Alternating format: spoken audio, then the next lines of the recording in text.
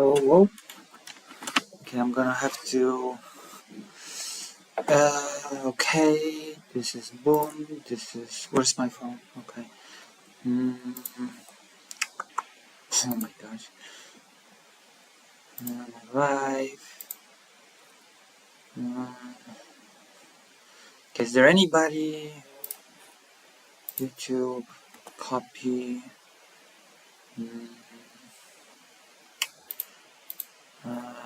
Oh, yeah. I have to start a new. LucyHaza.org live. Whoa, my gosh. Talking to. Alright, let's give it a try. Resident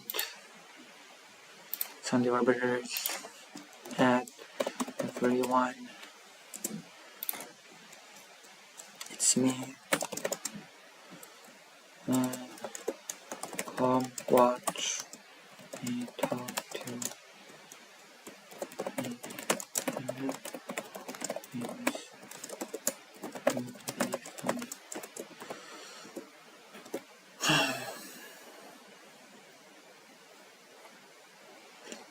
Alright, burada bıжı.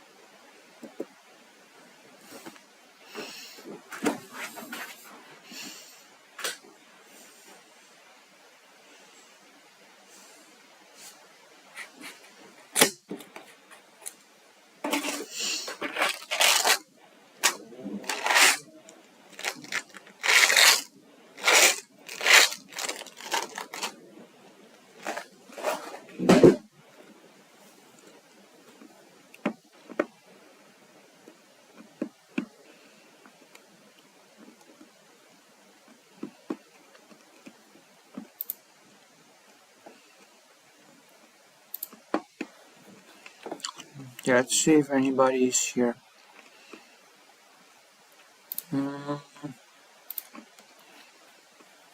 Is anybody here? YouTube? Hello. No letters. We're gonna be talking to Anastasiy in a few minutes, possibly. Hello, fake Carl Parker. We're gonna be talking to Anastasiy in a moment. She just has to call in.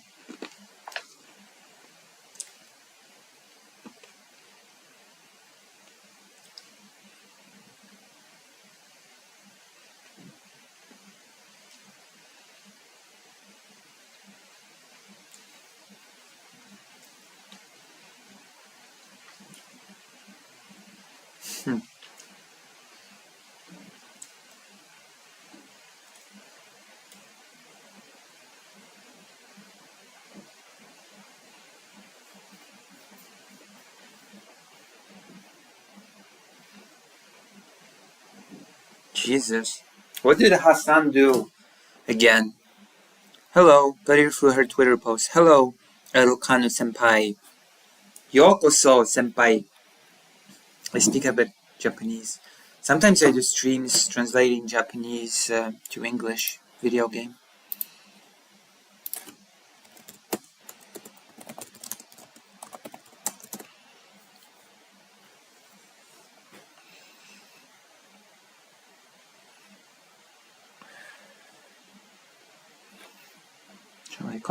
Shall I call? Start voice call.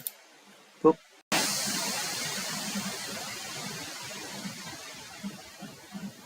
Boop. Yeah. Oh, maybe I should. I wonder if this camera should not be scrappy yet.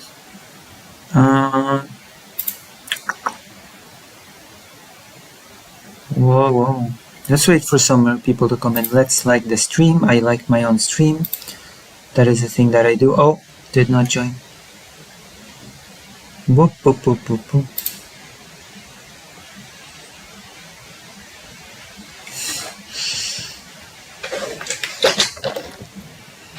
Oh, hello. Hello. Can you hear me? I can hear you. Can you hear me? Yes, I can hear you now. Hold on. I'm gonna pop you out like this. And how do I do this on OBS? If I turn camera on here, will it turn on? Is my laptop camera better than my regular camera? I don't know. I don't see you though. So, you know. Maybe it just can't be on. Maybe it's one of those things when I just cannot be on the OBS and on Discord at the same time. Deactivate here. Let's see if it'll activate now. Let's try this again. It's like an uploading screen. Yes. Oh, now it works. Yeah. Right. Hello. Hey, it's been a while. Yes, it's been a while. The last time we talked was before I started venturing into Ukraine. Kyiv, to be exact. Yeah. It's like... True. Sorry, you're in Kyiv now, or... Yeah, I'm in Kyiv right now. That's why there are no books. That's why it's like just a white wall and not... Oh, cool. And not a bunch of books. Not your usual setup with lots of books, yeah. Yeah. Not your usual setup with lots of books. Yes, an apartment in Kyiv. But I did take a few books. I brought the genocide book that I mentioned to you. The one that talks about the correspondence. Okay. Yeah. And Broken Solidarity. There's a book that I have about Maidan, actually. I haven't got the chance. Two? Oh. Yeah? You haven't had the... Oh. You're a little bit laggy. Am I laggy too? Or is it just you? Yeah, you're breaking up a bit on my end. That's because the apartment's internet's not amazing. It's not the best internet in the world, unfortunately. Sometimes it presents a problem. Well, what can you do? I guess I got the chance to check the correspondence, like Stalin about Holodomor thing with the book you suggested, but I want to find it. Unfortunately for me and for everyone else, it's not in any other language than Polish. Yeah. So that's a little bit complicated. But I can ask. I can ask the author. There was English version, to be honest, so I could share it with people. The author speaks English, and I know him personally, so I can just go to him and ask him, "Hey, where did you get this information? Can you give me a source where you got this from?" Yeah, that would be cool. Yeah. He's like a friend of my mom's. He was in the opposition. Because it's quite hard to find, and then that's cool. Yeah. Unfortunately, you still have to like debate, as you know, like about Holodomor and whether it was genocide or not, and all of that. And because of that, you have to still try to convince people about the obvious. Unfortunately, I don't think it should be even a debate at this point. But like, what surprises me is what Lonerbox and Destiny said. They both said, "I know all the facts, but I still don't want to call it a genocide," which surprises me because it's sort of, if you know all the facts, then what's there to, if you still don't want to call it a genocide, then maybe you don't know all the facts, right? Maybe. I do understand their positioning in a sense that they just don't want to use this, especially like Loner Box, we talked about it, that he doesn't want to throw this word around, which, I mean, understandable. It's a strong word. So I agree that it shouldn't be thrown around. It's a But at serious the crime. same time, there is just like, it's a little bit questionable. Yeah, just how reluctant some people are to, even like friends of mine, to look into it. And I constantly catch them make claims that it sort of wasn't. But then when I call them, they're like, well, I'm just not sure, I just don't know. Like, I just didn't do the research. Well, maybe then you should do it. And then, and then say publicly that it probably wasn't, right? Yeah. So it's like, or it's debated, or it's not accepted, or it's not a consensus, for example. Because phrases like that, they undermine the validity of the claim that it is, right? Yeah. And if you throw that claim, at least either do not talk at all about it, which is fair, right? Or talk about it, but with the knowledge and with the with the research and things like that. And it's not that difficult, honestly. It's quite open now, the information about it, which it used to be different. Yeah, I visited the museum. Books at them if you want, but I'm just saying.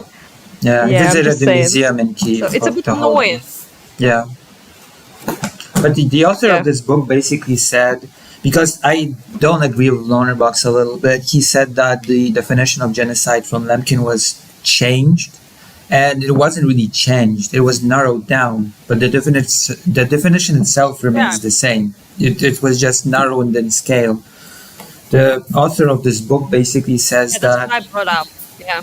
Yeah, the two big groups were cut out of the definition that Lemkin wanted to include: political groups and social groups. And interestingly enough, it was cut out of the definition because one big country demanded that it be cut out. It was the Soviet Union. And because the Soviet Union... I didn't know that. Yeah. Hilarious. Yeah, the Soviet Union was I didn't know that. Was one of the biggest countries that demanded that it's narrowed by those groups, because if it wasn't, then it would never even be a debate. There would be no way to debate it. It would just, the Holodomor would just be considered a genocide, period. And without those groups, you have to look at different elements to establish that it is. And you can establish that it is. Yeah, very convenient. Very convenient for them. I didn't know that. That's interesting. Yeah. But yeah, it's just. I mean, you don't have to appeal to just Lemkin, obviously, because there are plenty of other people you can appeal to. I personally am like very partial to the idea of not really debating whether the famine was intentional, because people get bogged down on that. There's a lot of like people who are like, the famine was like because of the industrialization, because of collectivization policies, because of this and that, right? But it's really it just kind of like, in my opinion, it's used to kind of remove the attention from the matter, because the matter is not whether the famine was intentional or not. The genocide part comes how they handled it.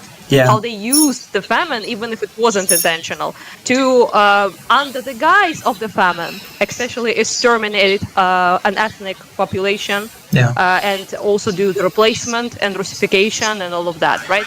So that's what matters, not whether the shitty policies of the Soviet Union intentionally led to starvation or not. It's how you handle the starvation as systematically as a government. That's what matters. So and there is no question there, in my opinion, whatsoever. There is no. And people don't seem to, because there's a thing about genocide when people discuss it, is that people think that it has to be absolutely pre-planned in advance, that there has to be a long plan and preparation. And the reality is that genocides are often, they are emergent, if that makes sense. You have a set of circumstances, they happen, and the government decide, oh, okay, the circumstances are like this, so we will just now exterminate this group. It happened with the German Empire in southwestern Africa when they tried to subjugate two peoples, the Herero and the Nama, and they didn't want to be subjugated.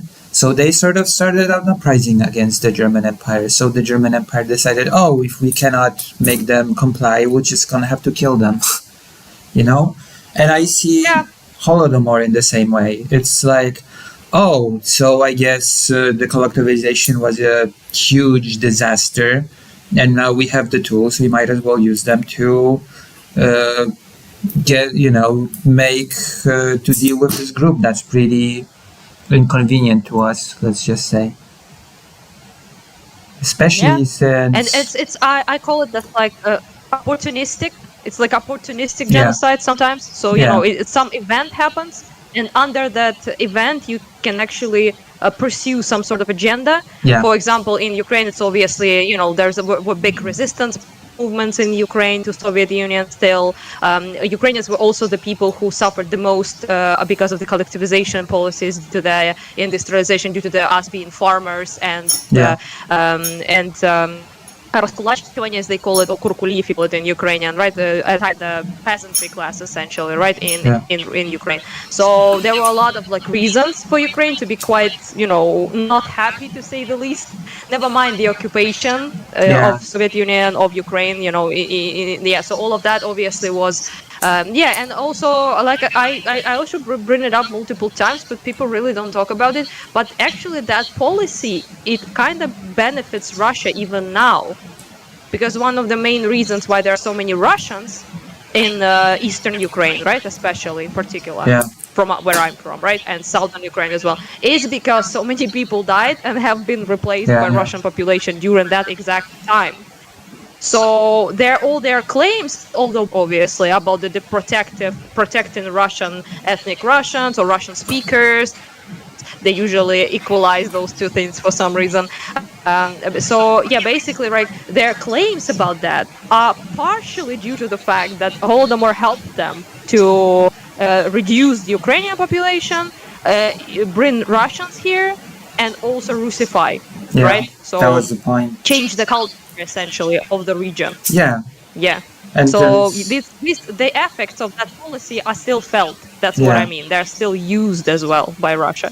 That there Yeah. was like a couple of elements there because collectivization was tried before, and when it was first tried, the peasants sort of just didn't like it, and they started leaving to Poland en masse, and or just pushing back against it. And there even on the border, there are sort of writings of border guards that were writing that people were coming over the border and asking, please invade, please do something about this, And there's Stalin had to stop the first round of collectivization at this point. There was the slogan of, oh, we are so drunk with success that we should stop for now. And then he implemented it again slower, sort of like boiling a frog in water, and then he sort of did the Holodomor. And there's an aspect to it that people There really... was a little bit of a Mm-hmm. Yeah. yeah, sorry. Oh, no. Because of the lag, and I don't know where you ended or not. No, because I apologize for that. no, that's okay. But yeah, do you see my tree though? It's there. Oh yeah. Yeah. Christmas tree. See a little bit of it there? I see the tree. Yes, it's a bit early, but yeah, I noticed it I when must enjoy my trees. Okay. I know this is on Piers Morgan even, I think. Oh yeah. I mean, it's when you're like kind of bombed in shit, but you want to like a cutesy New Year's decorations. That's the vibe. I mean, you sort of you look at the decoration and it feels kind of a little bit better. You feel better. Yeah. Like there was an element strong to finish up the Holodomor topic. Damn, I think my internet's breaking up a bit, but on that, yeah, one thing I actually was kind of find hilarious is the argumentation that people be like, well, it wasn't like obvious, and Stalin didn't actually say out loud that he wanted to exterminate Ukrainian as population a nation, right? and replace it, Russify it. Yes, and you're like, well, if we have to have like a written letter from, oh yeah, true. from a dictator, or like it's just what do you want? Like him going to the microphone being like, exterminate them. Like it's not a Marvel movie, obviously, right? You'll never get that after Hitler. Yeah. After Yeah, World I War brought up II. Hitler as an example of a man who was over the top with that, even by judging by everyone else's standards. Although he didn't say for a very few years that exterminate all the Jews, by the way. He didn't say that out loud. But when he did start being more open about it, obviously, when it was already clear that he can, get away with it, essentially, he has enough power grip to do it without hiding anything. But they still were hiding it, for example, the concentration camps and everything that was happening. Never mind all of that, but also not everyone is Hitler. Yeah. So I think we can estimate that Brother was exceptionally unhinged when it comes to hatred to the Jewish people, for example, right? And not everyone is such a, Kendrick Lamar level of hatred towards Drake, right? Level of commitment. Jokes aside. Yeah. Plus, during Hitler, there was no genocide convention. Yeah, not everyone is. Yeah. True.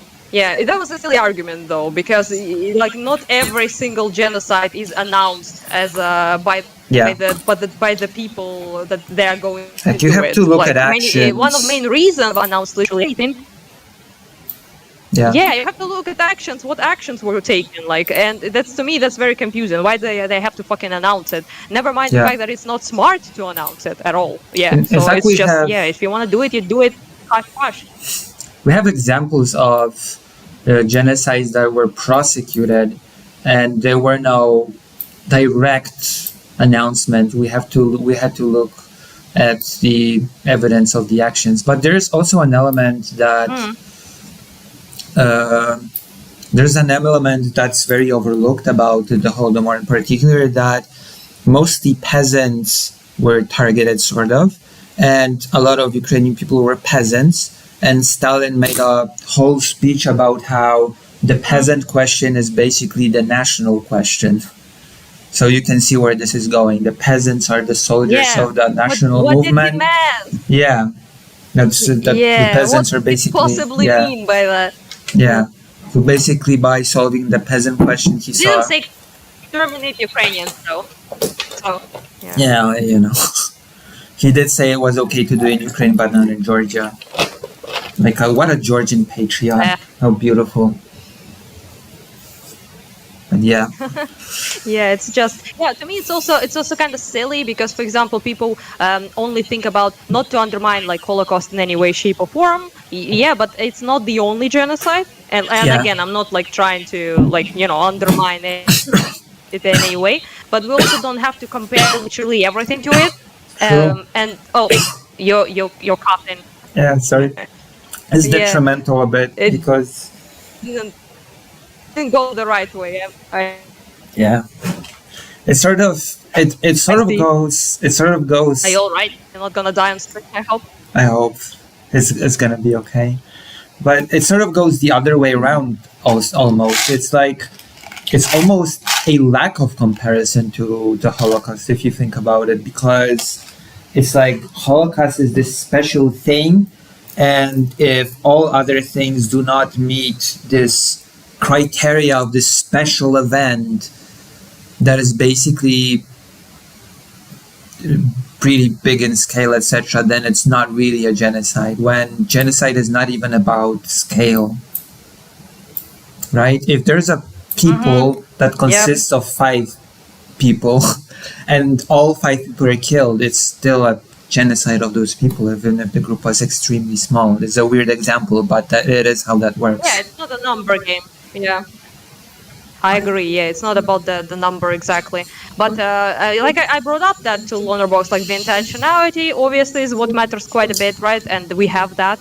We have the actions, the systematic aspect, the top-down aspect, basically all of it is there, right? And the most funny bit for me is that we also can't compare it exactly with and shouldn't with Holocaust stuff and Hitler stuff, because he don't really do it hush at all, because he was shipping Jews from all over the place. Yeah. To concentration camps. He wasn't exterminating the population within his own country. Yeah. That's a little bit, not that he didn't just take out Jews in Germany or in Austria, obviously, but he was shipping them to Poland, for example, right? To the death camps. In Ukraine, there were also places where Jews were executed, right? That's the really interesting part, but because before the Genocide Convention, and that was one of the main goals of Lemkin, that's why he really decided to do the whole Genocide Convention. Before that, it was understood that nations can just do with their citizens what they want. It was understood that it's even on the back of this book, this quote. Before Lafayette Lemkin, during the Holocaust, created the term genocide, the extermination of whole groups was treated within popular opinion among lawyers and rulers. It was considered a sovereign right of a state to do.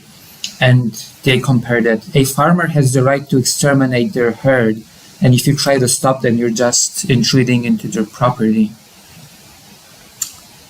You know? That was treated as an international standard. That's why in the Nuremberg trials, no Germans were ever tried for killing Jewish people in Germany. Yeah, that's what I meant, exactly. Yeah, that's exactly why what I was trying to say, because there's also was one of the reasons why nobody literally cared, and most people didn't even know. Even the researchers who later said that it was genocide, at the time there was no access to Soviet Union and to see what was going on there, right? Yeah. So there's also like a lot of that.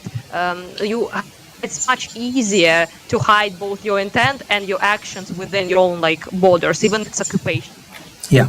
Right, because Ukraine was, occupied by Soviet Union time. But even if it is occupation, it is quite easy to do it within that land of your control, let's say, than it is to, yes, sure, like Hitler also took, Germany and Soviet Union both attacked Poland and, occupied it, obviously, right? And all the death camps were under the control of Germany, obviously, right? But it's a whole ass operation, okay, of shipping people there. It wasn't like a more of a casual case, more of a it's like beyond any scale, essentially, right? Yeah. It's such an industrialized way of killing, exterminating people. So we shouldn't really compare like every fucking thing to it, in my opinion. Yeah, you have way different genocide. You have the Rwanda genocide, which was basically just a bunch of people with machetes coming out and killing people, right? Chopping them to bits. And that's a genocide. Nobody questions that if Rwanda was just genocide or not. Armenian one is also an example. Right? The Armenian one was why Lemkin even decided to. Armenian one was mostly concentrated. Yeah. So I think we have. Well, let's talk not about genocide. Yeah, although let's talk about something else. How about topic. your the interviews? Yeah, but there gotta be something else for us. Yeah, okay? Saving children. What about your work with the children? It feels like I sort of found a topic that I'm really focusing on, and it's the Save Ukraine organization that helps to. I think you were the first person to suggest me the organization. Actually, you gave me their contact. Maybe, first. And I think so. Yeah. I had one interview with the press secretary, then I returned, and by that time that first press secretary stopped working there, and ever since I've been in contact with a new one. I've done an interview with a child psychologist who works with the children after they are rescued, and a person that organizes rescue operations. And the third interview was with the right hand of the founder of the organization. That one had to be cut short because she was busy. So. And then finally I interviewed a person that had to leave an occupied village near her son on the other side of the river. But there are situations in which, at least... So you're like working for them? Because this organization is really robust. They organize living space for people. There are whole hope and healing centers. Hope and Healing Centers, I think that's correct, the name. And they have... Yeah, I know. That's why I send them to you, because, it's the only one that really does some sort of like bigger work, I suppose, on a bigger scale. Yeah. There are a couple of other orgs, I believe, but they're like a less smaller, essentially, which is, doesn't mean they're bad or anything, but, they're a little smaller scale. And I really want wanted just to say that I super appreciate your interest in this topic, what in general, but also like active effort to actually come around and do something about it, because it's something that really hurts essentially to see, and especially the lack of, in my opinion, legacy media attention to it, and any media honestly attention to it, and it feels sometimes like literally nobody is bringing it up besides Ukrainians essentially. So I saw like actually Polish politicians bring it up a couple of times, to be fair, but other than that, most people just seems to not really talk about such an obvious fucking international war crime, like atrocity that is it's just quite awful. But it is one of the points in the Genocide Convention. We're back. We're back in the topic, but we're back to genocide. Yeah, basically my grandfather from my father's side was kidnapped by the Nazis as a child. It's a bit of a complicated story. Oh, I see. Yeah, he was taken to a camp with great grandfather, and it's a bit complicated because a German family adopted him, and that ended up saving him from the concentration camp. So he actually liked the German family that sort of took him in. So that was a bit of a complicated case. I mean, understandable, obviously, yeah, because, But, it's like, you hear the stories about the children, some of them are pretty, let's just say that spectrum when it comes to how extreme the stories are. From the first press secretary, I heard a story of a 6-year-old boy whose father was taken to the basement, and then he would return to the boy beaten up. When he would be outside, he'd have to pass a bunch of corpses of soldiers each time to get to different places. And when he was finally rescued, he would not speak for months. He would wet the bed, etc. And even the milder quote-unquote stories involve people, because there are cases of Ukrainian children being born in Russia, for example, right?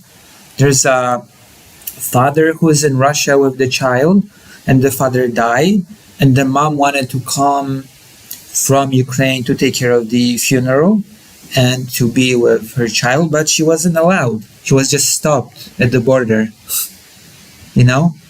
and the child was just given away to adoption.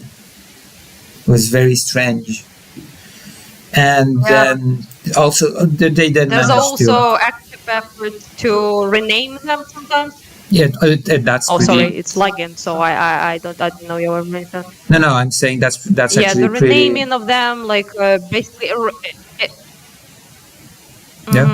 Erasing their connection to Ukraine, their family, and everything. It's pretty fucking horrible. Yeah, it's renaming, and they also sort of brag about it, which very very Russian. It annoys the fuck out of me. It's just quite difficult. I actually have a story which is a little bit similar about the brainwashing of children, which is not abduction exactly, but it's my personal story. I don't know if I told you, but I had this family who we allowed to live in our house, in our apartment, basically for almost a year. And they were a pretty nice family from Donbass who escaped during Russian initial invasion in 2014. Right. So they have stayed with us for quite some time. We got really kind of attached to them, they're another family of ours essentially, right? And one of there was all elderly gent, his wife, their daughter, and the daughter's little son. So so me and my sister we played with this kid, we spent time with him and with the family sometime, and we were very close relationship essentially. And then his mom made a decision, questionable one, but it is what it is, to return with her son to occupied Donbass. So the grandparents stayed, and then they wanted to move to Israel actually, because they're Jews and they have been invited essentially because their son lived there. But that's a whole other story. They ended up returning to Donbass specifically because they didn't want to leave their daughter and their grandchild And she made this decision for all sorts of stupid reasons, which we are not going to discuss. Yeah. But point is that he started going to school there, right, as a kid. And Yeah. he started to. It's been like a couple of years, not even like a decade or some shit. He didn't grow up there. He has been like 10, I think, when he arrived here. Yeah. And then he's been, I think, 13 or something like that when that call with him happened. And his grandmother suggested they come here and visit us to Kharkiv. And you know what he said to her? He said that he will not go here because we are evil banderites Yeah. and Yeah. Nazis. It's Right? like And we kill people in Donbass. Yeah, so he knew us. He spent time with us. So we're not even random people, right? So his grandmother like basically started crying, and she was like, "What are you saying? You know, like the girls and the family, you know, they're nice, they're kind, they gave us home, you know, when Russia attacked." And he's like, "No, Russia didn't attack. It was evil banderites, Yeah. evil Ukrainians who did it." And you know, and he just completely like was brainwashed. And as Yeah, a kid, obviously, it's easy to do, you know, but it's just I was just absolutely like shocked. And yeah, that was pretty awful. That was a Pretty awful big part. experience. This is a big part of the few interviews that I do with the psychologist. She told me that they do work with children that basically there's this like the milder version, and it's weird to say, but children go to school and there's this. First of all, parents cannot really accompany children to school in occupied areas or in Russia. So they're just taken by a bus or some other vehicle and they're taken to school. And there's this sort of belief instilled in the children that whatever the teachers say is correct, right? And so there are situations in which the children are basically they're turned into spies of Russia because they go to school. The teacher says, "You know what? There's no electricity in Russia, or Ukraine never in Ukraine. There's no electricity. There's nothing there. Ukraine never existed." Stuff like that, and then the child returns home and is like, "Mom, I learned at school that Ukraine never existed." And the parents now have a choice. Will the parents say, "Yeah, you know, that's not true. It does exist. It's a place."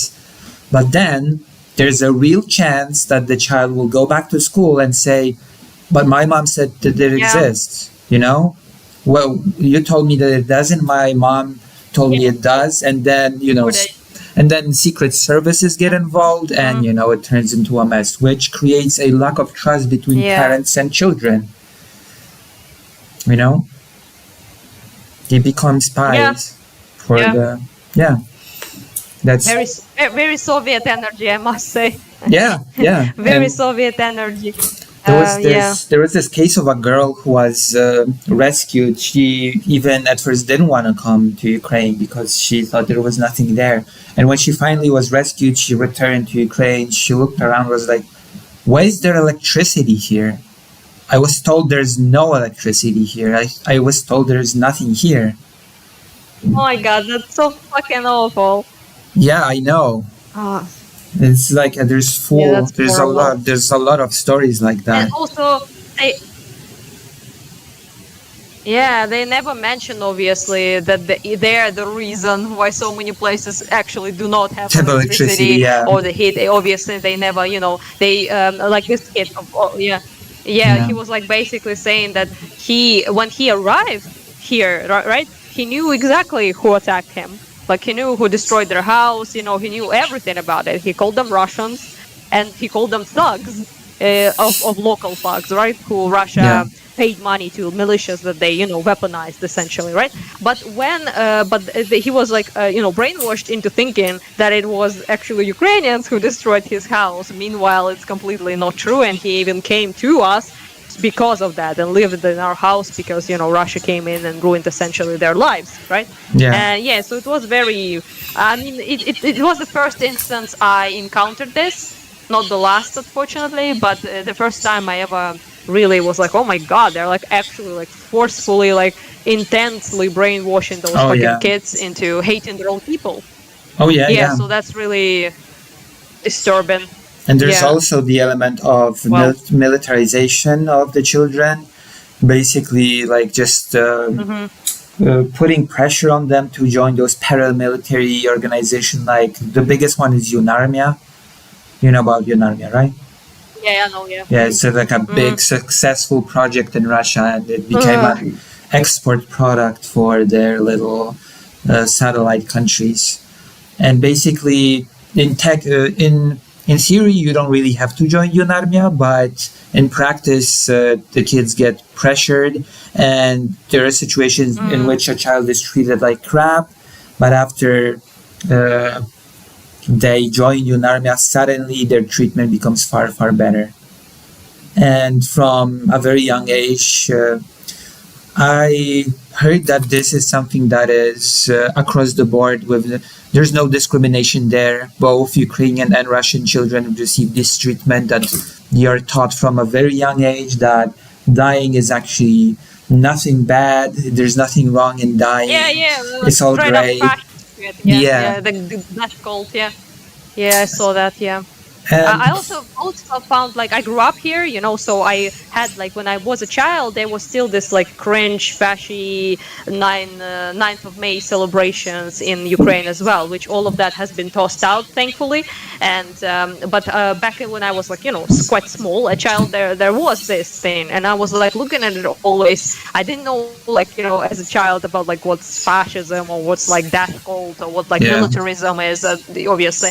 But I looked at it and I thought like, fuck, like I didn't thought what the fuck as a child, but yes, I thought it was like this something like wrong about this, like it just feels wrong, the celebration of like death, of dressing up children in soldiers as soldiers, giving them like guns and things like that, yeah, and sitting them on tanks, all of that. It just seemed wrong, and it also seemed wrong to me to celebrate the victory in the sense that it should be like a remembrance day, in a sense that it should be like solemn in a way, right? yeah, Because of just how many people died, right? But it was never about that for Russians, and it still isn't in their rabid, like we call them Победа Бесия, which is like victory fancy, I guess you could translate it in English.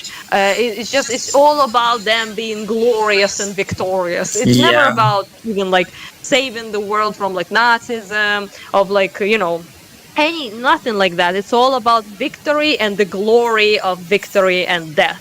So yeah. yeah, that's take that as you will, I suppose. Yeah, and there's also Uh, this big tragedy that I feel like is not talked about in English speaking countries, about how, and it started in with 2014 in the first interview that I had, that the kidnapping of children actually started is before 2022. It started yeah, after in 14. 2014.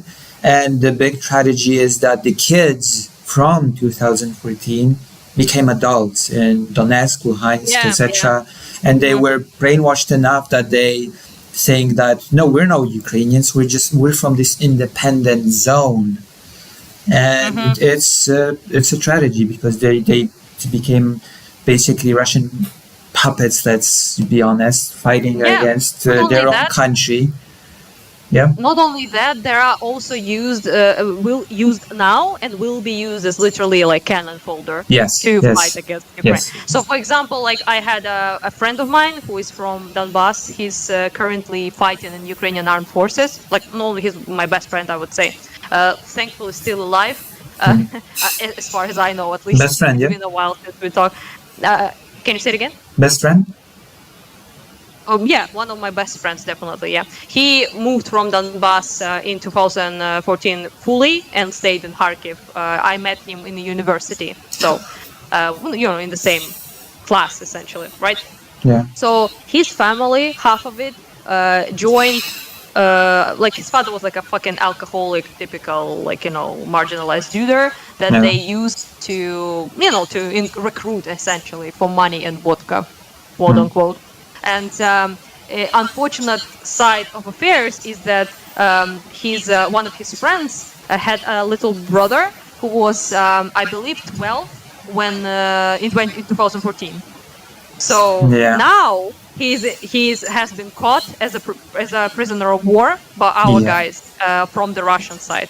So Yeah. that's one of the more tragic aspects as Yes. well, that not only these people are brainwashed to hate their own people and to kiss the feet of the people who destroyed their lives and their houses and their families and their neighbors, but they also are used against us Yeah. as essentially like meat puppets. It's absolute Yeah. horror, and I like, and yeah, I do appreciate quite a bit that spend time even bring attention to it as much as you can, because it's truly something that I find to be underreported horribly. Yeah, it's Uh, like the press secretary that worked then in the organization phrased it. It's a very grim way. It's sort of I mean, it made me feel sort of sad when she said, "Those poor boys don't even know what happened to them. They're in our prisons now, and yeah, they don't even realize what happened to them. Because they think yeah, that they're just it's." And it's happening still. It's like it's worth also remembering that it's happening still in the occupied areas, that people are forced to yes, take up the Russian passport, then drafted into the army and sent straight on Ukraine. And people don't really think about that part at all. It's I not actually really. met a very cool dude in, I think in which brigade was it? Fuck, I don't remember exactly, but it doesn't matter. It's one of the brigades I'm constantly helping as like volunteer work. So there was this guy who was like very, cheerful, cool dude. He like came to us to just chat and thank us for the goodies we delivered, like drones and armor and things like that. And he told us that he was actually that guy who was sent who was captured in Donbass. He was then tortured, imprisoned, all sort of shit.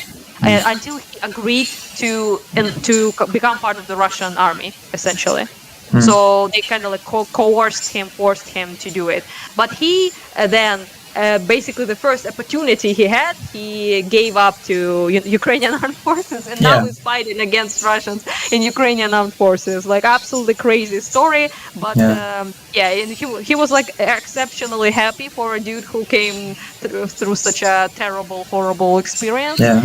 But but he was. I asked him actually. I was like, well, do you know that you could have like potentially like get killed or died because giving themselves up as a prisoner of war doesn't always like obviously work exactly, or you could get shot by your own side or Yeah. the enemy side or whatever the fuck, things can go haywire, right? And he was like, I thought about it, but it was better than staying there either way. Yeah. I mean, at So some I point you decided, have yeah. you try to. So either die or try to get back to Ukraine and actually like serve in the Yeah. Ukrainian armed forces against all of that. So yeah, pretty glorious dude. Hope he's well. but yeah, stories like that you can find a lot of that. There was actually kind of like weird ass dude who was actually Russian from Russia who came to Ukraine to fight. But they tend to be like quite strange. Like at least it's my experience. And by quite strange, I mean they tend to be some sort of like very far right person, essentially, who comes to. I mean, they're anti-Putin, which is not bad in itself, obviously, right? But their motivation is sort of like strange, at least in my Yeah. experience. In the Yeah. new interview that I had, there were a few stories which were, I said, yeah, they are very interesting stories, but I absolutely cannot use them anywhere. Because if God forbid any sort of Russians got wind of this or that happening, there'd be just be trouble. Yeah. You know? Yeah, you should be careful in that sense. Yeah, I'm sharing things that I know is okay to share, obviously. Yeah. So, there are plenty of things I cannot say, obviously, because it will endanger the soldiers. Yeah. Some people have their families stuck in occupation, something to keep in Exactly, mind. something like the lady. Yeah, The lady herself asked me to like censor her face and maybe even change the voice because she still has relatives and she's worried about that. But she told me a few stories that I even told her straight up in the interview. Yeah, it is an interesting story and I'm recording it, but I'm not going to use it. Because it's just many just things like that. but it's there's like I guess one thing I can say with no problem that won't endanger anything, that there's this practice of Russian soldiers on the outskirts of cities dressing up as Ukrainian soldiers, pretending to be Ukrainian soldiers and shelling the cities that they occupy to sort of make the villagers feel or think that the Ukrainians are shelling them. Yeah. That I even interviewed one person who described that exactly that. But that old guy was actually smart enough to understand it was a farce, and he also was not only smart enough to do it, he also had a good ear for accents, which is something that Russians really kind of have trouble understanding. It seems that Ukrainians can really clock very well, even those who speak Russian. So, for example, I grew up speaking Russian, obviously, Yeah. right? And all my family does, and all of that. But I can clock a person from Russia speaking Russian easy. Like it's like absolutely no problem. I can just tell by ear that that person is not ethnic Russian living in Ukraine or like a Russian-speaking Ukrainian, but they're actually from Russia. So that was actually something funny enough that happened a lot during Maidan, because they have been shipping people from Belgorod, which is Russian city that shells for Kharkiv quite a bit, and they would bring people from there to be anti-Maidan, so to speak. So to be like in opposition to Maidan protesters in Kharkiv, and they would pretend to be Kharkiv citizens, but you can like hear it like a second, and you hear and you fucking Russian. Like, It's just, and then we would make fun of them by asking them, for example, what is this like big street? For example, there's like this street called Sumska in Kharkiv, which is like the major city center. Everyone knows that, so there's like not a single person in Kharkiv who doesn't know that street. Yeah. And they would think very hard and then say Lenin or Marx or some shit. Oh my like God. trying to because it's like in post-Soviet, like all of the streets are called for Lenin, like or like Marx, or like Pятилеткой or something like that, like something with the Soviet Union, Zhukov, something like that. So I was like, good attempt, There was this funny, but no, yeah. There was this funny linguistic thing that happened during the new interview, because the lady said that she basically speaks Russian or a mixture of Russian and Ukrainian. And now she wants to speak just Ukrainian, right? Just pure Ukrainian. Many people, yeah. Yeah. Feel like that, yeah.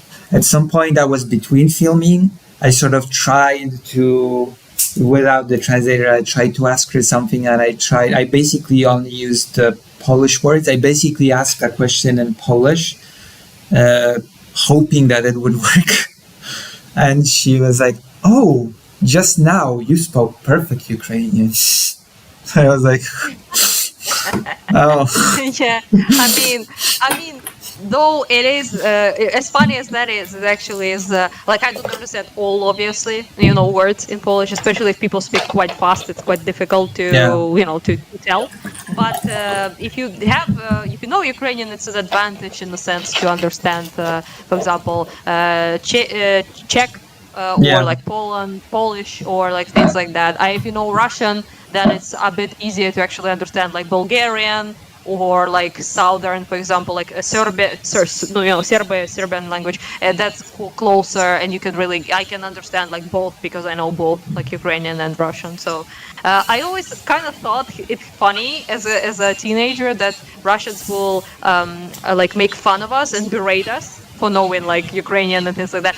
Not only in the sense that they're just Ukrainophobic, they hate everything Ukrainian and they despise it, obviously. But it also is quite hilarious to make fun of people who actually know like multiple languages. Yeah, it's weird. Because there's literally nothing in any way, shape, or form wrong with that or bad about it. Yeah. There was this. Have you seen Stalker shit? I was about to ask you about Stalker. Yeah, that's funny to me. Unfortunately. Like this Russian streamer guy, I forgot what his name is, fuck him anyway. He's like a Z kind of guy, supportive of the war. Yeah, but he was like trying to understand that. He was like, having a temper tantrum, like hitting the table, like saying like, I don't understand anything. They told me I will understand like everything, and I don't understand. Like, oh, you don't see, bitch. Yeah, it's a different language. But it's interesting, but, because I sort of, so I guess it's true. I sort of played, and I find myself understanding quite a lot of words. But still, they are, at the end of the day, different languages. So I don't go into the interviews trying a mixture of Polish and bad Ukrainian. I just take a translator. You know, there's Nah, I it's mean, yeah. it would be I was in Poland a while ago, last time. I think it was like actually quite a long time ago. It was pre-COVID. I'm sure of it, oh like quite a bit of time ago. But yeah, but I was like, I actually tried to speak with people, and they didn't know English, a lot of them, and I was like, and they were like, "You're Ukrainian, like speak Ukrainian, more chances I will understand than in English." yeah. I'm like, "Oh, okay, yeah, let's try that." I tried English, universal, but didn't really work with a lot of people. But in Czech Republic, actually, most people know English, which was pretty cool. Their English knowledge is very, very good. I don't know why exactly, but literally every like young person, like below like 40 years old, knows English almost perfectly. So that was pretty cool. At least in Prague, maybe not that, but yeah, in Prague it was pretty fun. In Poland, there's been this Yeah, I love Prague. interesting, It's my favorite place. Oh, there's been this interesting linguistic thing. Like my mom speaks Russian, my father probably spoke Russian. All of their friends speak Russian. There's this guy that's helping me to get my article published, the one on Save Ukraine, in different. We were trying to get me published somewhere for what I wrote about the rescued children to actually be, for people to actually be able to read it anywhere. And he says, "Oh yeah, I just speak Russian." And it's really interesting that before 1989, my parents' generation still sort of everybody spoke Russian. And when 1989 hit and Poland was basically free of the Soviet bloc, suddenly nobody knows Russian. Suddenly nobody wants to learn it. And suddenly more people Lucky speak you. English. Yeah. Lucky you being free. Yeah, we only could hope. But yeah, it's just. I mean, it's kind of you had to, like, if you wanted like some sort of like in Poland, it wasn't as bad in terms of Russification as Yeah. it was in Ukraine, for example, right?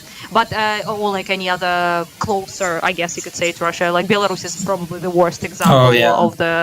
It's a there's a of the pretty destruction tragic of language. example. Belarus. Yeah, but point is that you kind of have to. For example, when my father came to Kharkiv, right, as a young guy to study physics in Kharkiv, you had to. So the education was in Russian, right? And Yeah, it was. to be It any was sort of like mandatory. to have any sort of respect, you have to speak Russian. Yeah, you have to get a job, you had to speak Russian. So Yeah. you couldn't really, do much anything else. He actually like spoke Turkish, interestingly enough, as his main language, because they were Greeks that have been Turkified, quote unquote. They escaped Turks, occupation of Turkey and the war, and they have been part of the Greeks that have been essentially like Turkified. So they didn't even know Greek much, but they knew Turkish and spoke Turkish home, which is quite, sad, I guess, in Yeah. a way. But that's how it is. And then my father spoke Russian with a big ass accent as well. So that was basically it. Mom also didn't learn Ukrainian because she grew up in Georgia, and her father was Russian, and her mom was Greek. No. So she basically just knew Russian and a bit of Georgian, and that's it, pretty much. Things that are happening yeah. in Georgia right now. It's Georgian dream. What Where a am I dream. done? Yeah. What a fucking dream. I always call them Russian dream. It's a slip of Yeah. But slip of a tongue that is appropriate. there's this great book Yeah. that written by a Polish journalist. It's from 2014. It was written as Maidan was happening. It's basically starts at the end of 2013 and it's just a recount day by day as things were happening. It's a very interesting book. This book sort of says that the people from Old Solidarity, I think Polish people were among the first that went to talk about, sort of report on the Maidan from foreigners. That old people. I don't really remember at this point, to be honest, but I remember there were foreign journalists, a couple, and I do remember them being a couple from Poland, definitely. Yeah. That people from it's been a while though. People from the Old Solidarity sort of went to Ukraine to talk about Maidan because they felt like this, solidarity. Because they felt like Maidan was like the solidarity movement. The older generation with the younger generation sort of opposing the government together. They felt a strong sense of kinship with the movement. And there's at the beginning of the book, there are sort of testimonies from people that describe what they felt right before the Maidan, sort of like people that were in their 40s, 30s. There was a taxi driver that said, "Yeah, I'm a taxi driver now, but I used to sell ice cream. And one day I would just do my business. The militia would come, they would observe us all day. And then by the end of the day, they would come to me and say, hey, we counted the amount of customers. We saw how much ice cream you sold. The amount is this and this. We counted 30 days, that's a month. We divided by half. This is how much you have to give us, or else we're gonna the reality. we're gonna make sure that some control will come, some other stuff will come, and you better pay us." And the taxi driver was like, business works. Yeah. In Ukraine, it was like basically just extortion endlessly. Yeah. And that's something I bring up like to people, to hilarious Westerners who think, who talk about like Ukrainian corruption endlessly, but they just have no idea how big of it, or they know and they do it purposefully, also possible as a propaganda. But the difference between how things were when I was a kid and how things are now as I'm 30, it's just two different countries. Like in the terms of how like things function, how fucking awful it was. Like it was absolutely normal. Just so you know, with my father, for example, he would drive me around in a car like somewhere, right? As a as a kid, and he would just drive and he would give money like this to police people. And it's like like it was just an absolutely normal thing. Yeah, but it's like there are a couple of more examples, of course, like the taxi driver, which is a pretty important part of the story. The taxi driver was sort of like seething with anger. Like, I'm just waiting for the order. I'm just waiting for the order to like attack the government, to just go after those bastards. And there was the other person who was like, my mom got sick. She had to go to a hospital. Her leg was so swollen that it was like your two arms. And they told us, we'll help your mom. It's just that it's going to cost you $1,000 per day or something. Or some crazy amount. That it was absolutely horrible. And people, it wasn't really, as a participant, right? It wasn't really, now I understand the bigger picture, I guess you could say, but it's the biggest pictures, let's say. And it was really about that. So it was like about the corruption, about the abuse of power, about the tyrannical, government, about all of that, about us wanting a better life, essentially.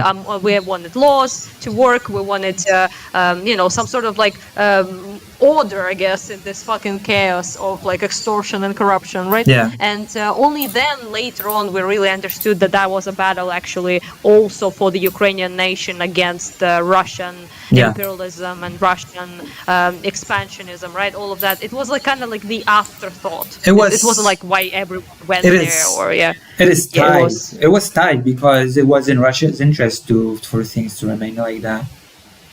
Yes, but I didn't really know that. Like when I started going there, like we didn't speak about Russia much. So if you like listen to people on the stage, right, talking like to each other, all what was happening on Maidan, right? Most people didn't really speak about Russia at all.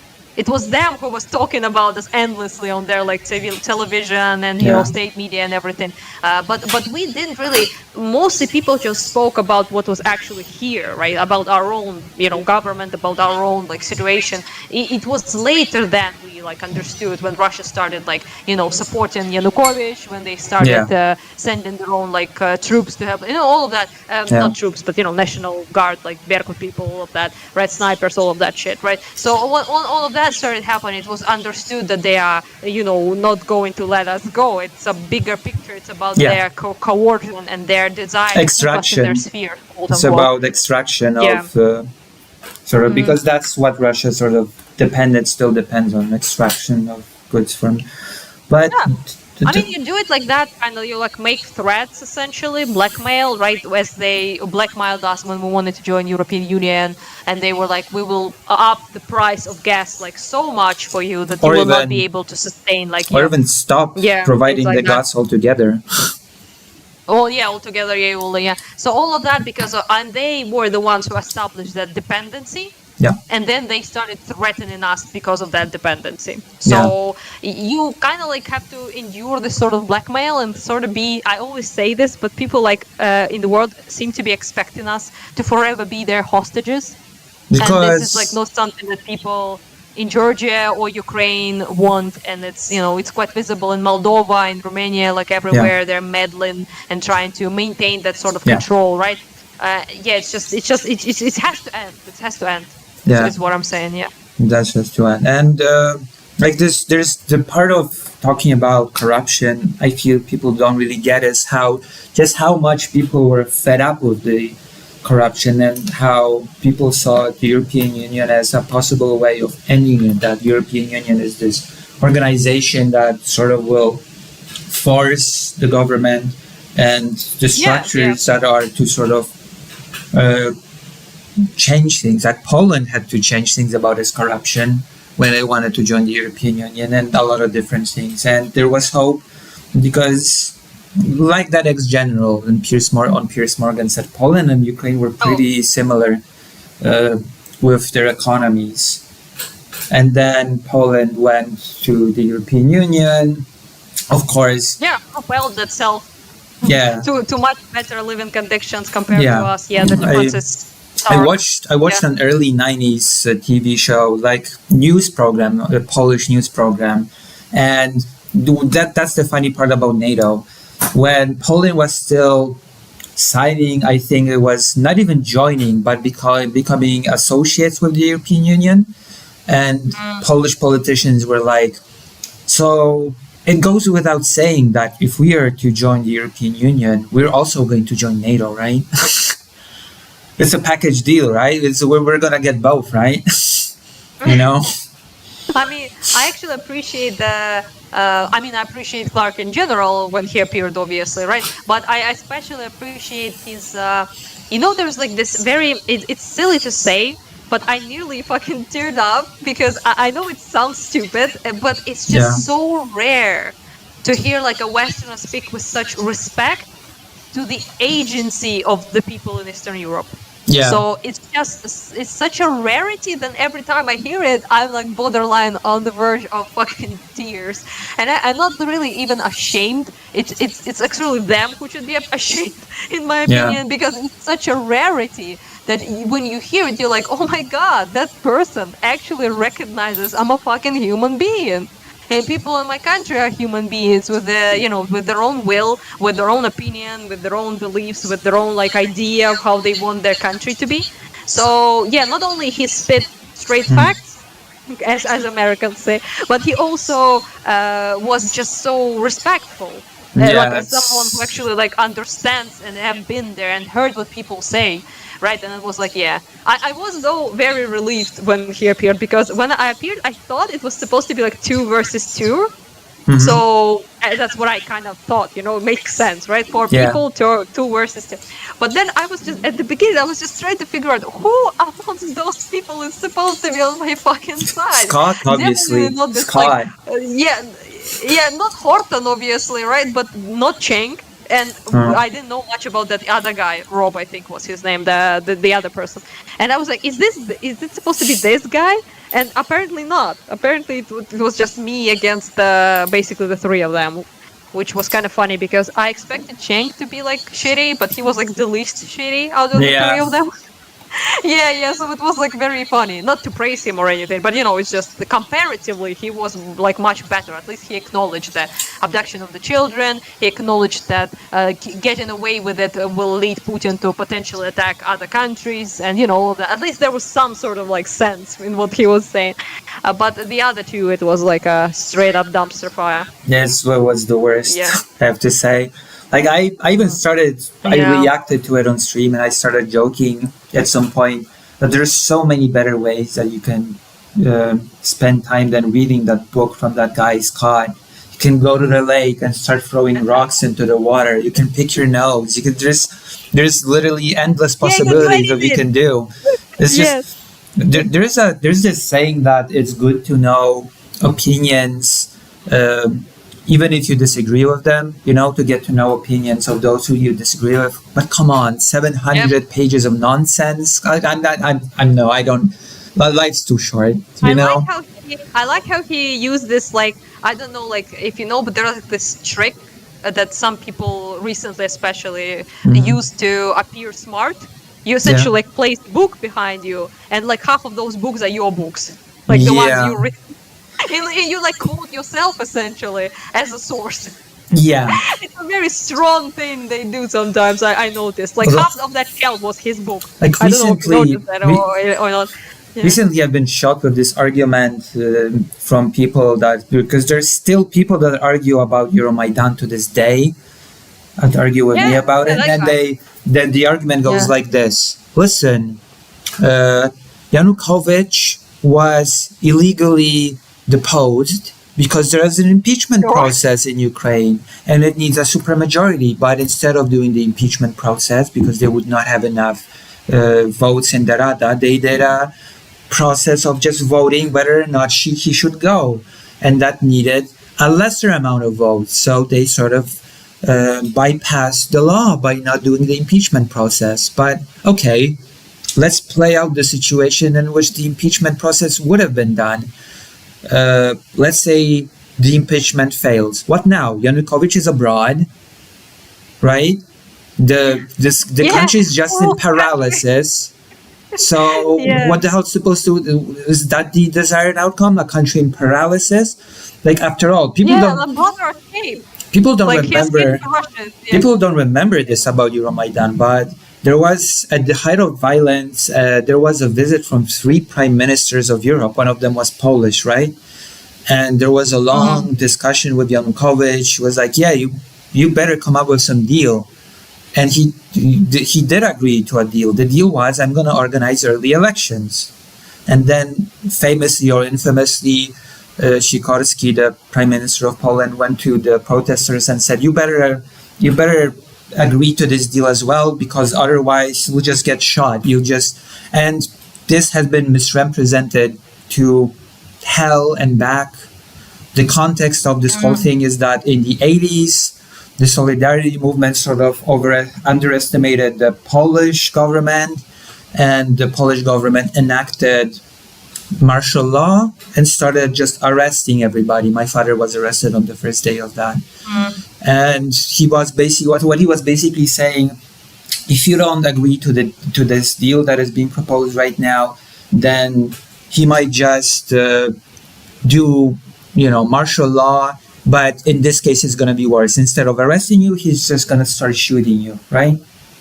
And the thing is, people, from what I understand, did agree to this deal.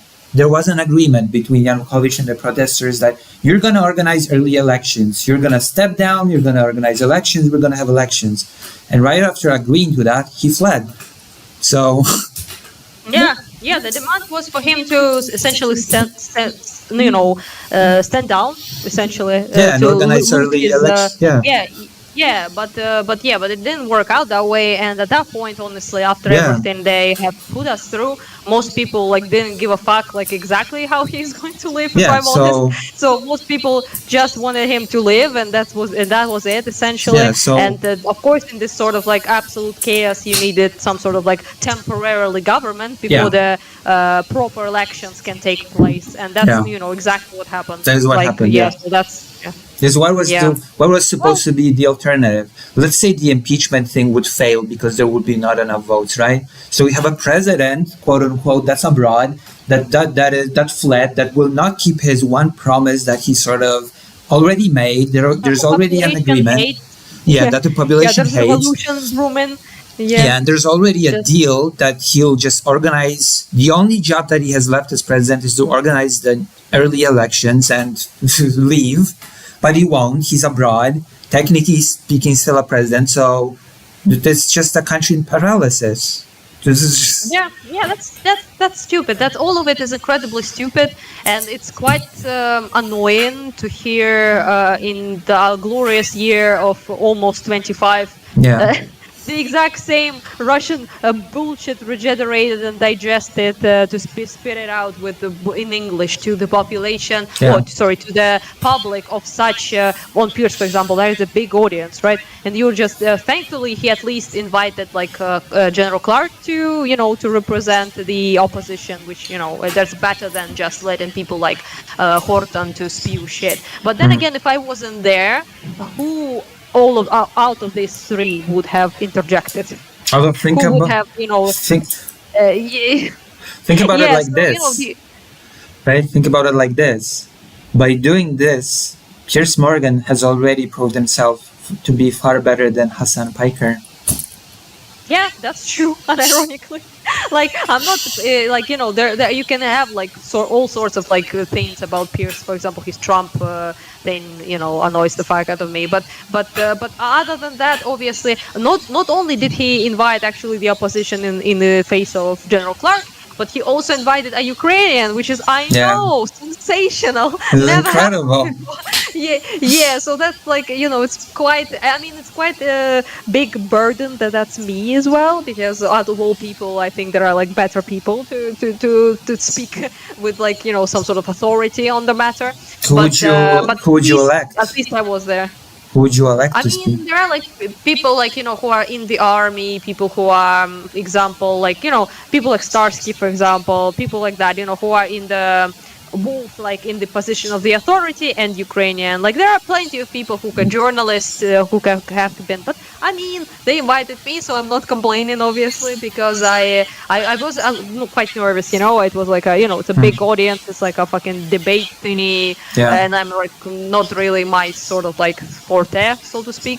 But then again, I thought like if I say no, then I will lose an opportunity to speak to a bigger audience and represent Ukraine. So I decided to go there. I was nervous at first, but then when that motherfucker like Horton started speaking, I was like, all the nerves ended, all the anxiety ended. I was just like mad as fuck, and I was just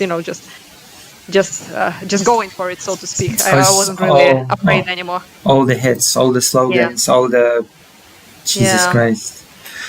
Unfortunately, I've got some. Not to be rude at first, but because it was like sort of cordial in a way, because nobody was like interrupting too much. But then I realized that if I don't like ask Pierce to intervene and that motherfucker to shut up, he will just not let me talk. Yeah. So after this whole like tirade, he will try to basically silence me and not let me say anything. Yeah. Because as soon as I started talking, he started interrupting me and talking with me over me.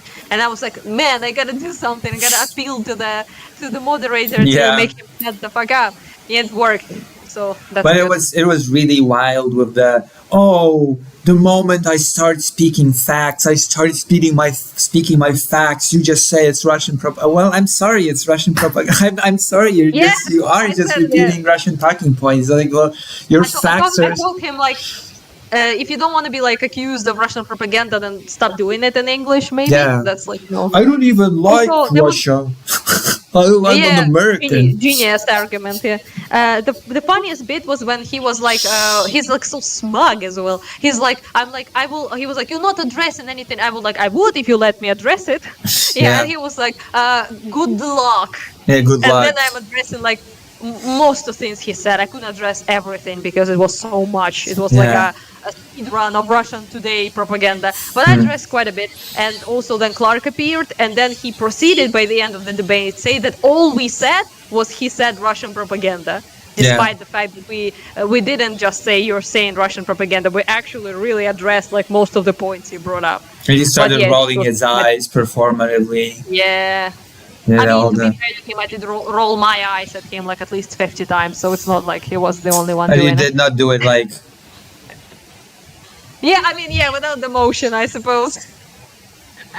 Yes, that's true. But I do have a face that is, how to say this, it's quite difficult to hide what I'm thinking on it. So even I tried my best to stay neutral, like as far as I can. But I also have like pretty, my face is really not good at hiding shit at all. Yeah. So most of things I think pop up on it. So I feel it's that. Just Anyhow, it's just. I think I did like relatively all right. It's very frustrating when people start talking about the US and Russia as if there were those chess players. And I guess all the countries in between are just pieces to be moved around without any agency, without any goals, aspirations, fears, anything. It's Yeah, just, yeah, it's like this Mersheimer, or how the fuck you pronounce his name, shit, which I sent you that he liked his book, oh God, which is yeah. very, very funny if you think about it. The One thing though, I will offensive have to go realist. soon because Mhm. I got yeah, bad because I news have to to share. drop on my. I got bad news to share. Oh, Sad which bad news. news? This laptop is too weak to That- play Stalker 2 on stream in Oh, Ukraine. Yeah. I cannot play. I feel you It's because I like, only play on my PlayStation, and I yeah. don't have a computer strong enough to play a game. I just play. Yeah, so it's same. I also cannot play it. So, like, Yeah. I have to go Well, back anyhow, to I gotta go Poland. because Yeah. But I can play Stalker 1. at least you can play there. I can play Stalker 1. Always. Oh yeah, with all graphics. Yeah. Yeah, it actually I looks gotta pretty go good. because Rick, Hmm. my friend from Kiev, is Yeah. waiting for me. So I yeah, know. so I I know can, Rick, the gotta Ukrainian. catch up with him. Yeah, Yeah, I yeah, know. yeah. Oh yeah, yeah, he's a friend though. So yeah, nice chatting up with you as always. And it's been a while, and I again appreciate your work a lot in the terms of like being, helping us with this whole children abduction situation. Yeah, I hope It's to. very cool that Oh, you're maybe doing during it. Christmas. I'm not sure. Maybe I'll come volunteer in the Hell's Kitchen. It's in Kharkiv. Oh yeah, I know them. Yeah. Maybe I'll come during the I near mean, Christmassy I time. think we could like maybe like I go to Kiev at some point and we can meet up since you're like Yeah, a Kiev resident partially yeah. now. Yeah, so I think and we can do it.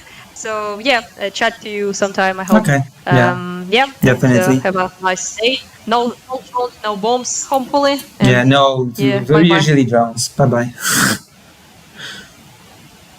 Yeah, bye. Bye bye. Over here, it's okay. That was yeah.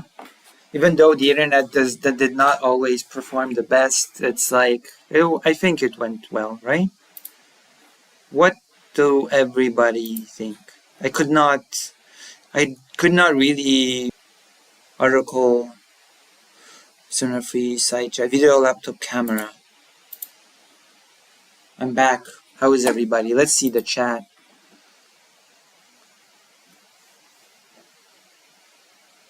F? Oh, what happened? Did we catch the end of the conversation with Anastasia, or did it sadly not happen? And if there are any new viewers, welcome.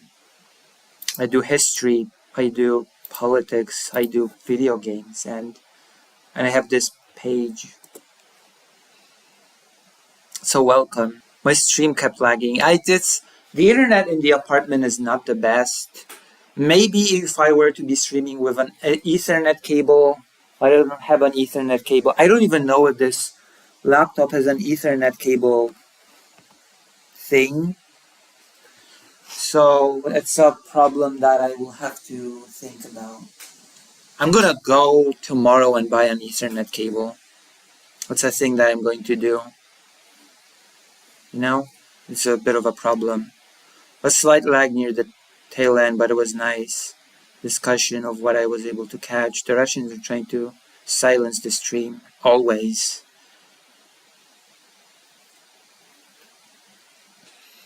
Yeah, there was some lagging at the beginning as well. We could not hear each other well. We talked about a few topics. I think we covered a bunch of topics. We talked about Piers Morgan. We talked about Euromaidan. We talked about the Holodomor. We caught up. We caught up. First ever conversation we had when I met Ukraine. The before ones were happening when I was in Poland. So welcome. Welcome to the Lucy Haze experience. You know?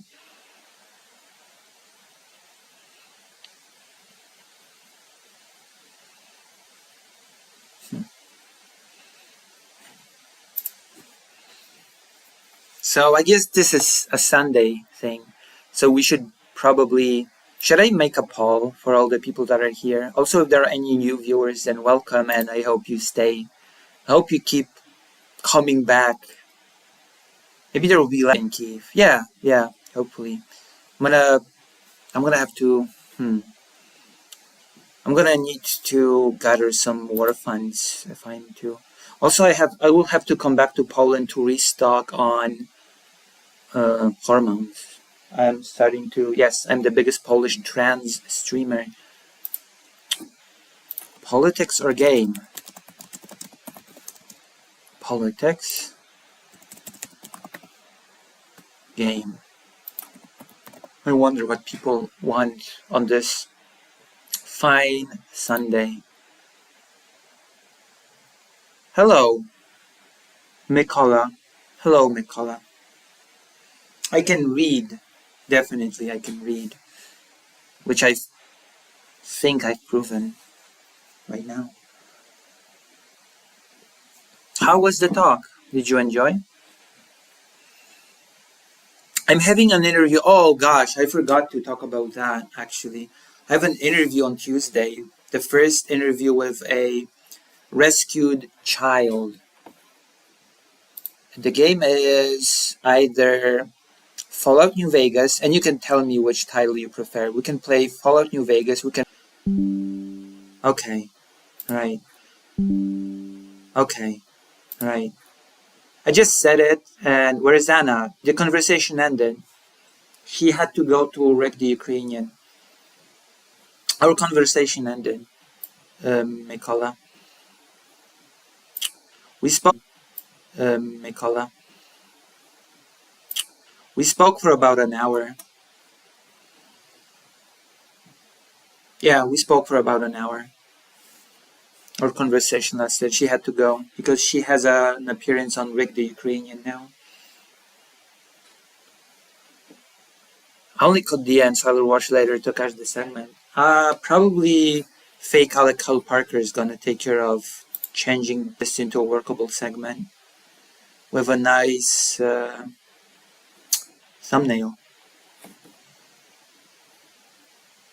Hopefully, maybe some people have decided that Lucy Hazeh is worth subscribing to. Hold on. Hassan has said something really silly, apparently, again.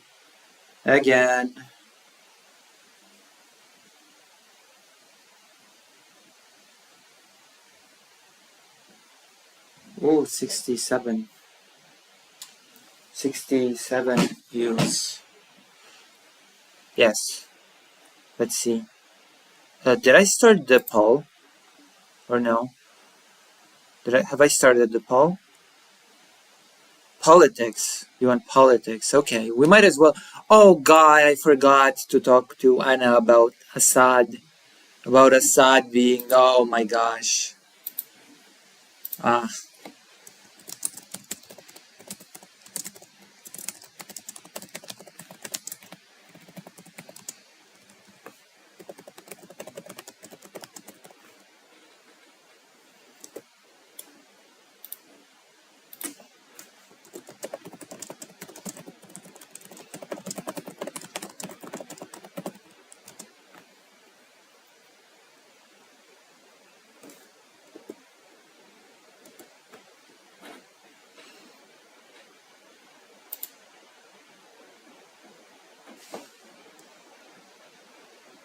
Hmm.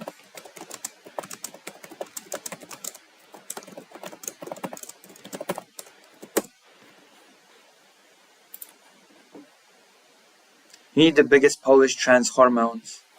Well, I've got this. I've got these.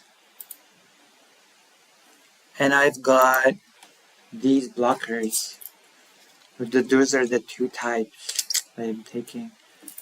I could get shots, but they're difficult to get in Poland if I have to get them from the Czech Republic, which is a bit of a pain. The internet is not stable tonight. The internet's just not what it should be.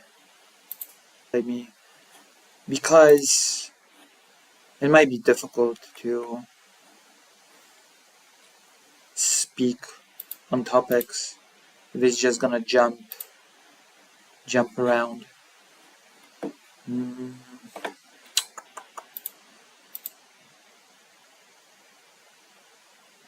Whoa, wait, what? Oh my gosh. Cave independent. Cave independent. Yeah, it's all not working well. I've hit a bit of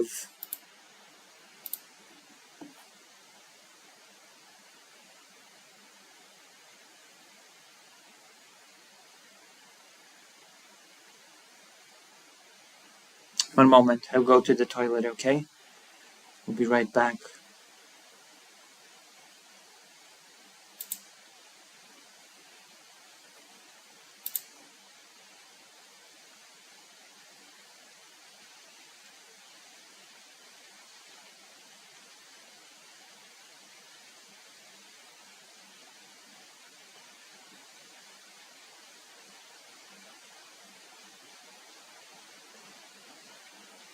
Wow.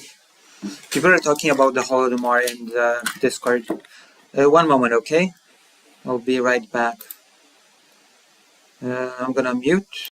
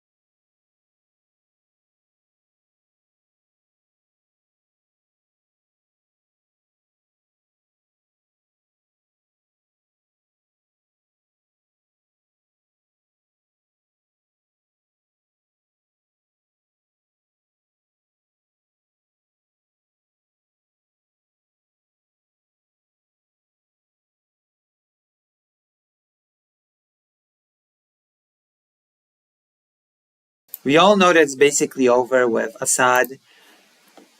I did forget. I always forget. I guess we should do the celebration of Assad being out, of Syria being free, of Assad at least. Who knows what will happen next? But, well, step one has been done. Assad's been sort of, Assad's in a. Everybody's been speculating. There was this plane sighted that everybody said that had Assad in it, and the plane lost altitude, so people thought that maybe the plane has crashed. I did. I did unmute myself.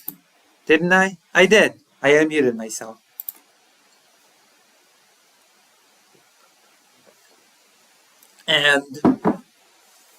And now there's been...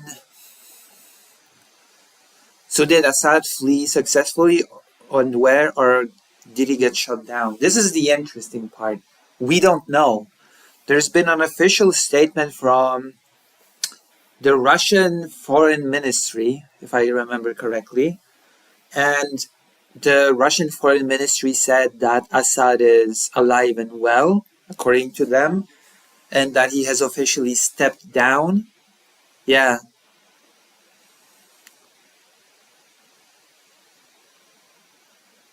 And that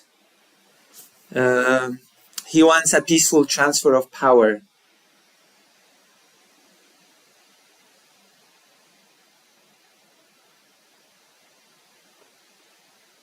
As there's a lot of fear about the upcoming changes, especially to Kurdish people, what we can appreciate. Yes, that is the biggest fear, I think, the Kurdish people being hunted down by the Turkish fascists.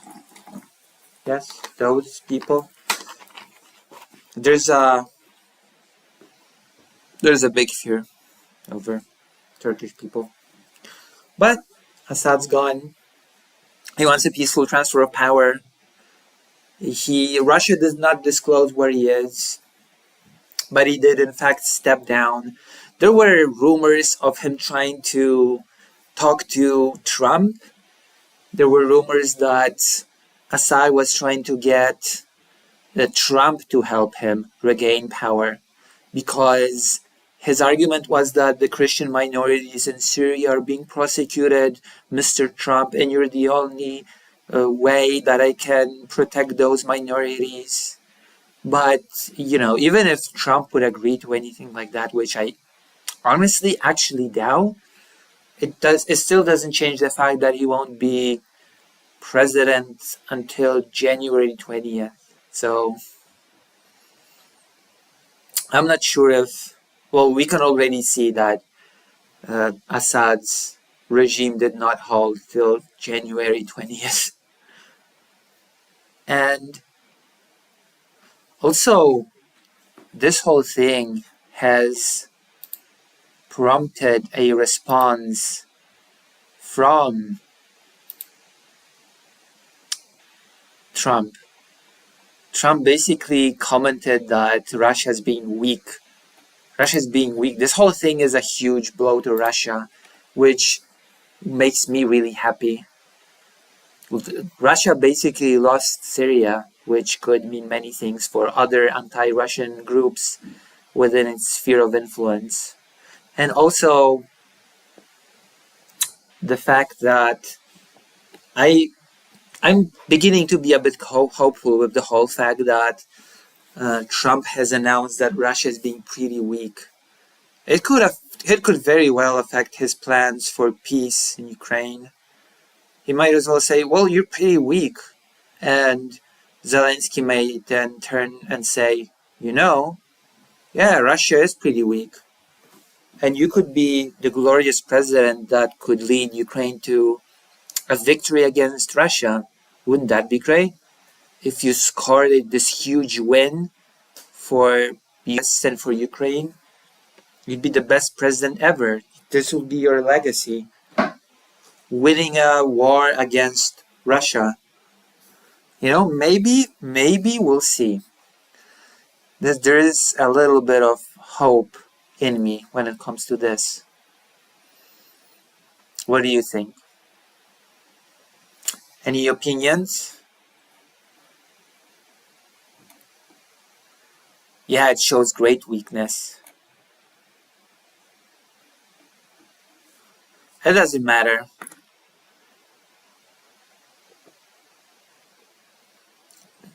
I'm gonna tell you this. Trump's ego is stronger than any ideological fascists around him. That is part of his unpredictability. If his ego is, in my opinion at least, is tickled enough, if he would think, oh my God, I'm going to be this glorious president that's going to just score a win, then he would not care about those around him.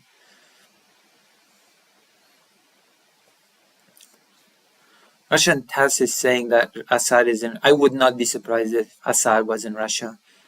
I would not be surprised. Assad became the second Yanukovych, fleeing to Russia. Yeah, extreme weakness, which is this can be potentially very good news when it comes to the situation in Ukraine. Yeah. Yep. Yeah. But the problem is, can you really trust the Russian state media? So I'd be careful. I'd be careful about trying to state definitely where Assad is and is not. You know, I'd be sort of, I'd reserve any sort of judgment and any sort of, uh, I'd be careful about making super decisive statements on the matter.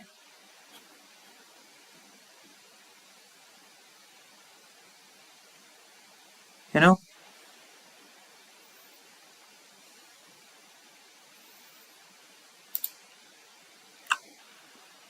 But just be careful. But yeah, today is a day of celebration. Well, not today. The last few days have been a day of celebration. Because this could be a big game changer. Isn't Baram Panada an Assad fan? Oh my god, there's so many Assad fans that are just seething right now. They're so angry. Oh my god. I think many people have this backup plan, fleeing into Russia, transferring wealth in case they are ousted in their country as leader. Yeah, that does seem to be the modus operandi. Sometimes people flee and then try to come back and regain power. You know who is a big fan of Assad? Jackson Hinkle. Do you remember Vosh's debate with Jackson Hinkle about gassing of people? You know who else is a great Assad fan? Infrared has.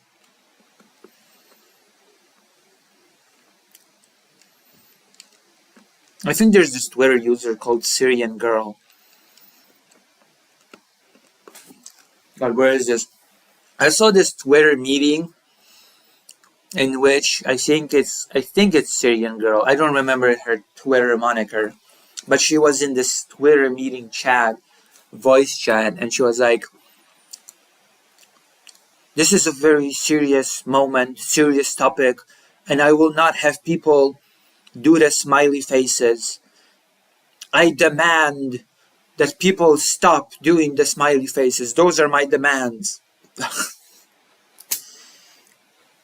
And all the Assad fans saying this is a very sad moment. This is check out Hinkle. Yeah, let's see if he said anything. I'm gonna check it on the phone, and I'm gonna send myself a link if there's anything. I do want to check if there's anything from Hinkle or Haas or stuff like that.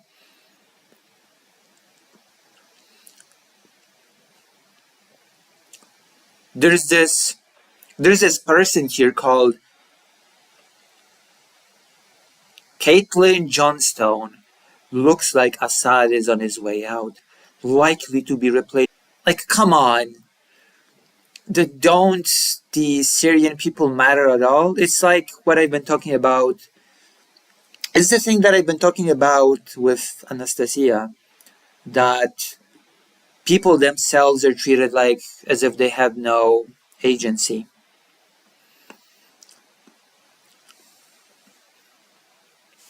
It's ridiculous.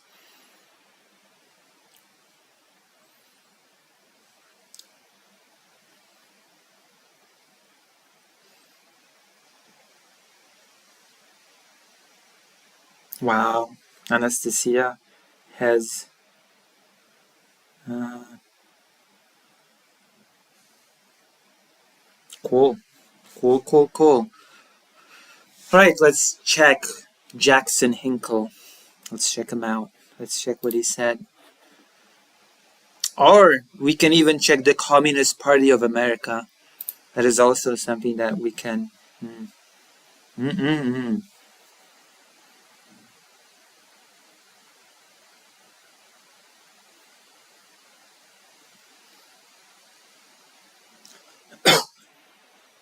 Hinkle.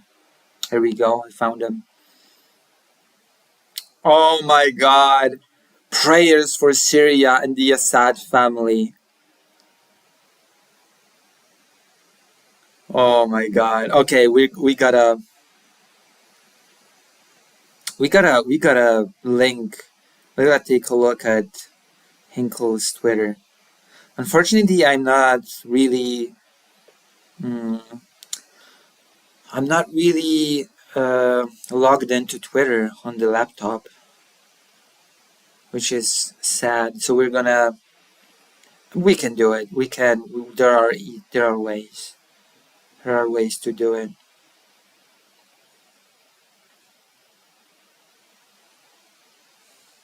All right. Hinkle Dink is a pure grifter. One akin to Piers Morgan, actually. Just like Piers, he grifted mainstream establishment. I think, I don't know. I really dislike Jackson Hinkle. I'm not gonna lie. There's a bit of a dislike that I have for Mr. Hinkle.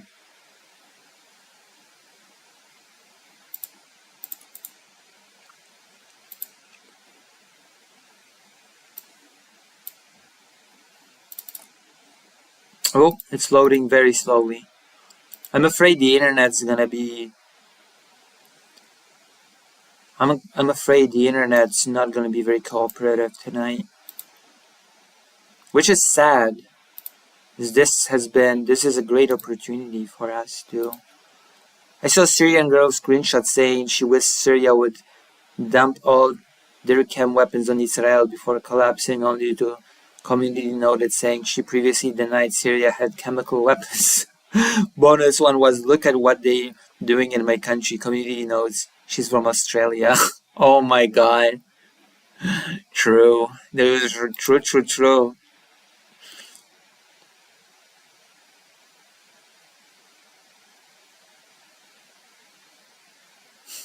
Caitlin Johnstone. Yeah.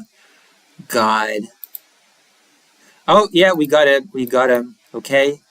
We got him. We got our boy. Uh, Jackson Hinkle. Let's go. I'm gonna show him on screen here.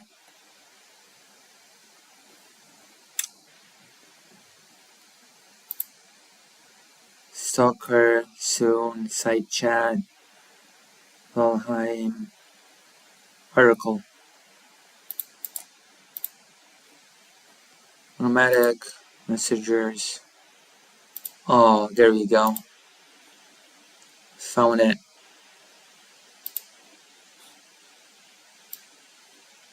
What a guy, huh? What a wonderful, wonderful person. There we go. Aren't you glad that you got me to talk to you about Jackson Hinkle?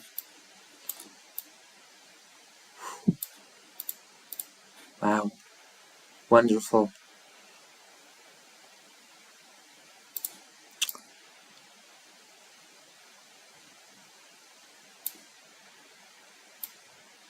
Speaks with Rybar director. Okay, let's go. We're gonna watch a few of these because this looks to be pretty interesting. Rick the Ukrainian needs to rate people on Twitch, by the way. He always just ends. Oh, yeah, I do like Rick the Ukrainian.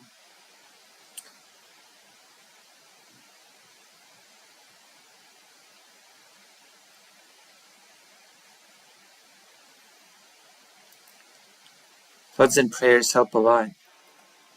Who do they help? Feel good. Yeah. Just last night, his plane was fleeing from Damascus, and when it got over the city of Homs, I don't know why they chose to fly it over Homs, considering it is held by the quote-unquote moderate rebels, Al-Qaeda, and they have secured Quote-unquote moderate rebels, huh?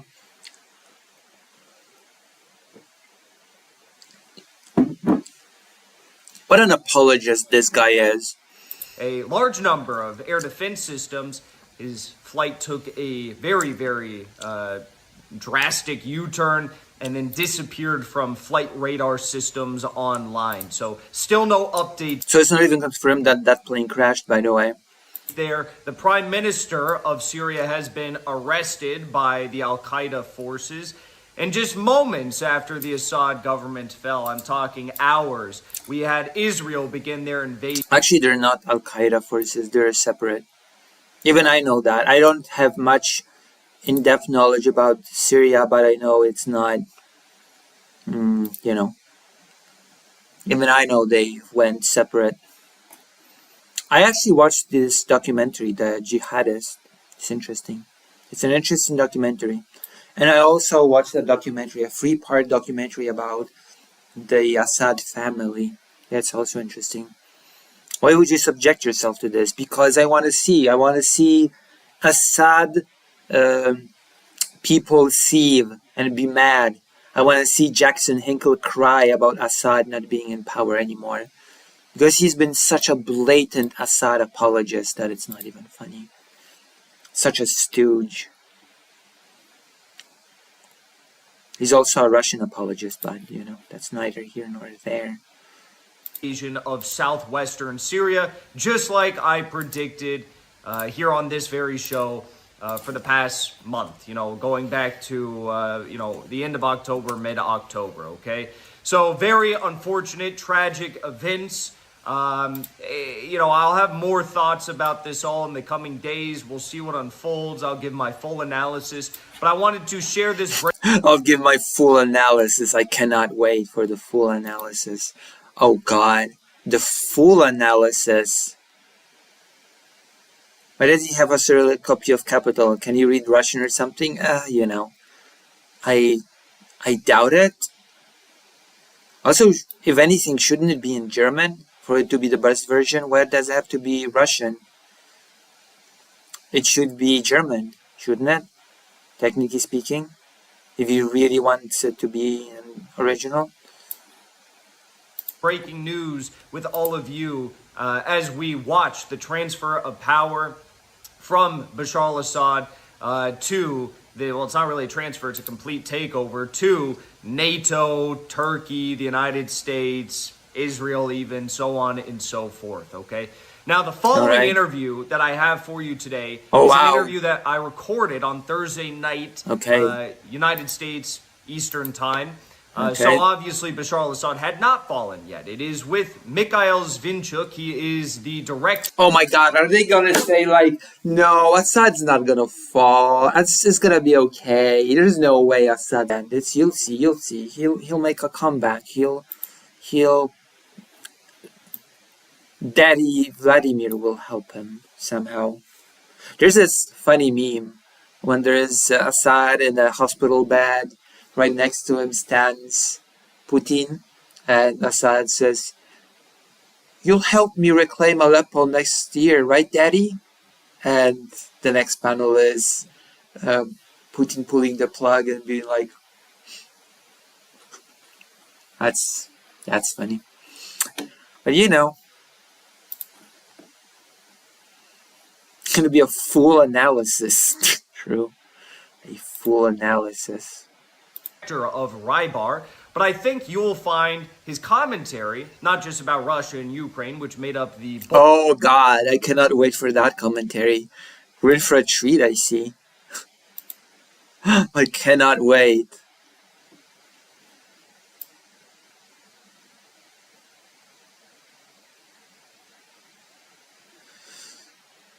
I mean, we'll see how much their moderation will last now that they've actually won.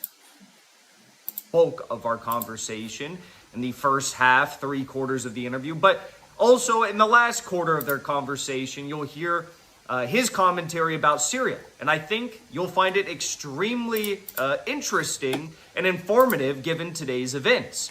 I thought, of course, as to whether or not I should include this information in this interview, as I'm publishing it now today after Assad has fallen. But I rewatched it and realized that what Mikhail had to say bared a whole lot of weight and a whole lot of truth. I realized that it was prophetic, and it was the brilliantest interview that I've ever had. Fine.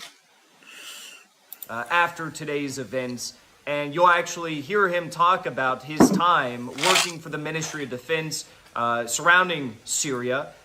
In Russia, he worked for the Ministry of Defense, and he talks about a lot of these long-standing problems and why they're actually, from the Russian perspective... You know what the biggest long-standing problem was in Syria? Assad. That was the biggest long-standing problem. I'd say. I'd say it was a pretty big long-standing problem, but maybe I'm mistaken. We're about to hear from a real analyst. We're about to hear from a real genius.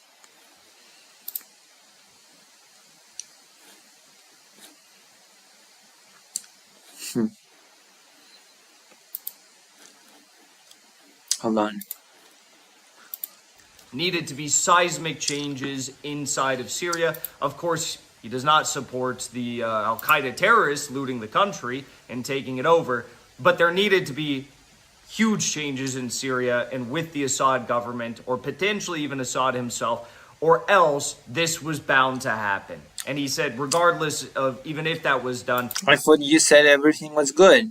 You were a big Assad supporter. What happened? Hindsight's 2020? Huh? It may be too little, too late. So I think it is extremely important. Yeah, too little. It was too little, too late in 2011. Come on. It was too little, too late 13 years ago. Not now. Important for you all to hear this. Thank you so much. Tragedy in Syria. I'm praying for the Syrian people. Welcome back to Legitimate Targets, everybody. I hope you're all having a wonderful day because we have a very special guest joining us, Mikhail Zvinchuk. Wow. He is the director and the founder of Rebar, right? We're gonna watch some of this and then we're gonna bounce. Rebar, depending if you are an American and you pronounce it as such, but he's much more than that. Yes, Rybar has over 1 million subscribers on Telegram, and it is one of the greatest resources out there for all things military news and political news, geopolitical news. I don't trust Jackson Hinkle on recommendations for good news. I would never go to Jackson Hinkle and, can you recommend me good objective news? Can you be my recommender?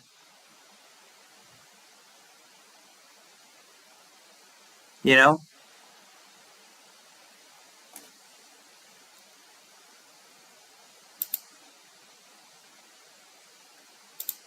But also, until 2019, Mikhail worked in the press service of the Russian Ministry of Defense, particularly on the matter of Syria. So we are going to be talking in depth about Syria today, as well about the Russian special military operation in Ukraine, because on December 20th of 2022, by order of President Vladimir Putin, Mikhail was included in the federal working group on the special military operation mobilization.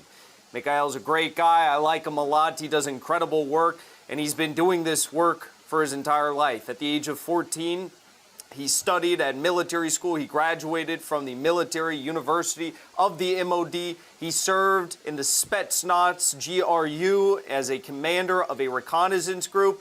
And I could think of no one else better than to talk about these subjects today. My So gosh. without further ado, Mikhail, how you doing today? Thank you so much for joining me. Well, hello, Jackson. Thanks for calling me.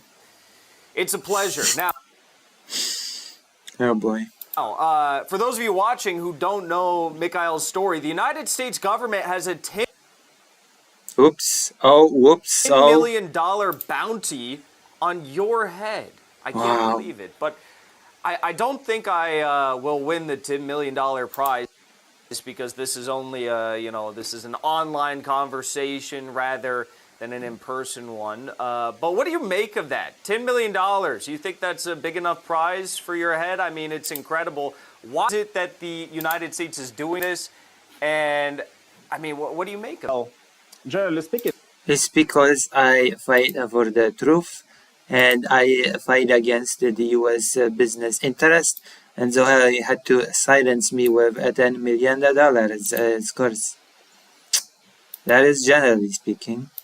about that 10 million price, I know Prize. how it works. They target my employees. My employees have to send to Department of Justice screenshots of our talks, of our inner chats, where it is recorded and screened that I give them a task to intervene in election, and then I accept the result. You see how it works. They need some materials for the procedure, and they need some kind of leverage on us. Since Rebar became so popular, right now they call me even a respected pro-Russian channel. You see, I see the post in New Yorker or New York Post, something like that, about Rebar Worlds yesterday, and they mentioned that Rebar is a respected pro-Russian channel. But in any case, our Telegram channel is the only source of military Russian Telegram, which is available for Okay. Oh Western God. Can you? media. New York Post, Washington Times, Daily Mail, everybody quotes Rebar, and they take my opinion, our maps, our view of situation, as because we are a credit source. We have a more credit than Russia Today or Ministry of Defense, and that's why we became popular and dangerous, because our channel, our analytical center, our think tank constantly warns Russian Federation about threats that we have upon us. For example, threats in the Arctic region, threats in Baltic states, threat from Poland, Oh, threats from Poland. Poland mentioned. How about that? I feel validated with this. I feel valid. Friends from Poland. Let's go. Let us go.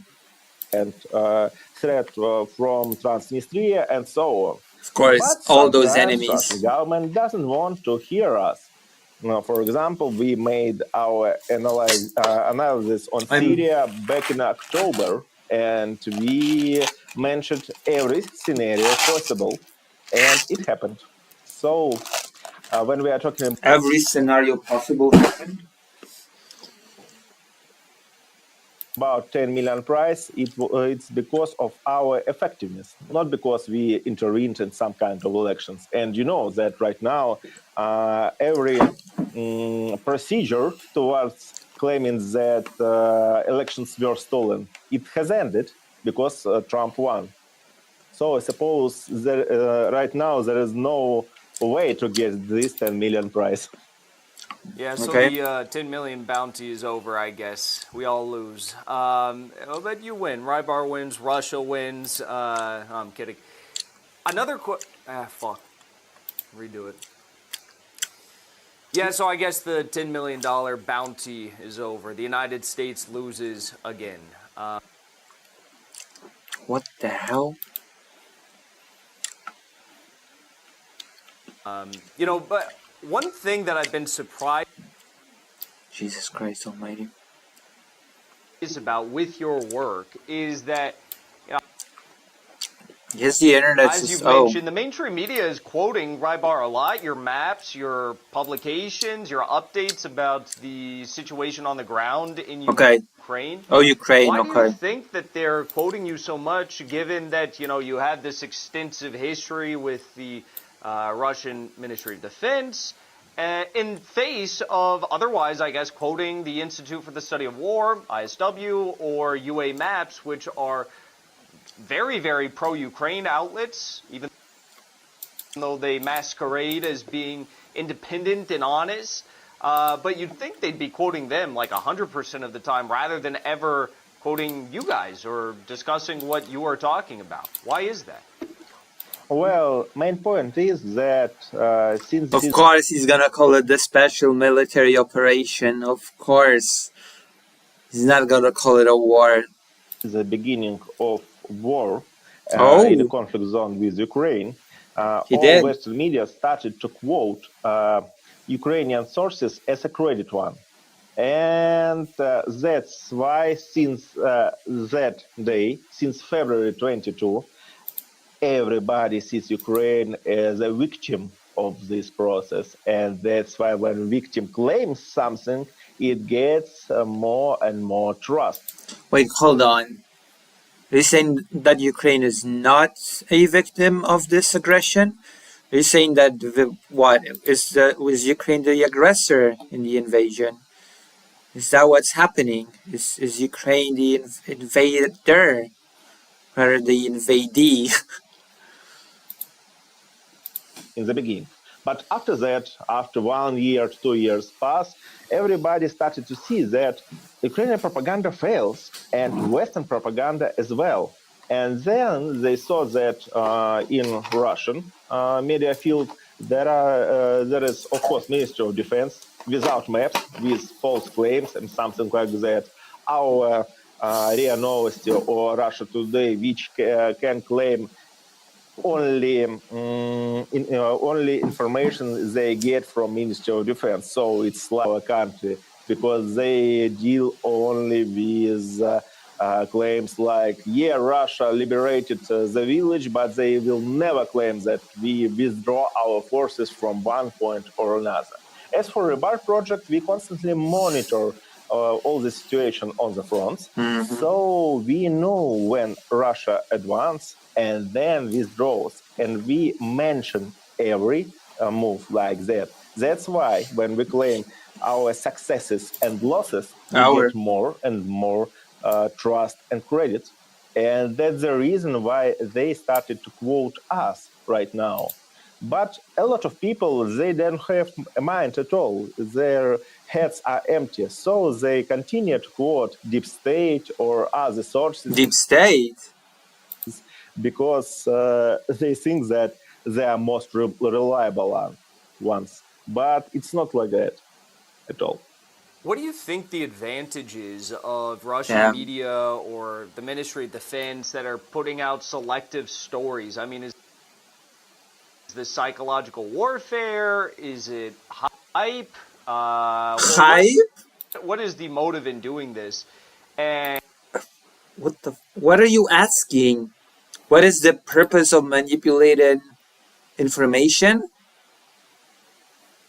And why do you think it's still, I mean, like you look at Rybar and you have exceeded all expectations. You are so popular and you report the truth, no matter which way it cuts. I mean, I feel like this is a much better way of doing business if you're in the business of doing what you do. Well, speaking about our government or official or scientific institutions, they can deal only with official positions because they are so tight in their borders. They can do even a single post without asking a permission from our tops. That's the problem of Russian propaganda, that our official media bodies have to have some permission from the top to speak about some events. That's the problem of the Russian propaganda? I see. I see. And that's why Rebar, as a non-government media outlet, non-government think tank, can do everything we see appropriate. And that's why we mention all losses and gets. And that's why we are more trustful. For example, I will give you just one example. Okay. Right now, there is an assault on Toretsk. Toretsk is the second Bakhmut. It's in the center of Donetsk People Republic. This week, there Donetsk was People one Republic. single claim that Russian troops has liberated all region called Zabalka. It's 1,000 suburbs of Yeah, I'm sorry, what? Ukrainian sources claim that Russian forces have liberated anything? we are more trustful. For example, full liberation of areas we need to liberate. I'm talking about not only Donetsk or Lugansk People Republic. I'm talking about city of Zaporozhye, city of Kherson. I'm talking about city of Kharkov and all border areas because there is a constant danger towards our territories. And of course, I'm talking about What the? Russia needs to liberate those areas, of course. Oh my god. Of course. Brilliant. Nikolaev and Odessa because we need ground corridor to Transnistria, and also we need an access to the river of Dunai because through that river it has international waters. We will have access to Serbia by river, and we need it because when the fire in Why do you need it? Kosovo will ignite and Serbia will be in the middle of a new war, it will be the only way to help them, not by sea, because we don't have an opportunity to use ports in Montenegro or other countries. And we cannot use air because of Poland and other countries as well. But we can use a river, Dunai River. So we'll need Odessa. Oh my god. This is such bullcrap. I cannot believe this. Right now, we can be winning. It's a tough battle, but we need to push and push further. If there will be some Minsk 3, it will be like a timer bomb, and it will explode in the near future. You mentioned the strategy behind securing the Oh my river, God. but what about Transnistria? I understand the ethnic makeup of Transnistria, but when it comes to, well, I guess there's also the arms depot in Transnistria, the Russian Of arms course. depot. But what is the overarching, strategy behind the pursuit of Transnistria? Wow. This is so Show blatant. more effectiveness of our This is so blatant that it's incredible. advanced munitions. But right now, our one strike Yeah, by Oрешnik he is is. not enough. If we strike by Oрешnik, for example, on rain metal factory on the border between Ukraine, Slovakia, and Hungary, it will be a huge. It will be a great warning towards all the West because we constantly warn them: don't go to Ukraine, don't use your weapons, your personnel, your military. Don't support Ukraine, in other words. We constantly warn them not to support Ukraine. Structures, your military factories on Ukraine because it will be in direct involvement of the West in a conflict. But we don't strike them. If we strike one factory that deals with, which repairs Ukrainian military vehicles, and that factory Yep. will be situated on the western borders of Ukraine, it will be a huge warning. We strike Dnipropetrovsk. It's in the middle of Ukraine. We need to strike west of Ukraine. We need to show all the world that we are serious. Yeah, I think that About what? targeting those facilities in western Ukraine, I mean, that would definitely scare the living daylights out of those in the West. But we haven't seen that what approach. We've direction? seen an approach from the Russian military and government that has kind of said that, yeah, you can keep the violation of red lines. Obviously, Because all that Russia has is saber rattling about nuclear destruction. That's all that Russia has. That's why. Because those red lines are bullshit at the end of the day. That's why, Mr. Jackson. That is exactly why. But, whatever. Obviously, each action does have a reaction, but these reactions we've been seeing that What's the reaction? Oreshnik? The Oreshnik missile? Russia has carried out are Weak. not like the one you just mentioned. They are not equal in vigor, in response I wonder to what why. the West is doing to Russia, and that if leaders of What did this invasion? previous strong states like Stalin, like Mao, they would have never allowed or tolerated. Oh my god, this is... Stalin or Mao never tolerated this. These sorts of red lines to be crossed without giving some sizable response in return.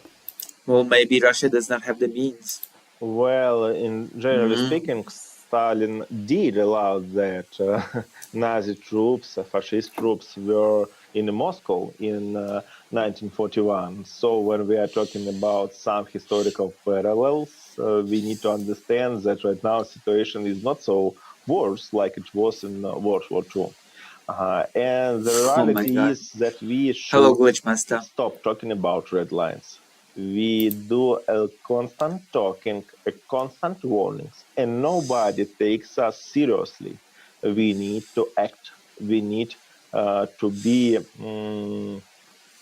a bear, angry bear. Everybody call us, and Angry we need bear. to strike strategically objects. We need to strike strategically buildings like parliament or like Like civilian buildings, hospitals, for example, children, cancer wards.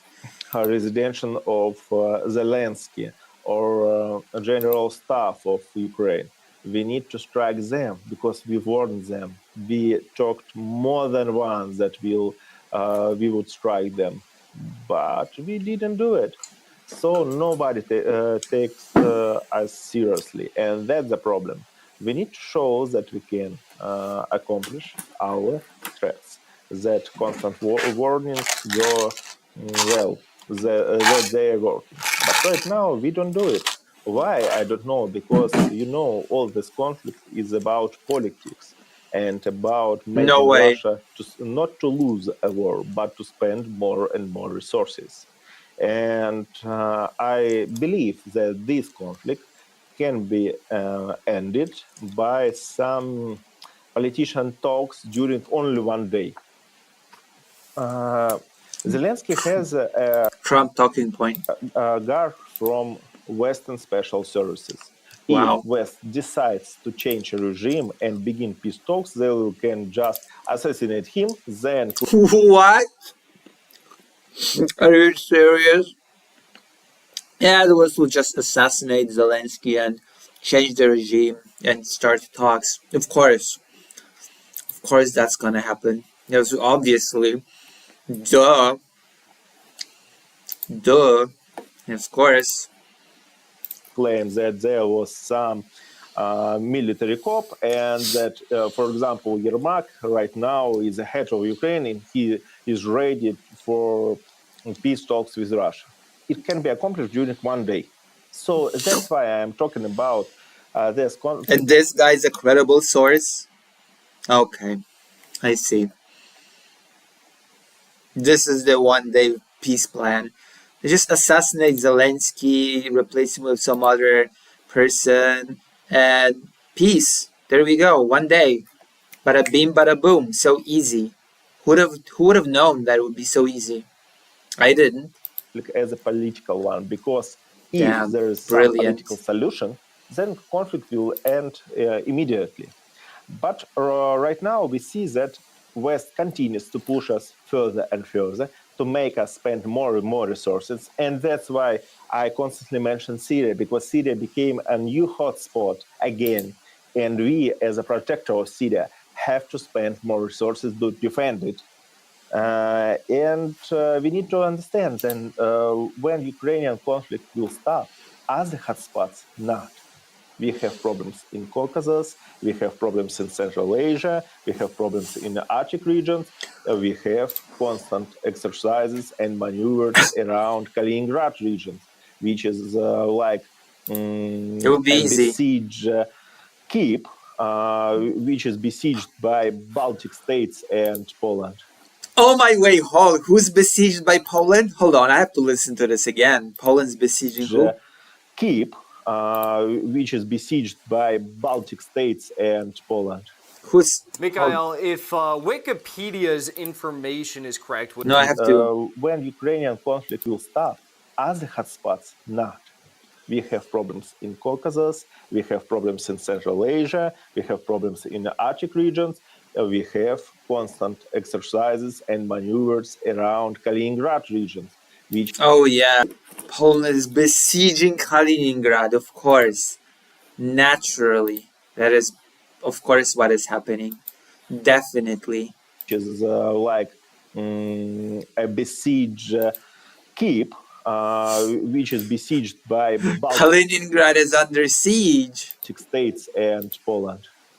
Mikhail, if Wikipedia's information is correct, which it's oftentimes not, but they said that you worked in the Russian Ministry of Defense Foreign Press Service for surrounding the conflict in Syria at a time when Russia was actively participating at the behest and request of the Syrian government in the ongoing dirty war, which is and was being leveled by the United States, the United Kingdom. Of course, it's all about the US. It's not about what the Syrian people want. It's not about Syrian people being terrorized, bombed, and killed. No, it's all about the United States, naturally. Syrian people are just puppets. In France. Of course. Given that, what do you make of the current situation? You mentioned at the start of our conference, you were reporting on the possible terrorist assault that we've now watched play out. You were reporting on this back in October. I, too, also was reporting on this back in October. I had Syrian friends. Oh my gosh, Jackson, such a great reporter. Such a brilliant reporter. Talking about this in late September. Are you surprised that Syria and its allies either didn't see this threat coming? Surely they saw it, but now have been unable to protect critical lines like in Aleppo or the M5 highway or Hama. Now looking at Homs. I mean, Israel, it's a whole thing, but let's just start there. What do you think about this? Are you surprised by it? Well, in general, I spent as a military about 1 year and a half in Syria and Iraq. I worked as a military interpreter, as advisor, as... He did deny chemical attacks, that's right. Some kind of intelligence officer as well in two countries. So I understand quite well how Syrians, Iraqi people think and what they... and how to work with them properly. Right now, I understand that we, as a Russia, we ended all terrorism back in 19, doesn't matter when. But we didn't use our administrative resource to push regime of Bashar Assad further. We needed some leverage on him. We needed to push more and more. We needed to clean all his regime from corruption, from lies, from all the problems they have. Are you kidding? Russia, the country that would clean Syria of corruption, of the lies? Russia, the den of corruption and lies? No, that's a laugh. Come on. That's just laughable. You have got to be kidding me. Come on. You're kidding me, right? This cannot be real. I refuse to believe this is real. Also, did my stream die and restart at some point? Hold on.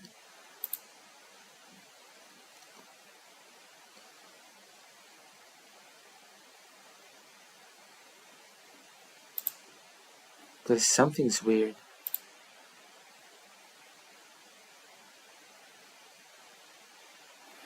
No.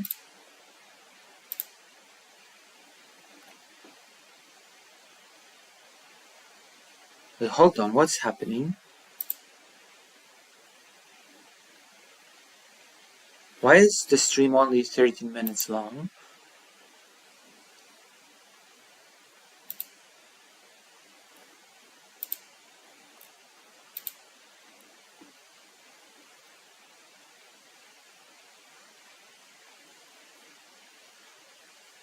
What? Oh no. You didn't lose the Anastasiy talk, right? No.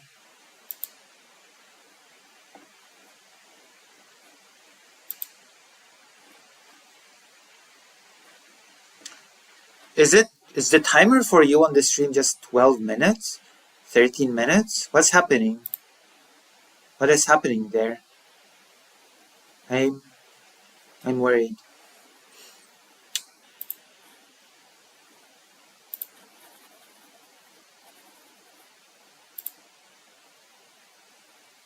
Can anybody tell me? Hmm?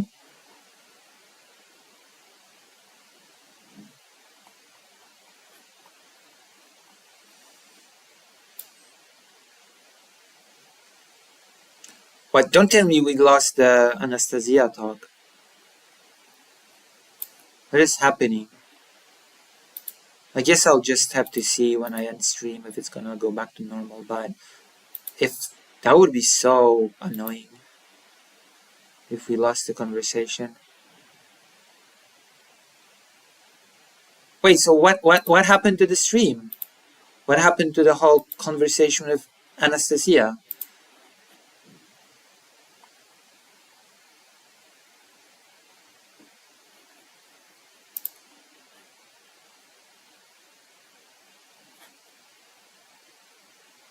Okay, that's...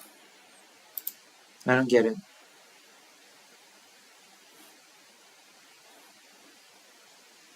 I should have recorded it on my end, honestly. I should have just recorded. But I didn't think to record.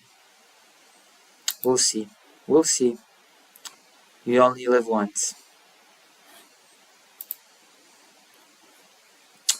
Everything will turn to dust eventually. Isn't that right?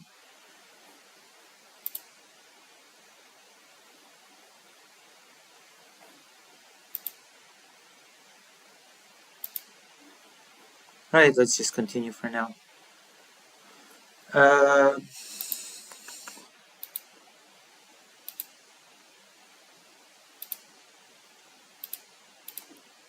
Because right now in Syria, they have a common saying: better when your daughter is a prostitute than when your son is in the army. And that's the problem. Common people don't like army people.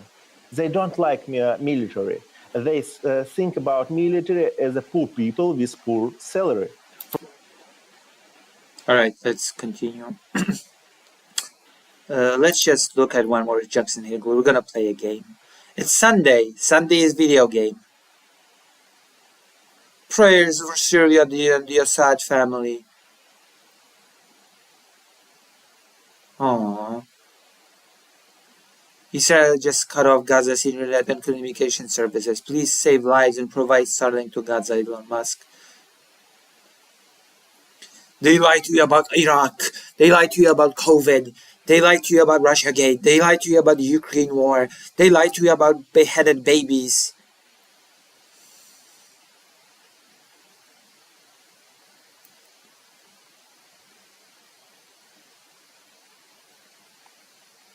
Jackson Hinkle is just... I'm sorry, Mr. Jackson Hinkle. Russia bombed rushed Ukrainian children's cancer ward. Sunday is the Lord's Day. True. That's why you have to play a game. Okay, we're gonna look at infrared HAZ as well. Okay, we're gonna look at infrared HAZ. Where's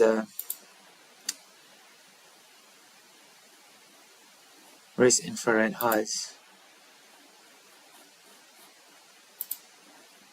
There has to be something from HAZ, right? One moment. Oh my gosh.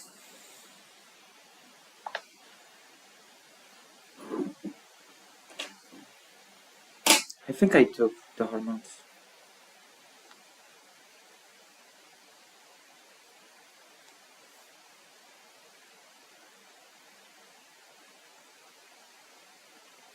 Why Marxism is not woke?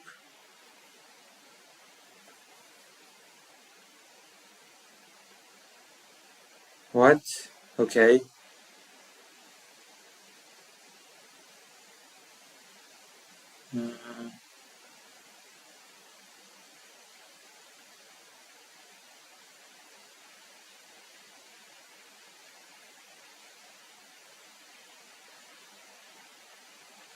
Okay.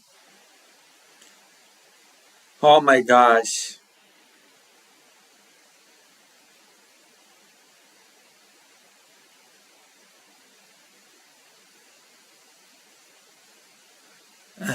Haz is basically crying how even if Assad has failed to meet the mandate, the NATO-backed so-called rebels will never be able to keep the mandate either.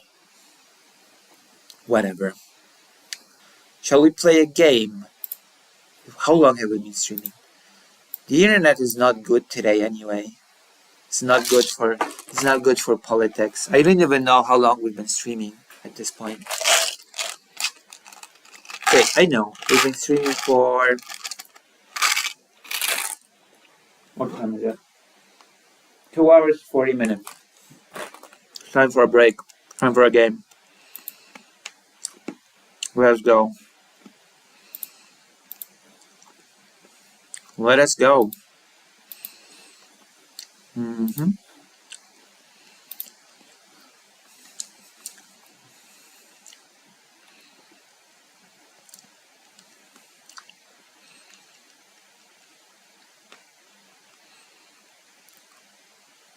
What shall we play? You know what? I'm gonna play Stalker. That's right. But for this, I need to have chat. And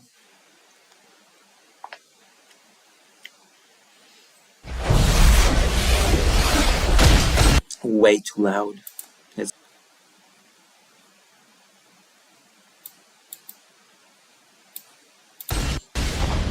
way too loud.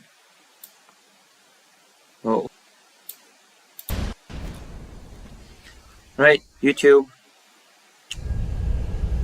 YouTube. Live.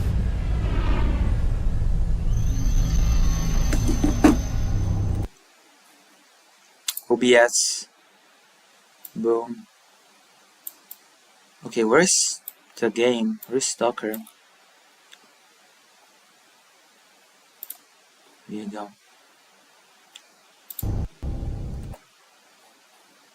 Why is that Stalker visible?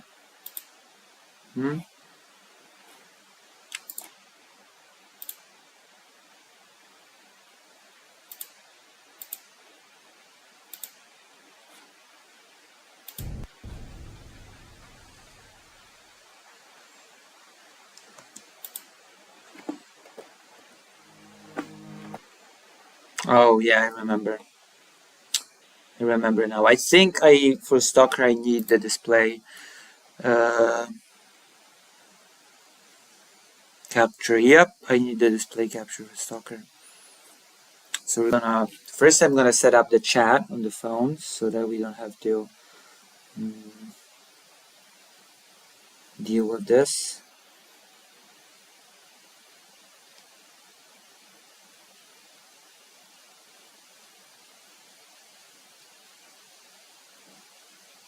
Page not found.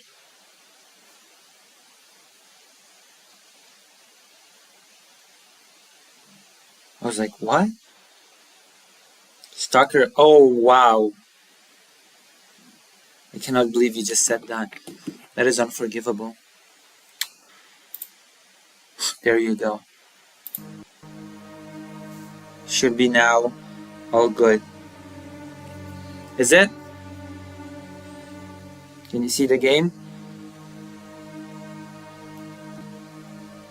I'm gonna check. Let me see. Yep. Okay, we're playing Stalker. We're doing a quest. Also, Stalker is great. Stop spreading lies about Stalker. Load game. Stalker stream playthrough. Load.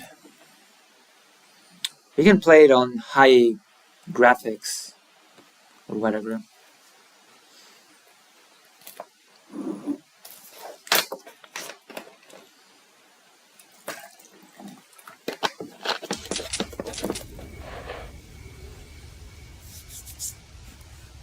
Wolf, factory cleared. Returning to starting positions. Out.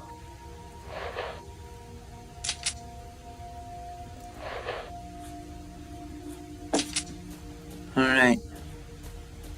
We have a map, we have a quest here. We have a quest here. Here. And now we gotta go to the Wolf Scouts. Whoa. You can do this sort of strife little thing.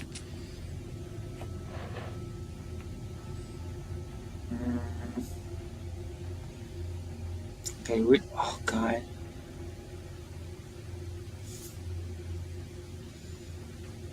And now the chat has become, yes, I can see the game, nice. If you enjoy today's stream, which has admittedly not been prepared the best, then why not consider subscribing or donating? Tomorrow is Monday, so tomorrow we definitely will be preparing more. Okay? What are you?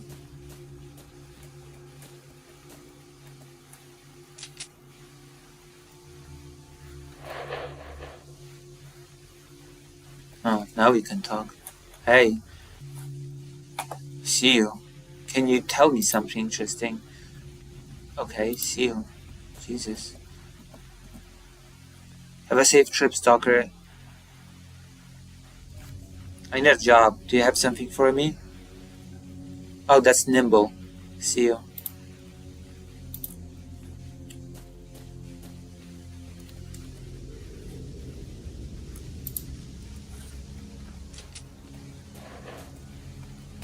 Oh, is he gonna follow me?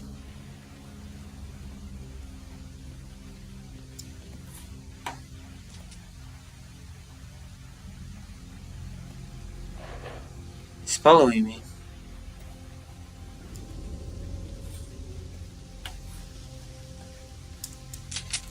Which means that I might as well go do the quest with him. Right?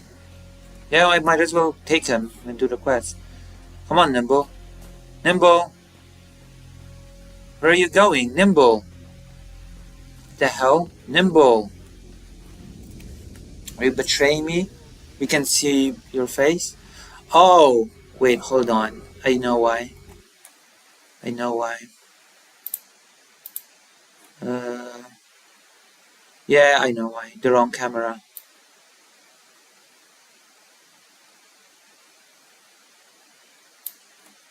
There you go.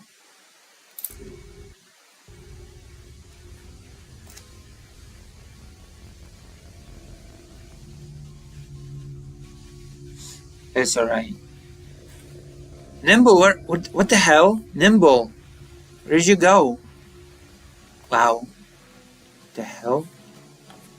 Where did he go? He's just gone. I have no clue where I'm supposed to go now. Whoa, what are you doing? I have no clue where Nimble is. I've lost him. It just happens.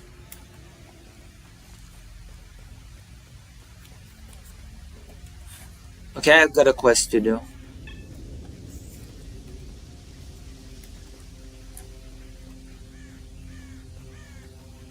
Got a side quest to do. I intend to finish it. Thanks. My literacy is one of my talents. Wait, is Glitch Master white?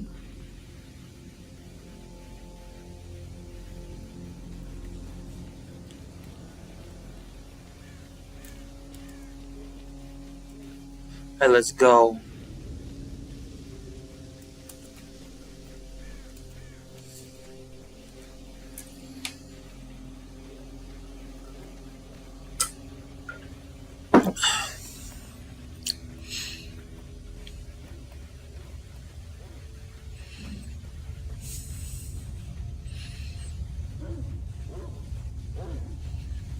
This guy's just gonna avoid that.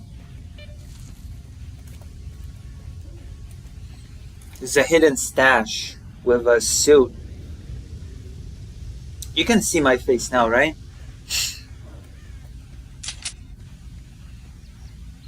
Hello, doggy. He's gonna avoid that.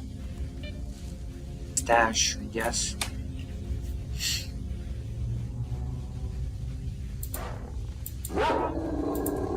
What?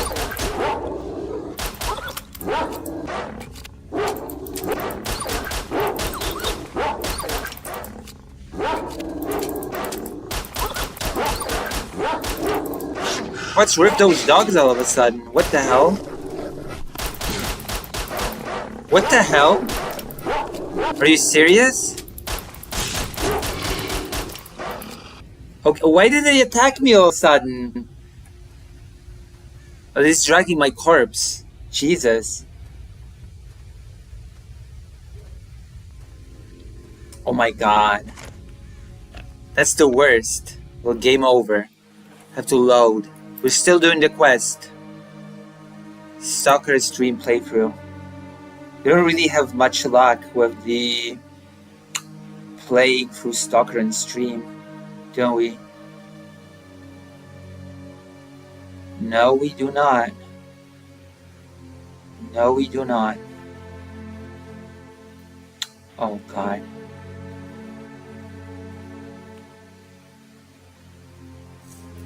It's your face.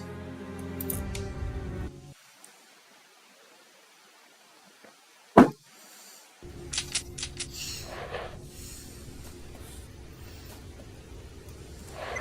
factory cleared. Returning to starting positions. Out.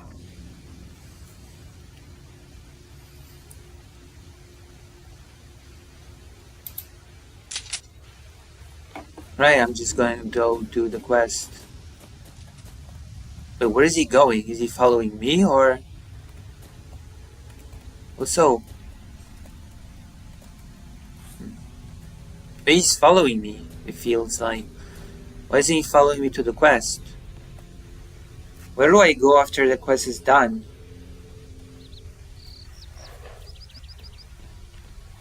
Come, Nimble. Nimble, come. Nimble. Nimble. Come on. Oh god, where are you going? I want to follow him a bit. I also want to do the quest. Where the hell are you going? Where the hell am I supposed to find you after this?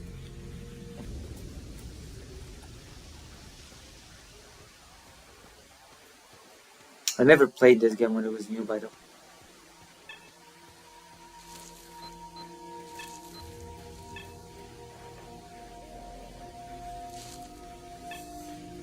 Okay, this is Nimble's humble.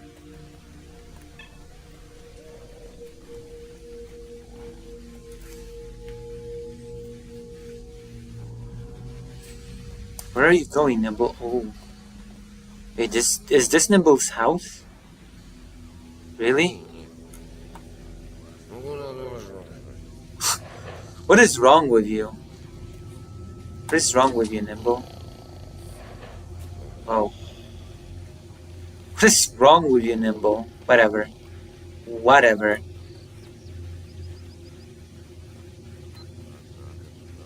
You guys made it out. Jellyfish. I have no clue what this item does. I have no clue what this is even supposed to do. Wait, what? When did this reset? Muzykальna pauza, yes. True.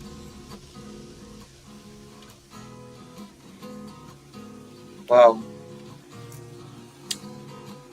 See you, I guess. Item. What does the jellyfish do? Oh! Radiation +5, bulletproof cap plus. I don't like being irradiated. Okay, let's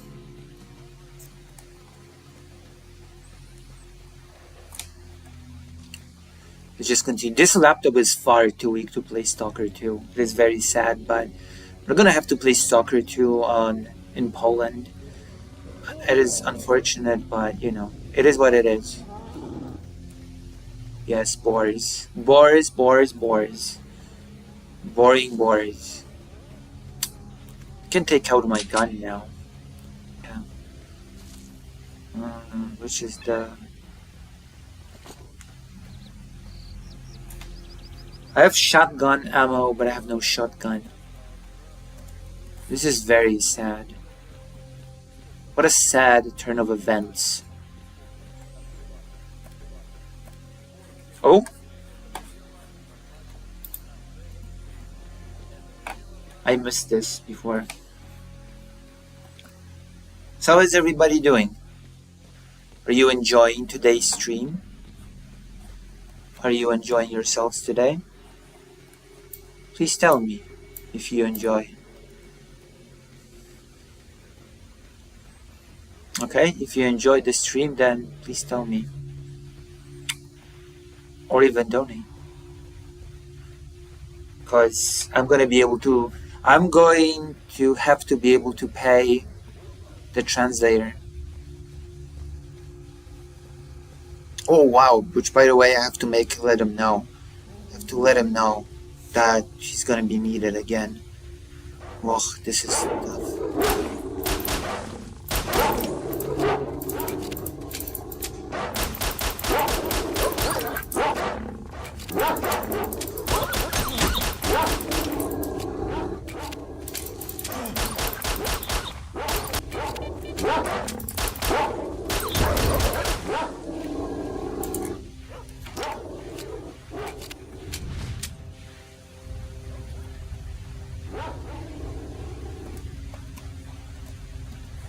Nothing.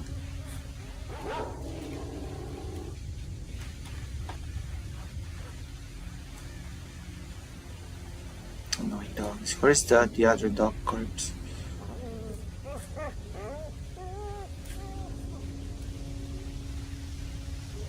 I want to kill those dogs now. They're annoying.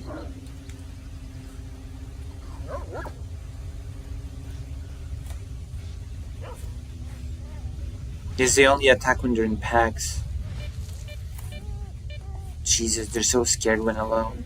When in packs, suddenly they throw themselves. Oh! There's the dog.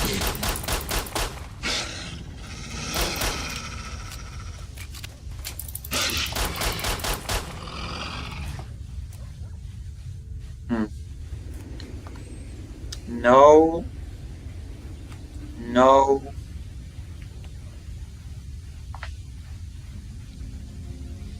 YouTube player time counter resets again. Oh. Dogs usually... I need a tail. Okay? There's a side quest that requires me to get a tail from a dog. And apparently those drop really rarely. That's why I'm searching the dogs. Because some of them drop tails. There's supposed to be a stash here. I think the stream reset again, so I think when I end stream, it'll all just compile into one big stream. That is my hope. But right now, we're looking for a stash. How do I get here? How do I get to it?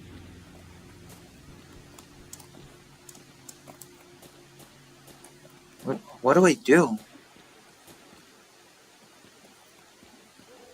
How do I move past here?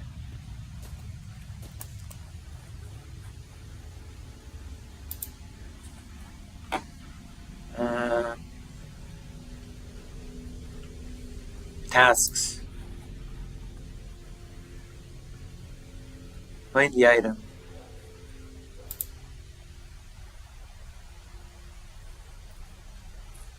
Remaining 1 day. How do I get this?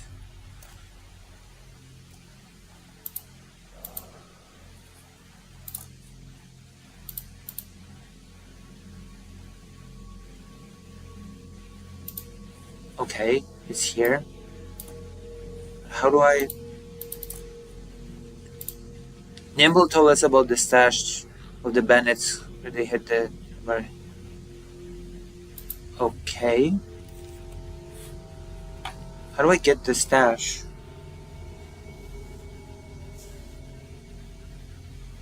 Hello, Great Rain. Today I'm okay. I feel better than earlier when I woke up without migraine. Oh.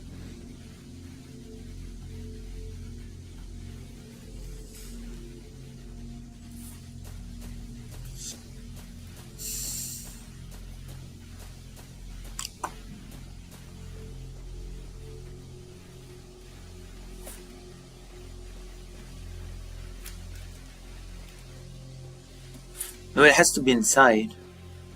The stash has to be in here. And now it begins. How do I get in? Okay, I'm gonna have to, of course, Google it now. What's the name of the task? Find the item. Okay. We're gonna have to pause it. I have to mute myself for a second.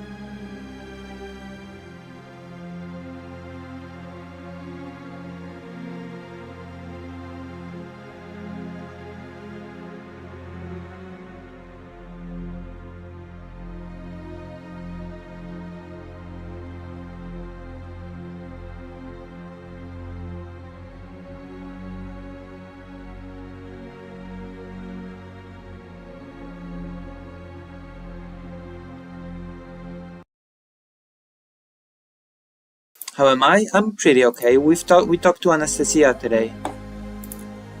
Okay, the stash is somewhere around here. Oh, I just didn't see it. Okay. Okay, that's what is this? Common weak banded body armor, mail plate. Soon in its backing. Almost everyone can do it, but not everyone by far will have enough patience to. Burn plus 9%. It's a pretty good. It's better than what I'm wearing. But you know what? We're gonna diligently do the quest. We're just gonna do the quest. We're not gonna screw the guy over. Oh god.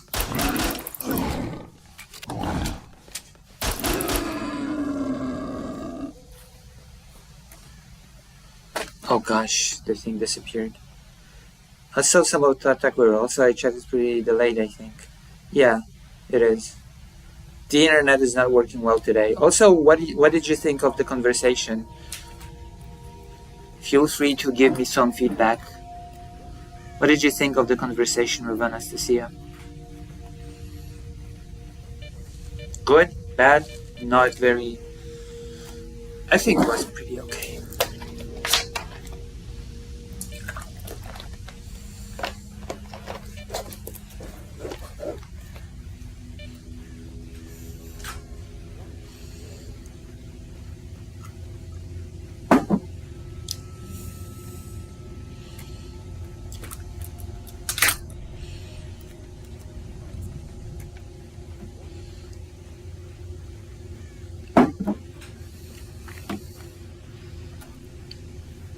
Yeah, it was a good talk.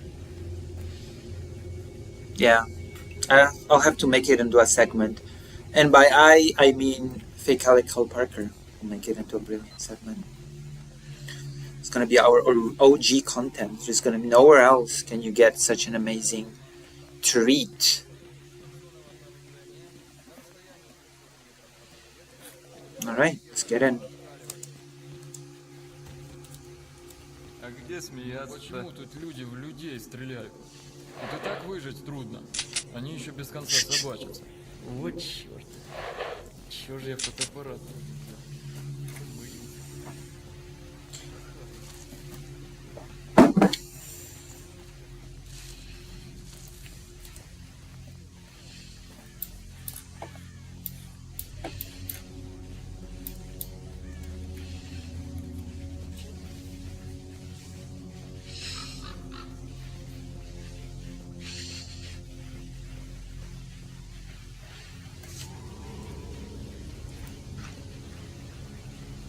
More and more. Yeah. Yeah. Oh gosh. Oh my gosh. Oh my goodness. Oh my gosh. Bosh. Bosh.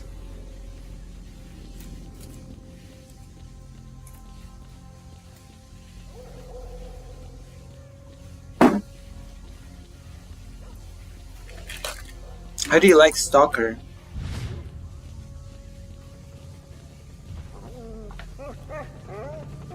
By supporting Stalker, you support Ukrainian game developers. It's a good game, I have to admit. It's a pretty good idea to revisit the first one, right? It's the one that we can play more comfortably.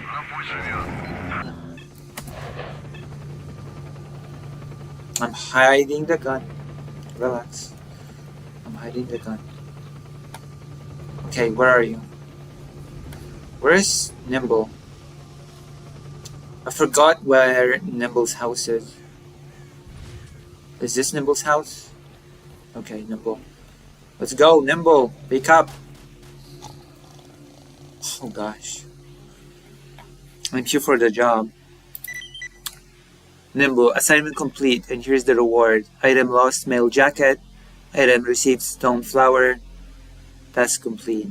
You need a job. Do you have something for me? For the moment, nothing. See you.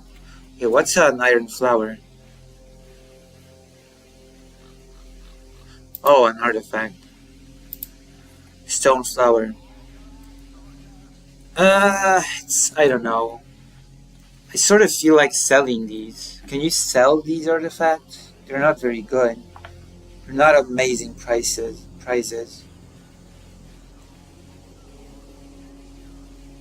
I also don't know what to say in the chat lately. Oh, why is that? I'm gonna get a quest from this guy.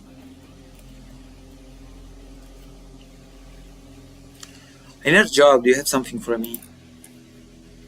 Destroy the boar lair. Sure, I'll destroy the boar lair. My friend and I had a storage here not far from the car park, where the forest is more dense. Basically just what you need. But recently the boars made a lair there, and now we can't get to the storage. Help, kill the boars and I'll thank you. For myself and my friend. Okay. I need a little bit more than your thanks though. I'm gonna need a little bit more than your thanks. I'm up for it. Okay, camp elimination. See you. Alright, this is the boar camp. I'm gonna kill some boars. These side quests are a good way for me to get more comfortable with the game as well.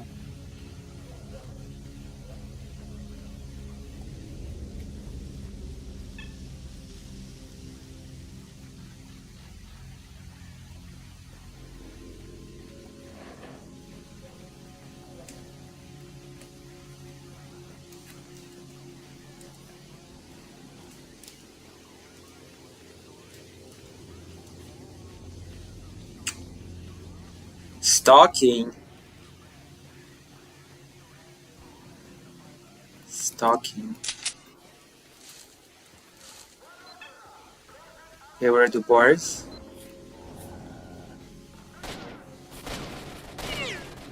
What the hell?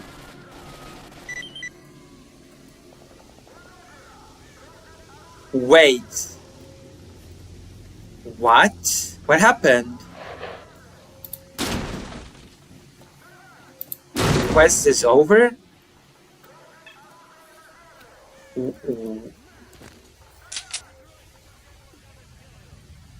Oh, huh? Hold on. Come back for the what? I mean, sure. Who's shooting at me? What the hell?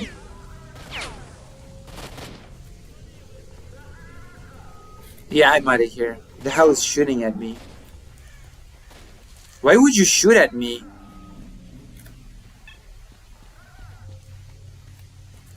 Why would you shoot at me like that? I'm going back for the reward. I don't care. Quest complete without me doing anything. Come back for the reward. Okay, I'll come back for the reward.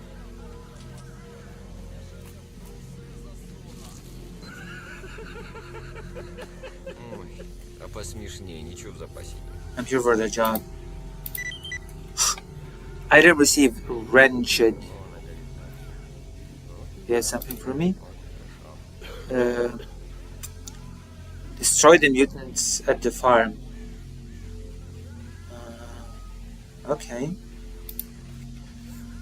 Though this is the border of the zone, newbies have it tough even here. The bandits are only have the problem. They at least understand Russian, but the mutants, it's really tough with them. They made themselves a lair at the abandoned farm.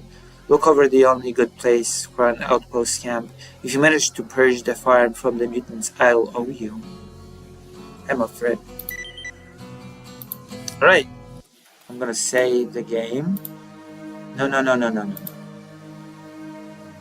gonna save the game. Stalker stream play for through. Yes. Turn the game. Oh, so many pistols. Wrench. Radiation plus 5. Rapture plus 2%.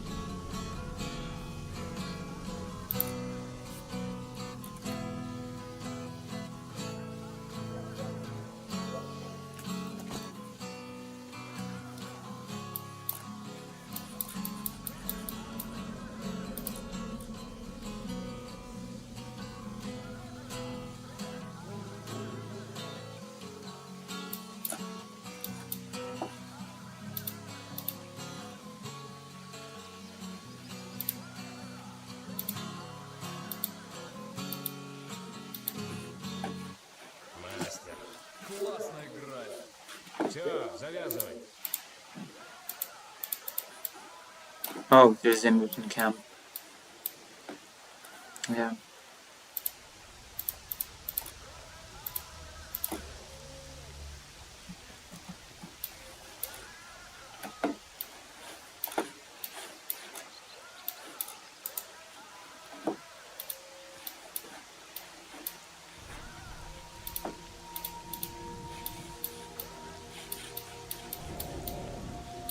Так, музыкальная пауза.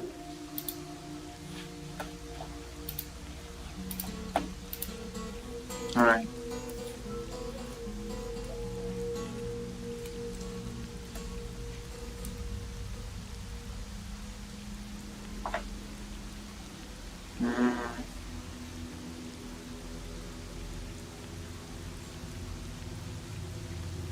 Let's see if anybody has... I'm gonna have to address the comments as well.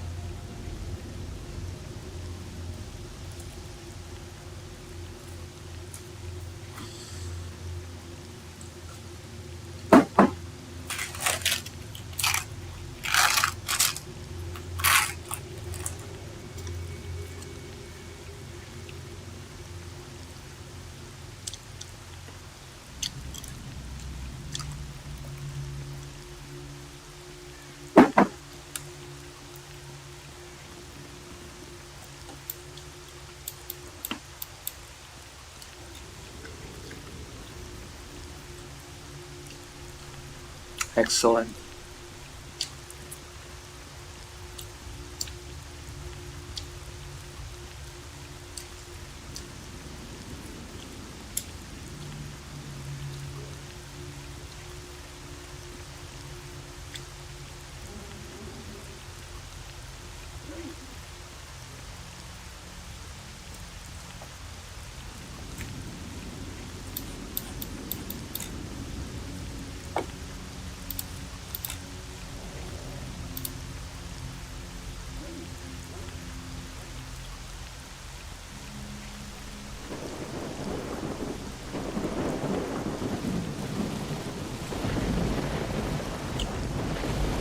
Whoa.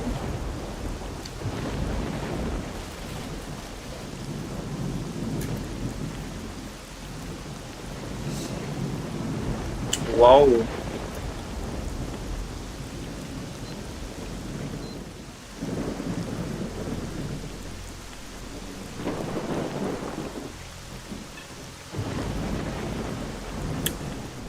I wanna go to the farm. If you want to go through, come up and we'll have a chat.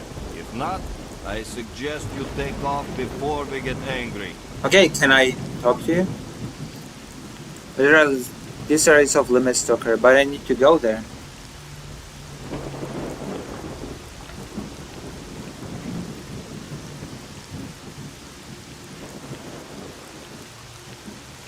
It seems like nobody knows what to say in the chat. Hold on. Oh.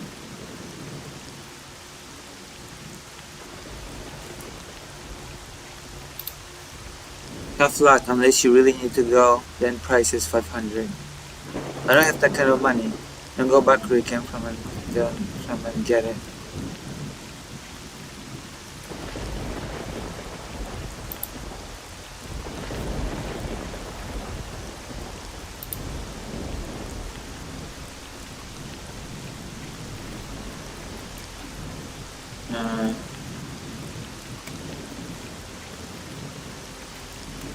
I guess I'm gonna have to sneak past you. Wait. There's something here.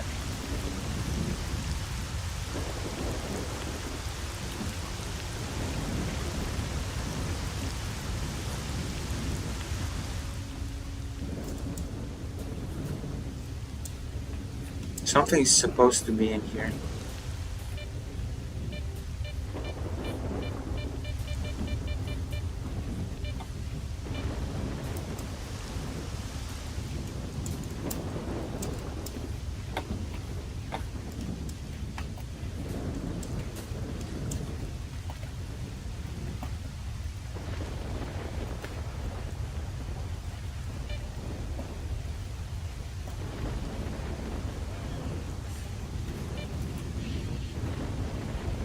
No? That's not working.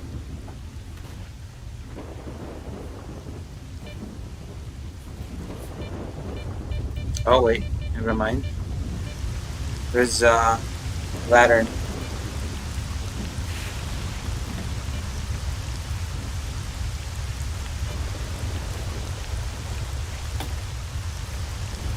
There's a ladder, we're gonna go up. Oh! Whoa. Okay, there's something here for me to pick up. Oh, I can see it. That's the thing, isn't it?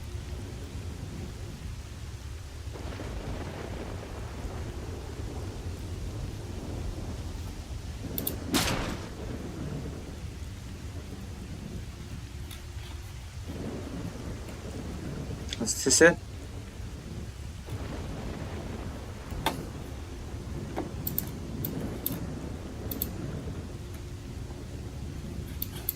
This is so annoying.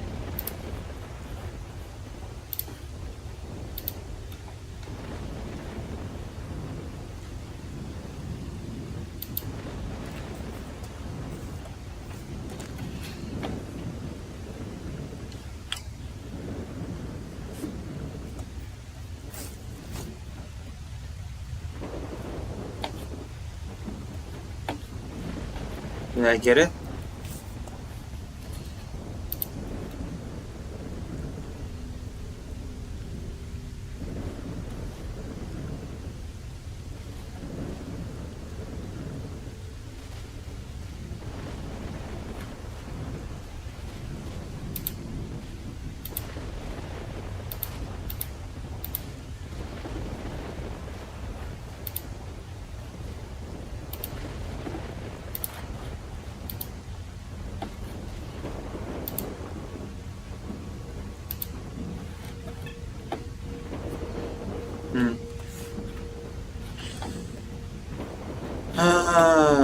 Ay, ay, ay, ay, ay. Anybody still here? Yeah, of course. Hello, Chrissy Gipsy. Just got done responding to a transpo that was spamming my videos. Fun times. Got like 15 views out of it. Lol. Wow. Interesting. What did the transphobe tell you? Wait, you make videos? I've not seen any of your videos. Maybe I should watch your videos. Right? Should I watch your videos? We're looking for the stash. I don't think I found the stash.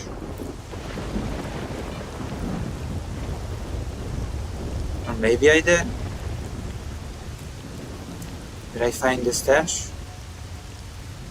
No, I don't think I found the stash.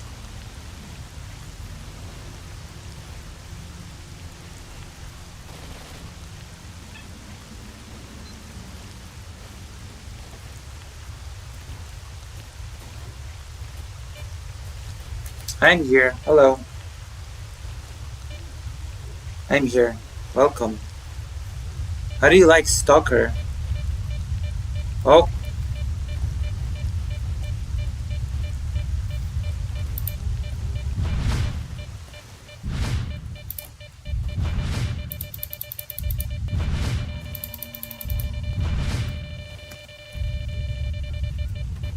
Alright, we got the artifact. I guess this is the stash. Was this the stash? I don't know. I have no clue. But we got an artifact. By dispersing it. You have these things in Stalker 2 as well. By the way.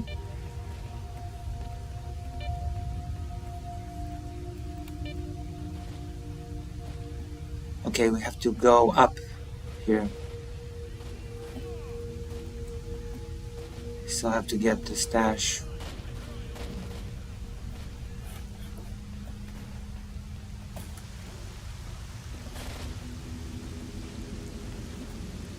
Alright, what do I do now? Is there anything that I can do? Is there anything in here?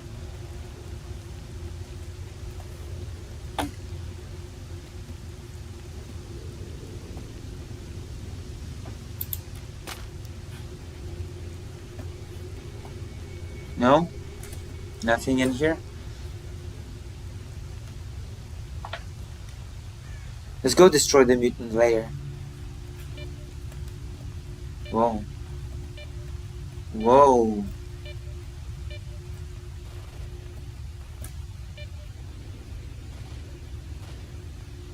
I guess I got the stash, but it just, the map did not update. I don't know.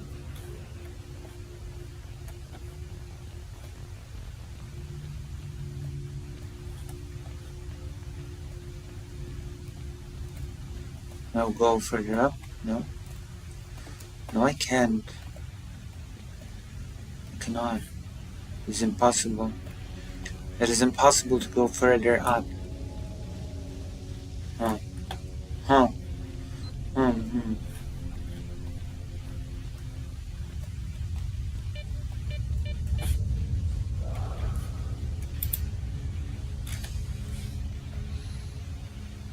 I make low quality music I like, but it's not most people's liking.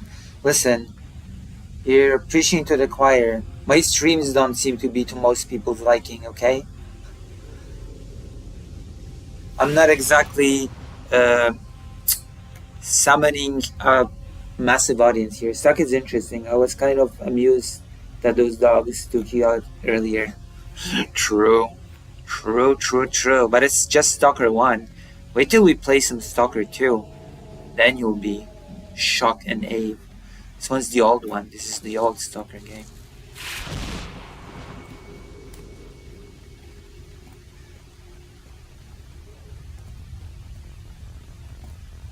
Okay, we're sneaking past these guys, I guess.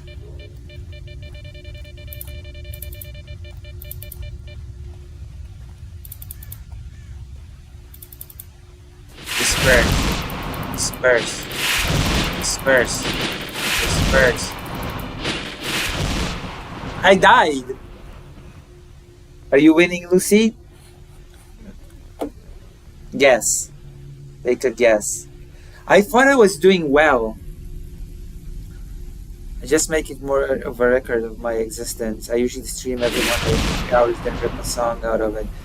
Like from the Wixon video on Sunday, taking a break for the holidays. Oh, nice. I'm never taking a break. Break is for weaklings. Break is what breaks you. A break will break you, as they say. Oh my god. I thought I was doing so well, but apparently not. Apparently not at all. How does the dispersing crap work even? Stalker soon play through. Okay, let's go. I should honestly figure some of these things out on stream. Oh god. No. Yeah, just calm down. Do I have the quest? Do I have the quest? We're gonna do this quest no matter what. Okay? I'm gonna do the quest no matter what. Even if it kills us.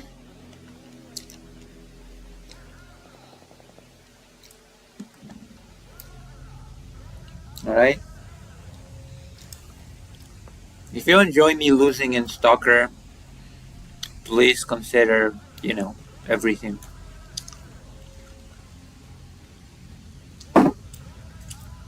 Please.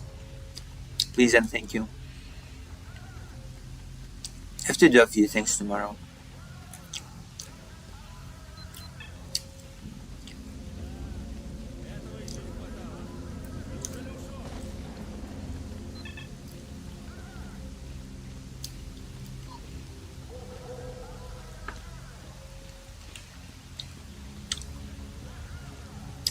X.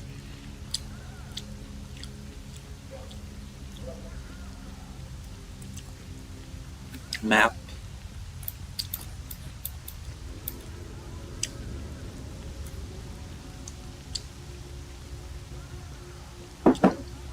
Whoa, the dogs.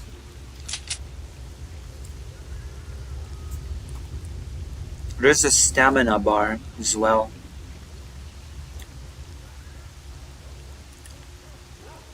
We're gonna be trying to disperse the... Oh yeah, we're gonna be killing the dogs as well. Those dogs are so...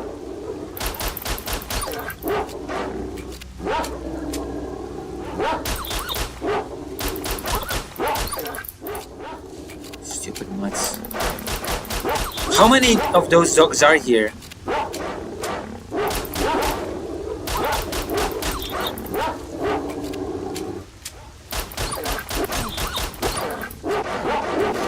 They're killing me!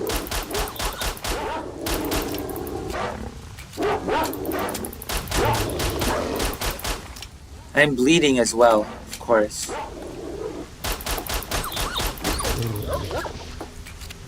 Next. No tail, no tail, no tail. Bandage.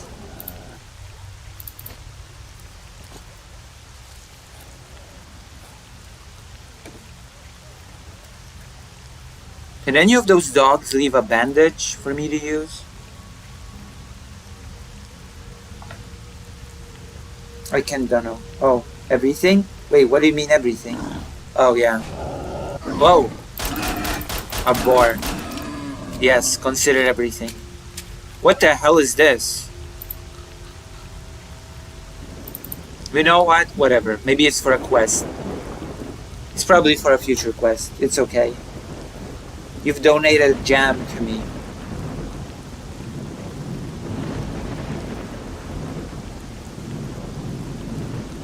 Off to interview. Oh shoot, when's the interview? Which one?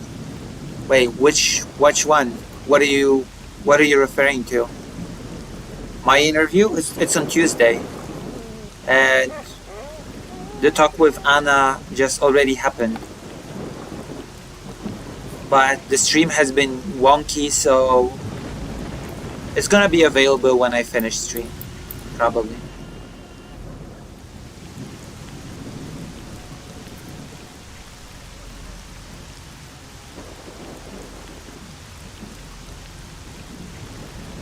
Wait, what was your decision? Did you buy something in the train game? Jesus. Did you decide to spend money on that train game? Is that it? Is that what happened? Disperse. Disperse. Disperse. Wait, it's not dispersing.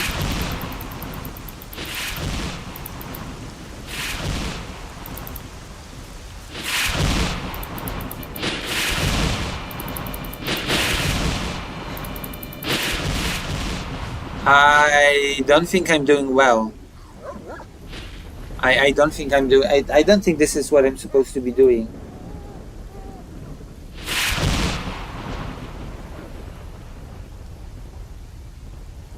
I may have bought a new computer. Wow, everybody's buying a new computer. Everybody's buying a new computer. All I can say is congrats on buying the new computer. A new gaming computer, I assume. A new gaming computer. Well, I don't think it was a bad decision necessarily, but... I mean, you didn't say it was a bad decision, you just said it was a decision, but... if it's gonna bring you more happiness, then you know what? It was a good decision. You deserve some happiness with a new computer. Especially if it can run Stalker 2.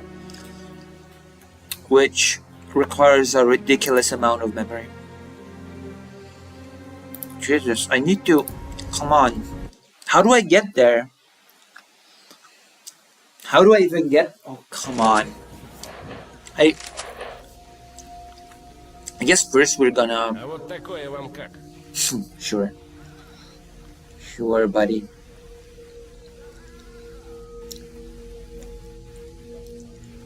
Sure. Sure thing, bud. We're gonna get a win.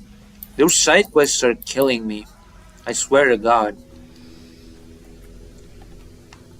1,200 new gaming desktop. Nice. Nice. That's nice. Do you have Stalker 2? You should get Stalker 2 to play it on highest possible settings. Well, hello there. Hello. Greetings, smart one. Did you manage? The situation has become clear. Where's the flash drive with the info? Here it is. Oh, we got money. 1,500. Yes, okay. Jesus, now we can just pass. We can just pay them the fee. Whatever. Yeah, I'm gonna do the quest. Getting any special mission for me? Okay. I'm gonna... for now, I'm gonna say see you. I'm gonna be back. Okay, I'm gonna be back. I'm gonna save the game. No, I'm gonna do a new save. Stalker Stream 2. Because I've got a good feeling about this. I mean, it was a poor decision on my part for getting Absol a different one I was looking at originally. Is it better than the one you were looking for originally? If it's better, then all the better for you, right? All the better for you. Uh,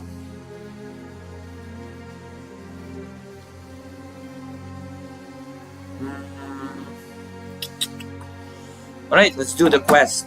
Okay, now we're gonna spend a lot of our reward that we've just earned, by whatever. I don't care. I just want to do that side quest. And for that, we're gonna have to pass. Good. Alright, things are looking good.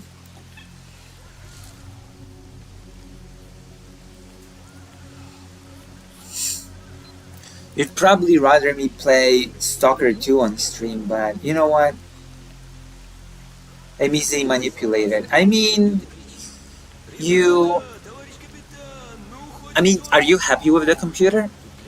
At the end of the day, that's the most important way. Are you happy with the computer?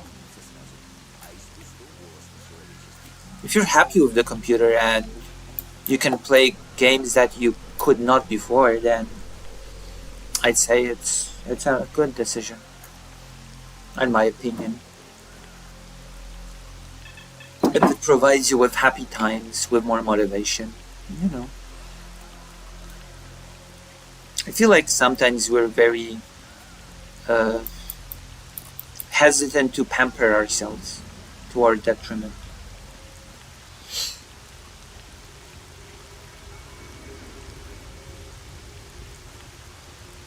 You know? Pamper yourself a bit. Live a little.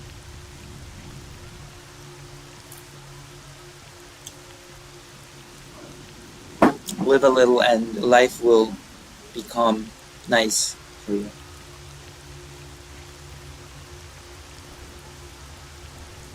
I don't know, I haven't set it up yet. Oh, when will you set it up? When are you planning to set it up? A bus station, but it's wrecked. A wrecked bus station. Radioactive rain. Would you look at that? A radioactive rain.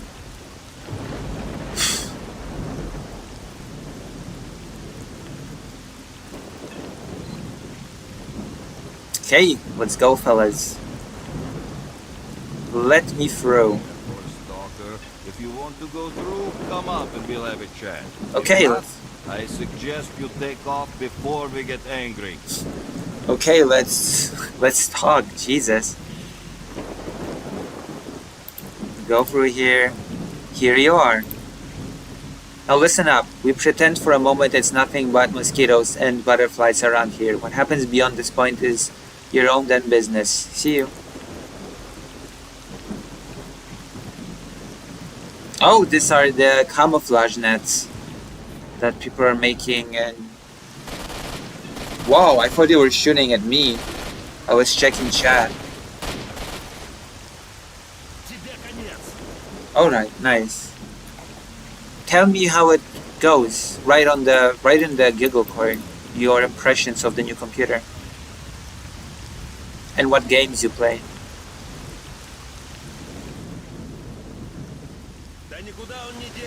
Hello.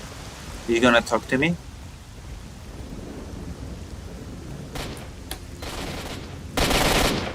Are you shooting at me? Like, I'm like, are they shooting at me?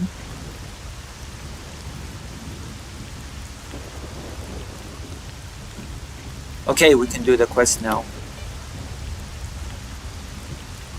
The Boar Zone.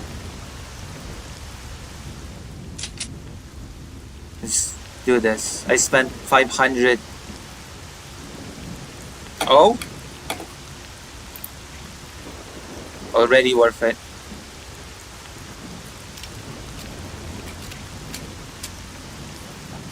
Already worth it.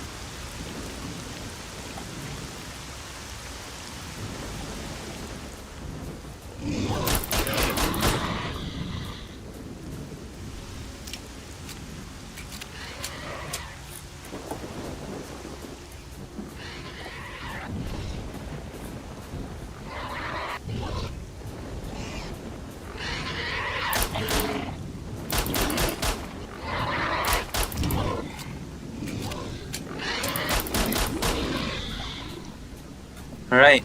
Boom. Let's go. This game is not as generous with weapons as the second one. I will tell you that. So far, for me at least. This game is not as generous with weapons as the second one.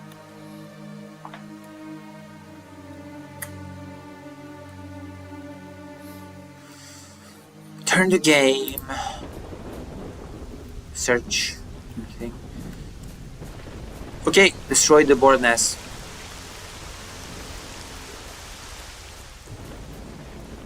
Wait, is this the... is this the task? No, it's destroy the mutants in the farm. Alright. Where are the mutants? Let's destroy them all.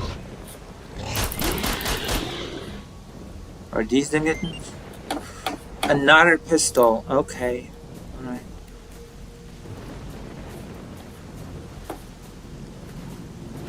Another mutant.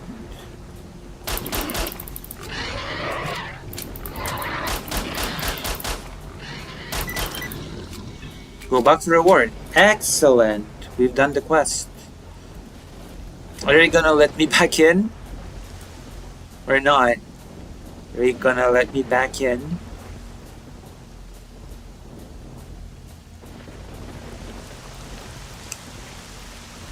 Can I pass again or do I have to pay again? If I have to pay again, I swear to God, then it's not worth it. I hope this was a one-time payment and not every single time I want to pass, I have to pay, okay? I'm gonna hide my gun. Ooh! Hold on.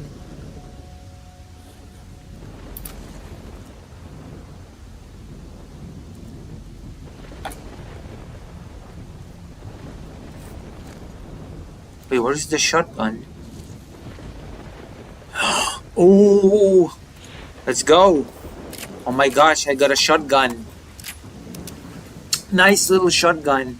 Saw an old DBL barrel. Nice. It was worth coming here. It was so worth coming here. I'm gonna save game. Save game.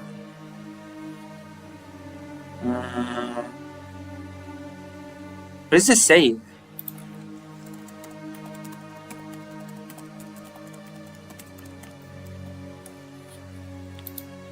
There you go. Saved. Is that great? Isn't that amazing? This game looks really good. Wish my computer could run it. It probably can. It's not Stalker 2, it's Stalker 1. This game is really old, okay? It probably can run it, believe it or not. Does you ever plan on playing the original Half-Life? Yes. Yes, I do. I'm gonna play it. I'm gonna play it on stream just for you, just because you asked. This is the type of streamer that I am.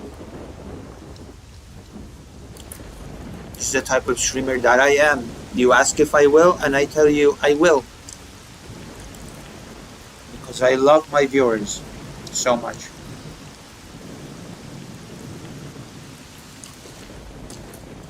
Lucy has said that's plan. This was great. It was great that we got the shotgun. Finally.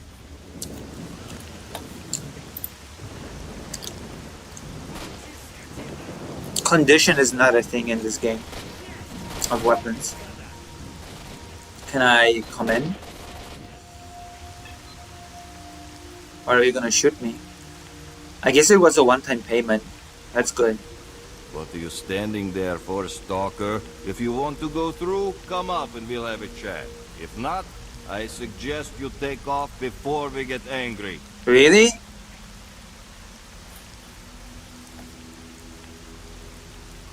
Okay, see you.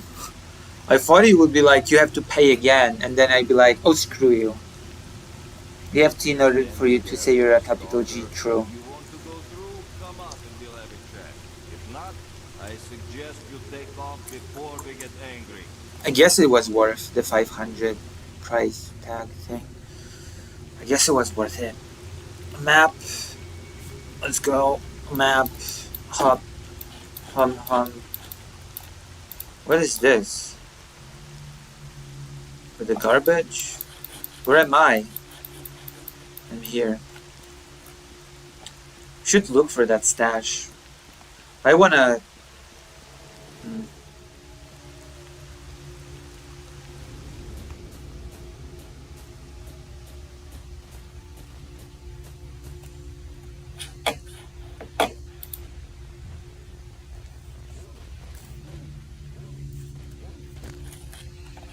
Am I hungry?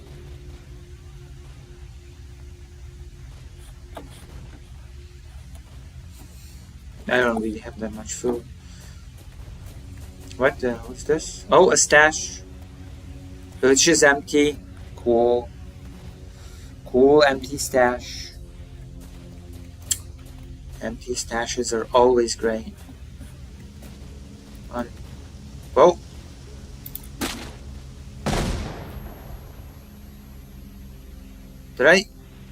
Did I explode it?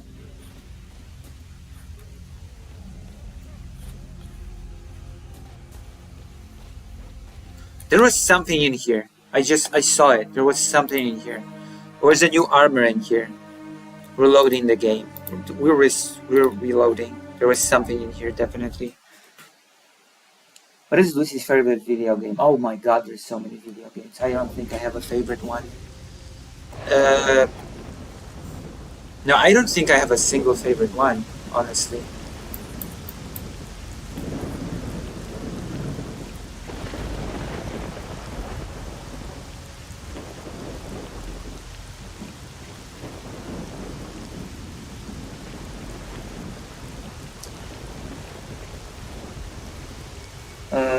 What? Akaya twoja ulubiona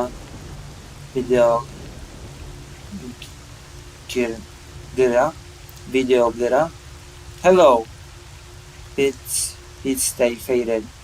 Akaya twoja ulubiona video gra? I guess. I don't really have one favorite game. This game is pretty good though. I cannot run the second one. I like a lot of different games. Honestly, I cannot decide on just one. What are you standing there for, stalker? If you want to go through, come up and we'll have a chat. Lucy is indeed Now, Polish. I suggest you Lucy is take indeed off Polish. before we get angry. But I could read it. I could understand the gist of it. Did they shoot at me? Or was it just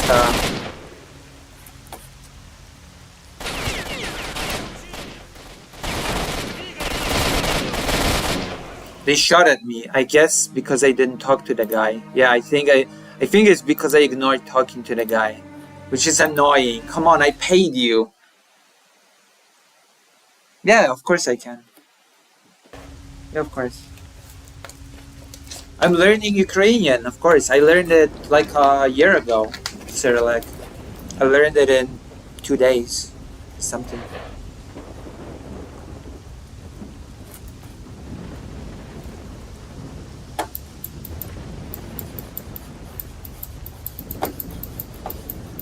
It would be difficult to function here if I didn't read Cyrillic at all.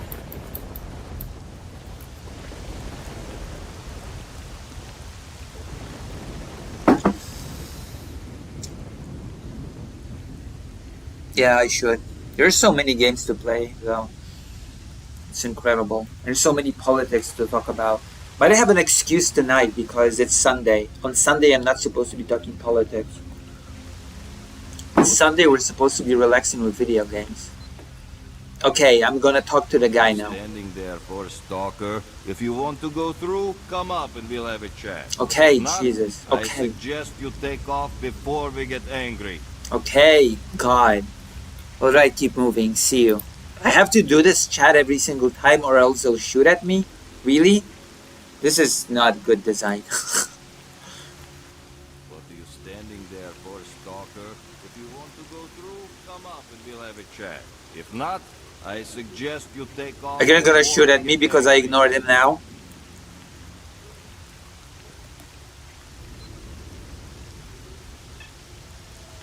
Please tell me you're not gonna ignore me now. Come on. That would be silly. Okay, let's look for the... This place has some good things. I can feel it. I can feel it in my bones. There was an armor here. I know there was an armor here. Oh, wrong building, actually. Oh.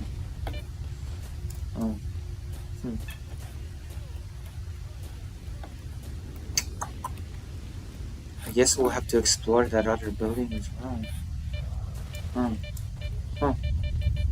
Oh, there's an artifact here. That's right.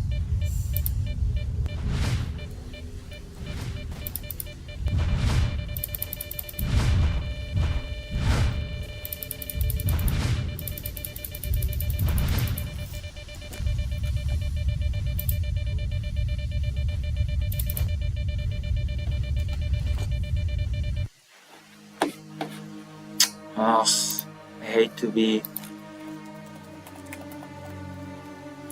saving all the time, but Jesus.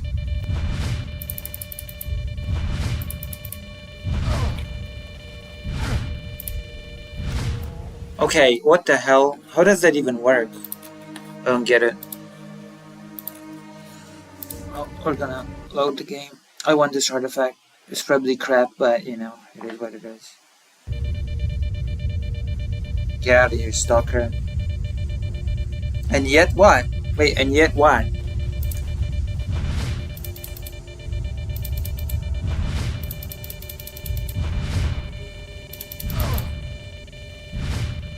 Okay, how do I...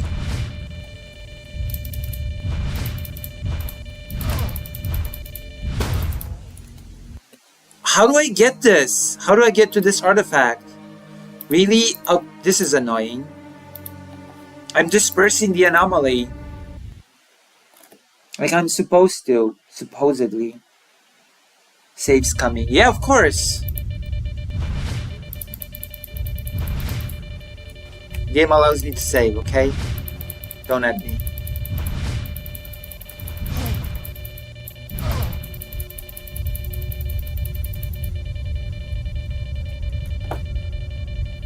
What did I get? What is this artifact? It's crap. It's crap. It's crap. It's not good. It's not good.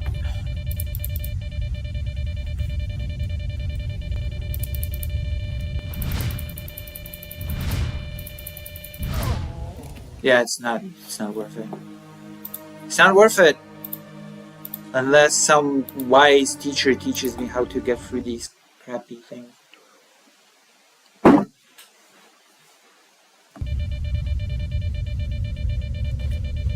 Just not worth it. I'm just gonna leave this area. It's like whatever.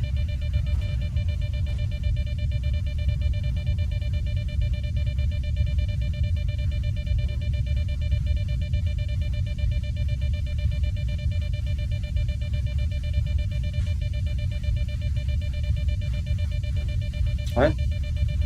Oh. Okay. I'm gonna just get this.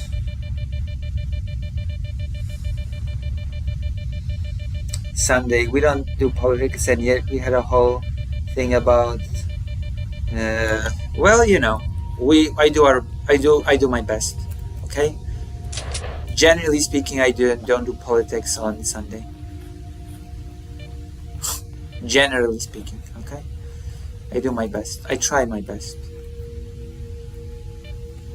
to adhere to the rules.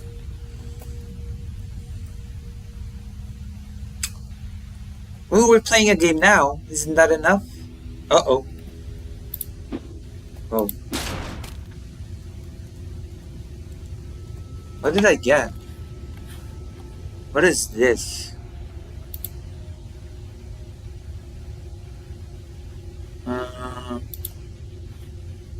Alright.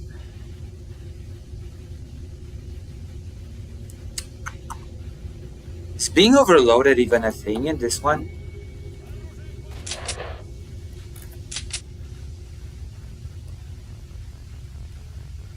Is being over encumbered even a thing in this one? In this game? It should be. Oh, I got some cool things in the freezer. Maybe I'll cook later. I shouldn't let food go to waste. I honestly should not. Wait, what? Where am I? How did I get here? How did I get out of here? Wait, am I stuck? No way. Am I stuck? No way.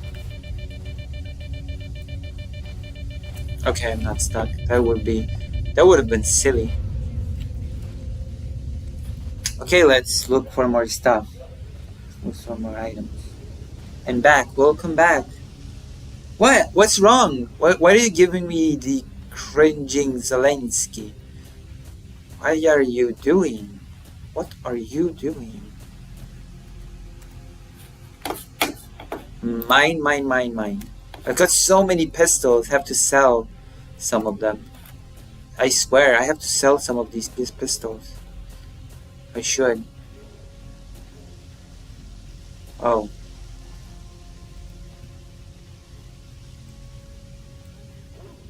Barrel? Did I get... Ooh! Alright, that's cool. Bandit jacket. A traditional outfit of bandit leather jacket that cabin elements provide protection highly insufficient for the zone's severe conditions. Well, what am I wearing, even? An ordinary thick jacket, only one of the many slightly increases bullet spin protection, does not protect from anomalies and any other effects. How do I... Parameters. How do I compare? How do I compare which armor is better? The one that I'm wearing or the one that I assume what I just got is better. Just because it's more expensive. Who the hell knows?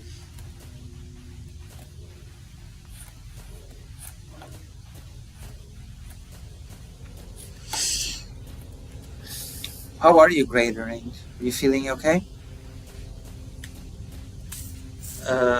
Map.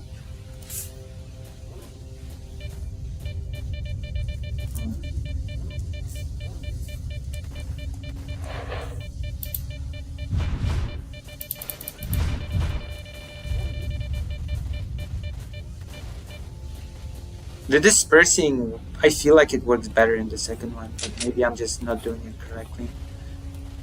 Maybe I'm just not doing it wrong.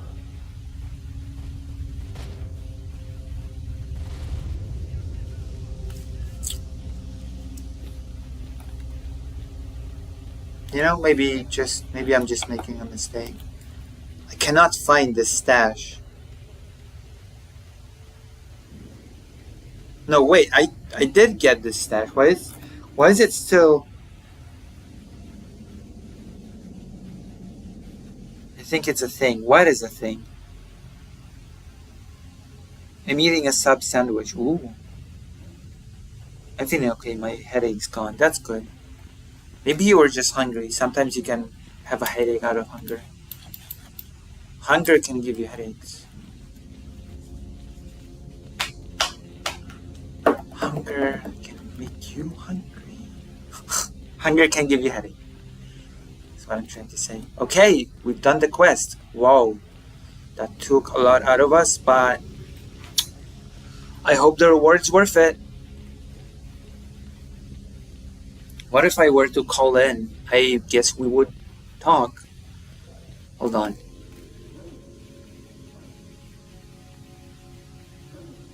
I think over combat is a thing in the original. Is it? Although maybe not today. I'm not sure. I'm not sure how much longer I'll be streaming tonight. I have some things to do. And tomorrow I'll have to do things from the very early morning. Okay?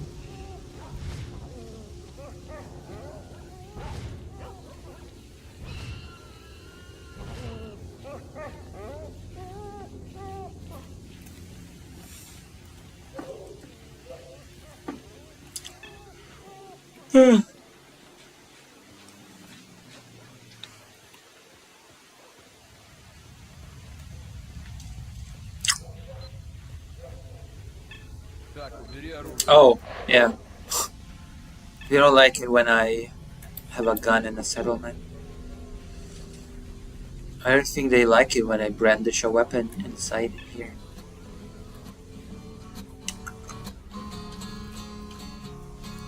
По душе. I'm here for the job. Здорово. Assignment complete, and here's the reward: stone blood. Alright, let me see. Stone blood. Health plus 200%. Impact minus 10. Rapture minus 10.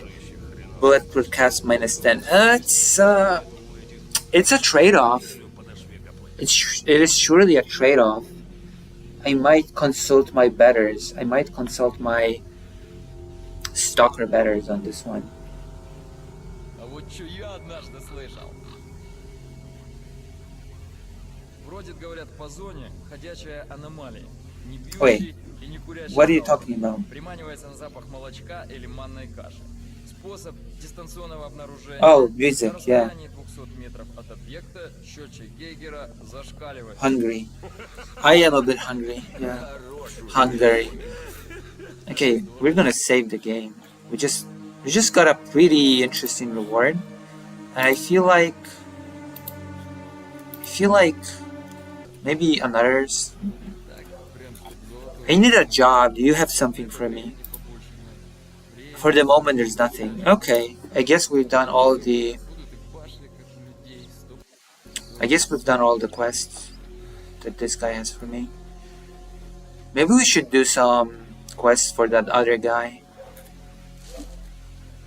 Is it annoying that I'm doing all the side quests, or are you proud of me that I'm doing all the side quests?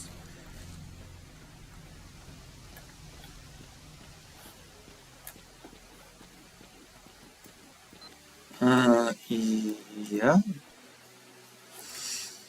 I need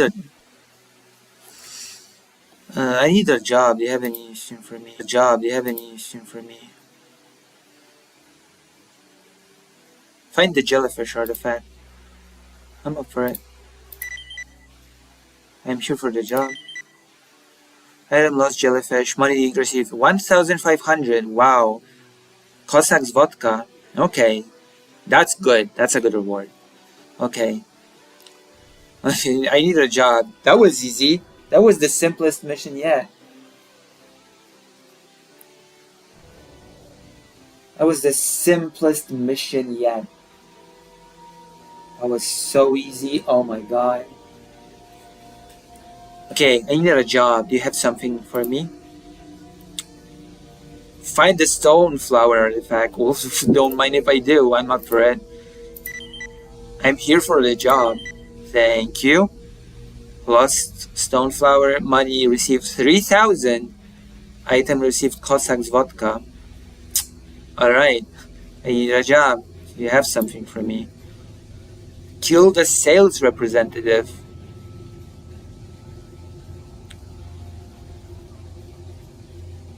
Find the artifact called Chunk of Meat. I guess that's not something in the cards for me. I'm gonna purge the area from mutants. Stream's connection is struggling. Well, the internet's not in the best condition today. I'm sorry. I apologize. I deeply apologize. Purge the area from mutants. There is one thing, pretty easy. They want to bring some foreign tourists over. He paid some dough to my homies to look at the zone, and the area where they're gonna show him around needs to be cleared of mutants. Would you do it? I'm up for it. But first I'm gonna mute.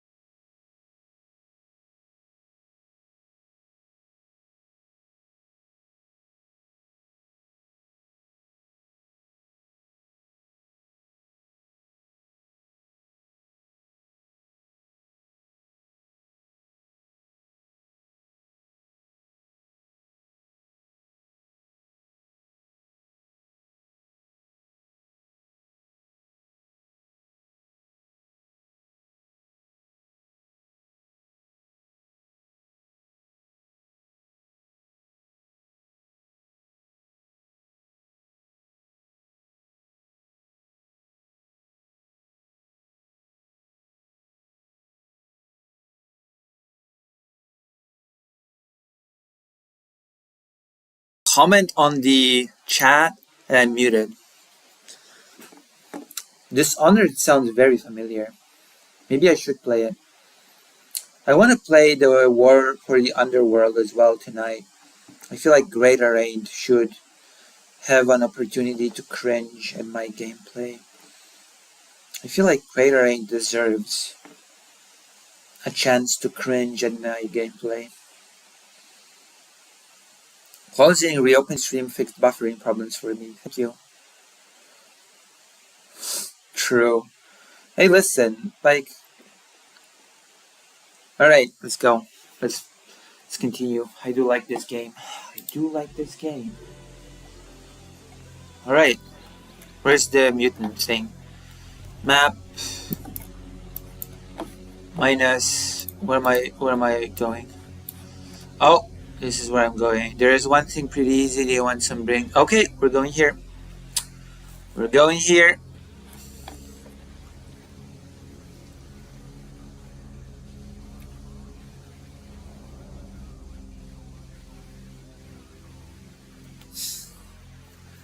Oh my god.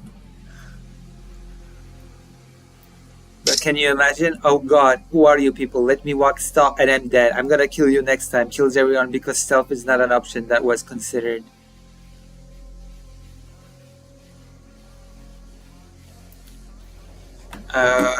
Okay, I'm gonna tell you this, okay? I'm gonna be completely honest with you. In most games, when they have an added stealth option, the stealth option is crap, okay? In most scenarios, it's not worth going stealth, okay? In most scenarios, it's more, actually, it's better to just kill every enemy instead of trying to play the stealth BS, okay? That is my opinion. In most games, it's just not worth it doing the stealth. So yeah, maybe we will play Dishonored. Maybe we will. Honestly, why not?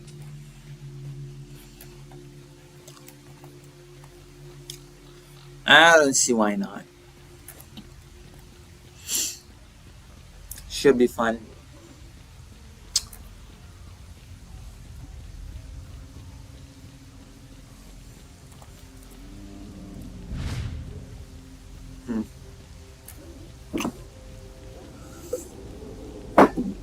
Someone's dispersing the anomalies there. Who is this person? Who the hell are you? Are you from the military or what? Who are you? Whoa. Why are you empty? Did you also run into the freaks under the bridge? The bitches, they almost killed me just now. Had to give them almost all of my goods. And they're sitting around patrolling. Be it bandits, be it these troops on the checkpoint, makes no difference. Lucy, I'm trash talking. Are you trash talking me? Are you trash talking me? Why are you trash talking me? Come on. Aren't we friends? Aren't we supposed to be friends?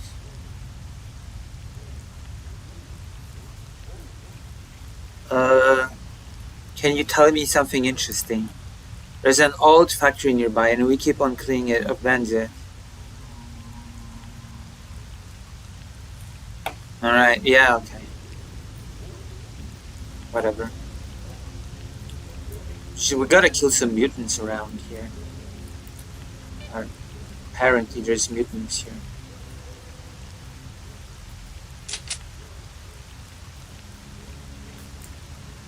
I have to cleanse this area.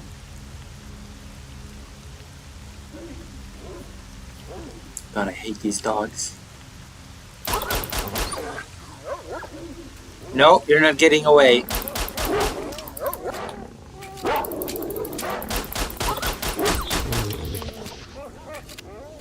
No tail.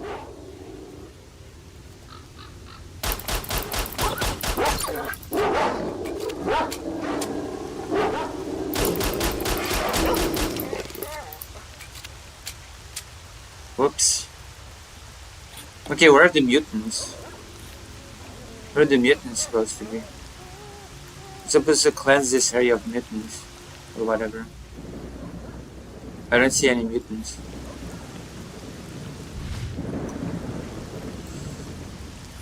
I don't see any mutants.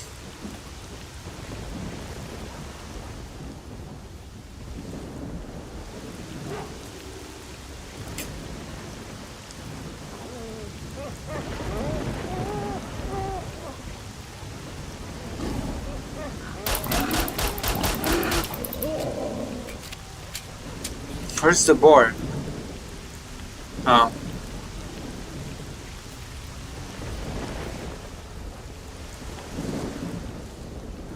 This is such a bad quest. Come on. I don't like this quest at all. I have no chips. I wish I had some chips too. But unfortunately, alas, I have none. I should have... Jesus. I don't think. Whatever.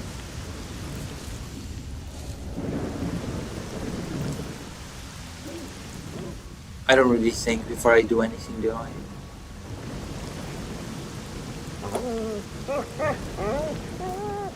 Yeah, you run away, duh.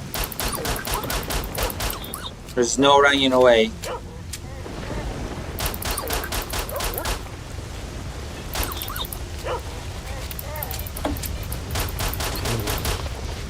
Oh, yep. And no tail. What do you know? Lucy, one of your minions isn't getting paid. Okay, wrong game, Dr. Johns, okay? We're not playing that yet. You're gonna hear it at least a bunch of times, I bet. And you're gonna hear that message a lot. I'm willing to bet. Where are the mutants? Come on. I'm supposed to purge. I'm supposed to purge.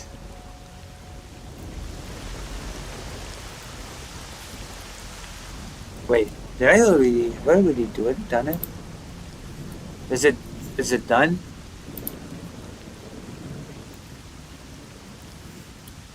Wait, where are the mutants?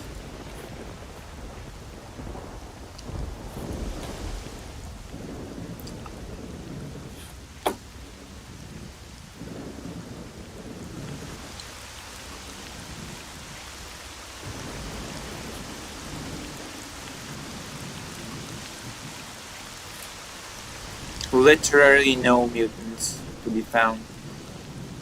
Annoying.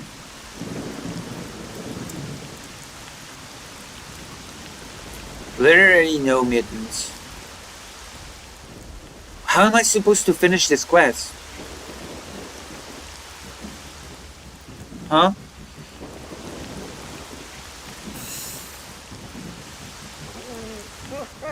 Oh, maybe if I kill this dog.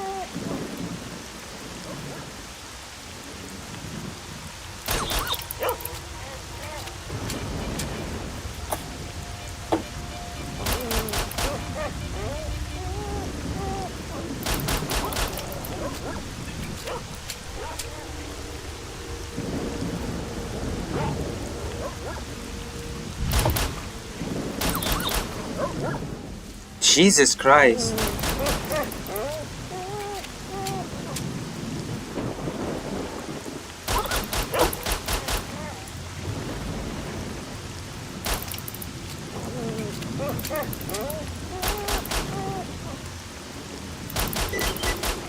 Oh, I was right. I needed to kill this one dog. That is, oh my god, that is such a silly quest. Come on. Come on. Come on. Really? Lucy, your dungeon is under attack. No, Dr. Johns, you're not doing that yet. Come on. Let's be serious here for a moment. We're playing Stalker now. We're not playing War for the Underworld quite yet. Ah, but we're doing so well with these quests.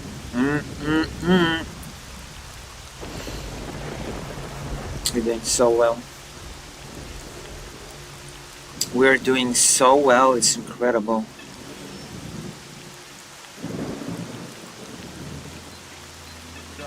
Oh, my apologies. Uh-oh. Whoa. Lucy, are you admitting that my foresight of you Dishonored playthrough is totally accurate? Yes. Yes, if it has crappy stealth, then yes. I will not. I'm sorry, I'll not do any crappy stealth. If there's enemies that need killing, I'm gonna kill them all. I'm not gonna do the crappy stealth. It infuriates me, and you don't want to see me infuriated on stream. No, I'm not. No. You're not doing that. Ever. It's a stealth-centric... Oh, we'll see. If the stealth is done well, I'm gonna do it. I did play Metal Gear Solid games, okay? They're centered around stealth. I managed to do it. I managed to do it in Metal Gear Solid, then I will manage to do it here. Talk. I'm here for the job. A slug rounds. Ooh. Sweet. Oh my gosh. 1,000. Yeah, that's a good reward. Oh my god. Let's say that was a good reward. I've got so much money. Jesus. I've got actually so much money right now in this game. I wonder what the prices are. We've got 6,500. Well, okay, we're not that rich. We got a decent amount of money. A round with a heavy naked bullet is usually used for big game hunting, but can be used for other purposes. Its heavy bullet does not pierce, but actually forces itself through bulletproof vests. It is designed for the TOS-34, the BM-70, the Chester 15. Okay, what am I actually wearing? PMM.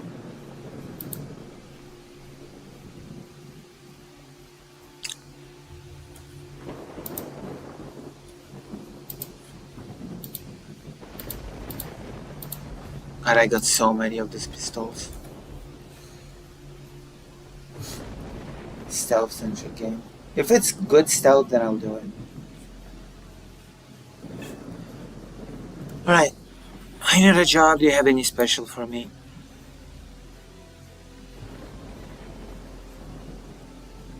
Do I have the artifact chunk of meat? I have a feeling I know where it is.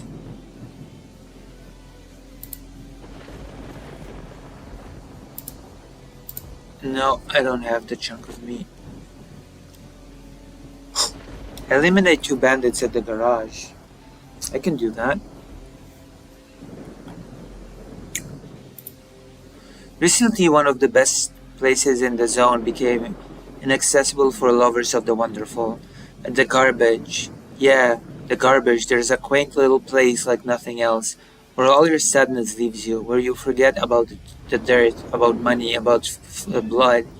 Forget that is, because now there are 2 dirty freaks sitting there who threaten to kill anyone who doesn't pay them for being able to enter the place. Get rid of them. I have no other place to take tourists. I'm up for it. Don't tell me it's the soldiers. Oh, Dr. Jones is... Yeah, I suppose that's true. If I recall correctly, the stealth on the hostility run was the better ending, but the confrontations can be so fun. It sort of feels like you're being punished for indulging in combat. True. Dishonored. This game sounds familiar. Alright, let's go. Let's do the quest. Where am I supposed to go? What is this? What is this?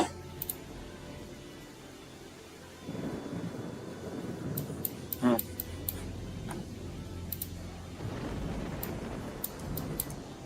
Oh.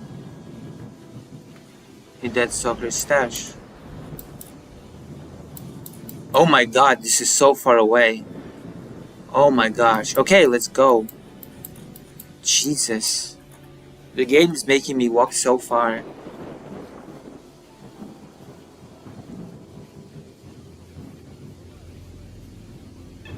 Did you see? Game is wow. Incredible.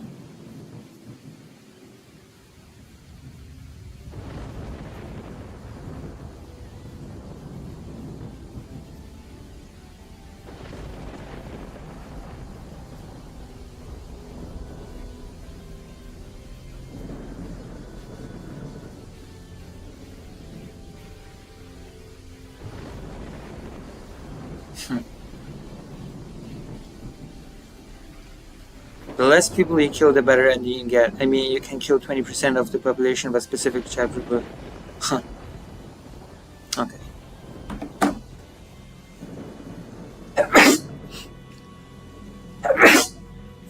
Okay, let's just continue for now. It should be okay. What time is it? Oh. Mhm. Mhm.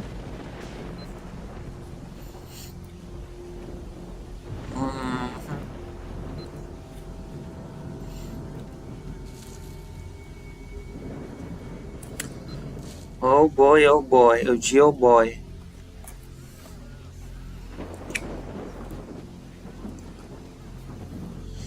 Oh boy, oh boy. Interesting.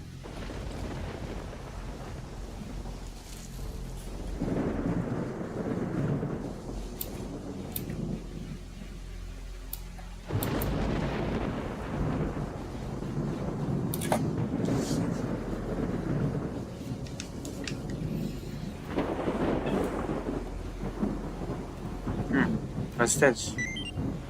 Oh, a healing item. Yes, I need this. Thank you. Thank you. Thank you. Ooh. So many pistols. Is there a trader? Trader or something? Can I trade with anybody in this game? I'd like to trade. Get rid of some of the items.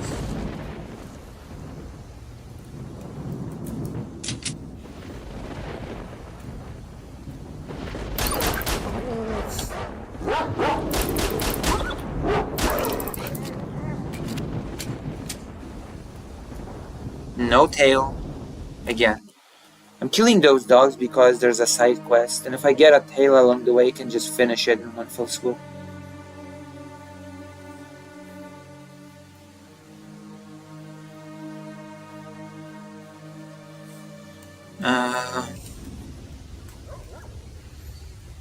Alright, let's go.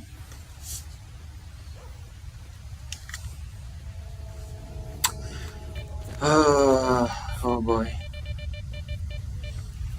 We're gonna avoid. Why do I have so many?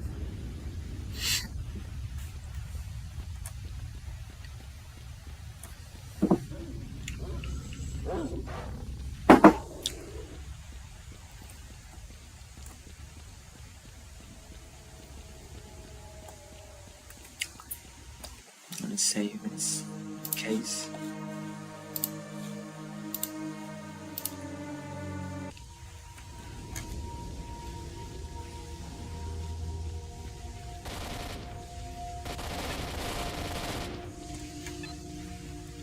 Can I pass, or do I have to pay you again? If I have to pay you again, I swear to God, I'll be pissed. What are you standing there for, stalker? If you want to go through, come up and we'll have a chat. If not, I suggest you take off before we get angry. Alright. Oh my God. I need to pay again. Oh, really? Jesus. Well, as annoying as it is, I probably don't stand a chance against these guys. Whoa. Whoa. Whoa. Well, what do we have here?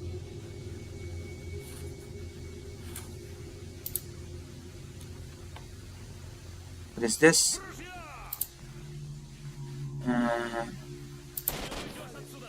Don't mind if I do, I guess. Don't mind if I... Jesus, don't mind if I do. Whoa! What have we got here? AKM 74 to you. Don't mind if I do.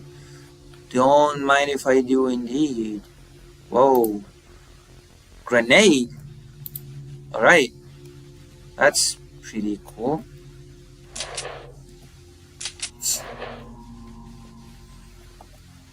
Soldier. Don't mind if I do. Whoa, don't mind if I do again. 2 of the same guns? Wow.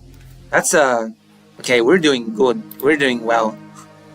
We're gonna save again. Oh my gosh.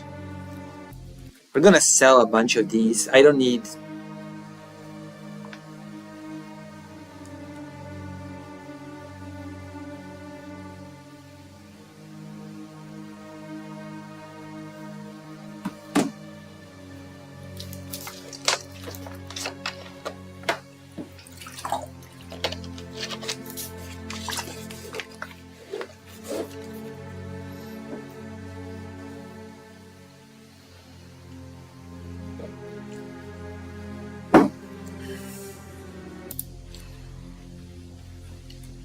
Jesus, don't mind if I do. What's this? Towards the light. Is there any other dead bodies that I can... There are! Oh my god! Another shotgun. Oh my gosh. Oh my gosh, really? I feel like I should be over encumbered by now. Jesus. Wow. Huh. Let's go to the dead stalker's stash. What are you standing there? Oh my gosh. Okay, this is so worth it. This is so worth it. It has been made so worth it now. Okay, I guess I should kill the 2 bandits now. Thank you. Oh. I'm gonna sell all the pistols. Thank you. Okay, let's go to the dead stalker's stash. Whoa.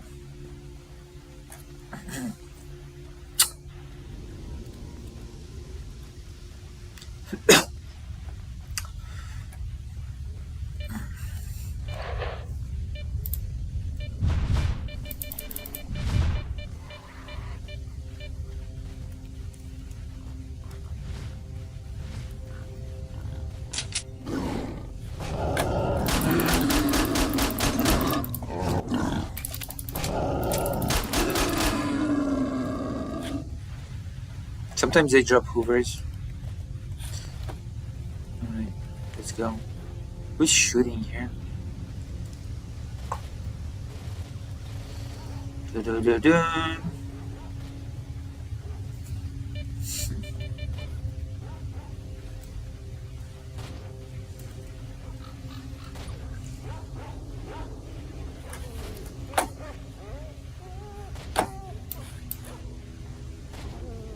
What's this? Oh. Alright.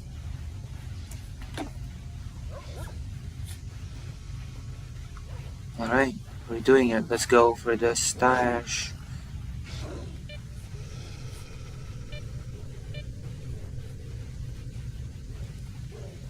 Dead stalker's stash.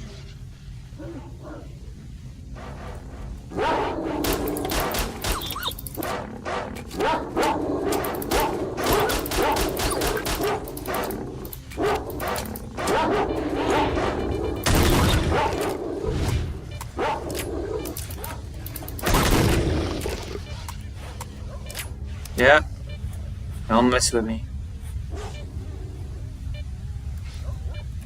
No tail, no tail, no tail.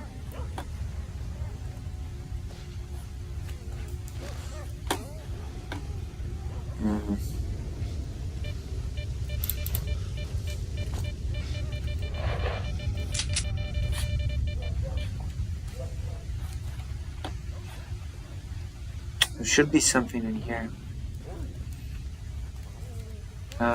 Stalker's stash.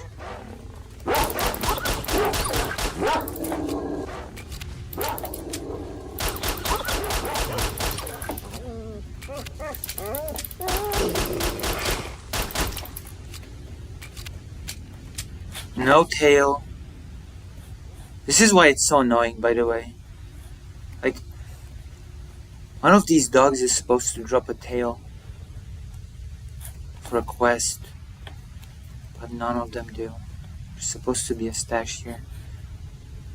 This is you.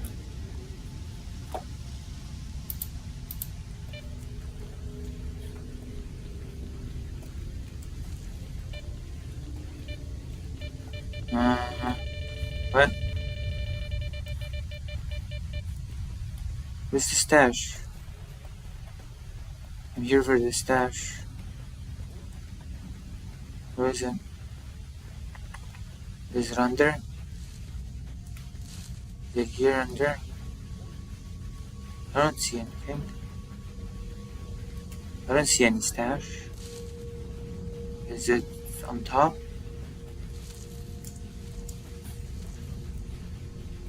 Am I supposed to be able to jump on?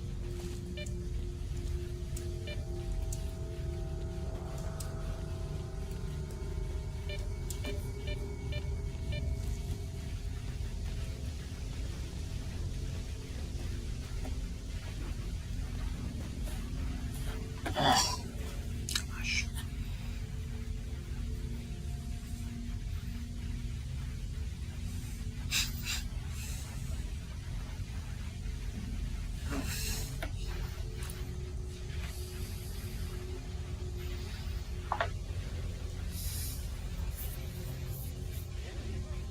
I feel like I should just go join YouTube chat since that's where. Whoa, no! What do you mean? Dr. Johns, don't do that. Nobody's in the YouTube chat. Okay? You belong here. Also, where's the stash? Wait, what? It disappeared? There's nothing here anymore. There's supposed to be a stash. I got lied to. Oh, this is such bullcrap. This is such bullcrap. Okay, let's go to the quest. Let's go kill those two. For them, I'm gonna do it like this. I'm gonna be using this. Oh my gosh. Bleeding. Whatever. A lot of bandages. Oh, what is this? More loot? Listen, it's not my fault that I'm a small dead streamer, as President Sunday would put it bluntly. I need to try harder, okay? I'm doing my best. I'm doing my best. It seems like I'm a dead streamer. My channel's dead. Or something. Oh.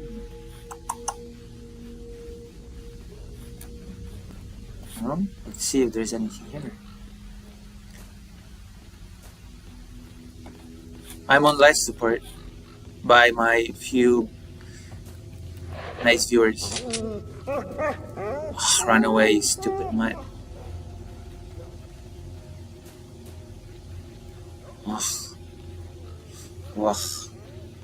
Oh, something's here.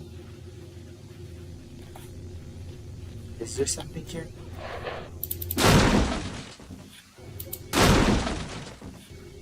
The music paused. The other sound effects pause when I use the music completely stops when I use the knife. The crates.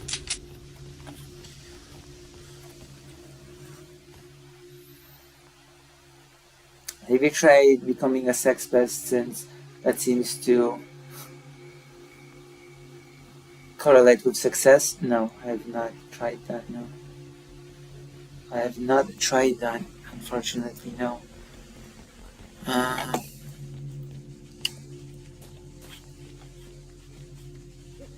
Ooh, what's this?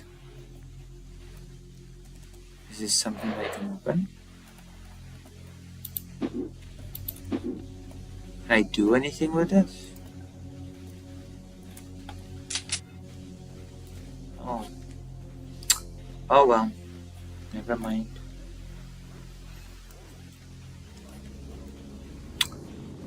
Unfortunately, no. Okay, let's go. Let's go, let's go, let's go.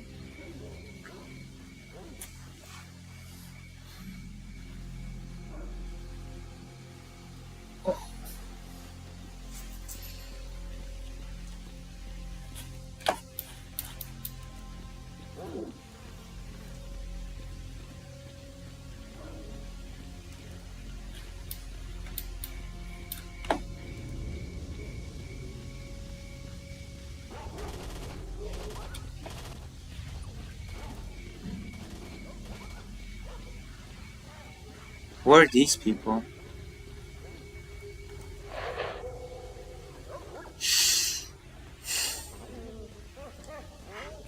Who are you?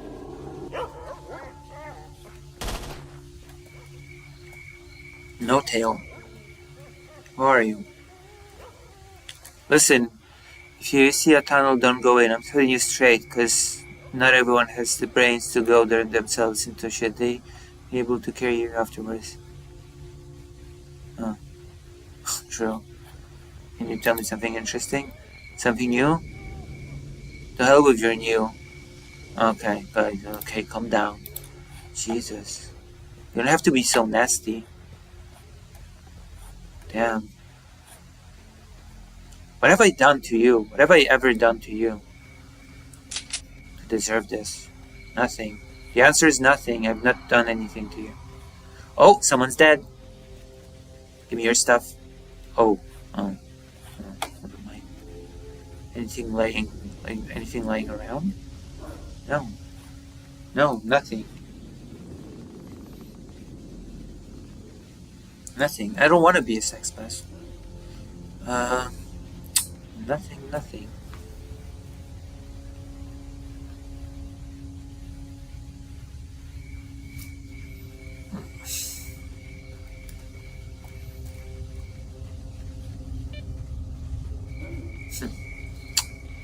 Alright, let's do this. Let's do this.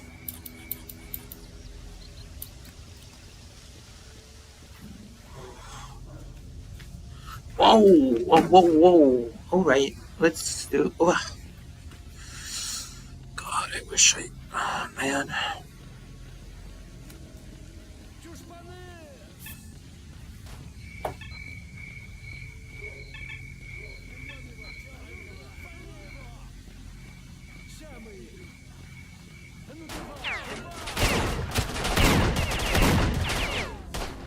What? You're shooting at me.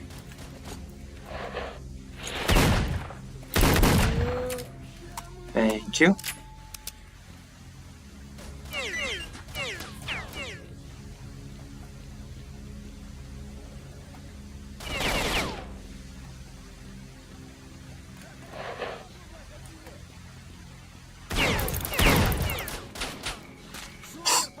Okay.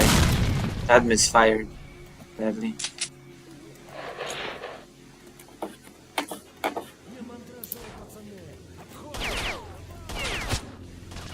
Ah, leading again.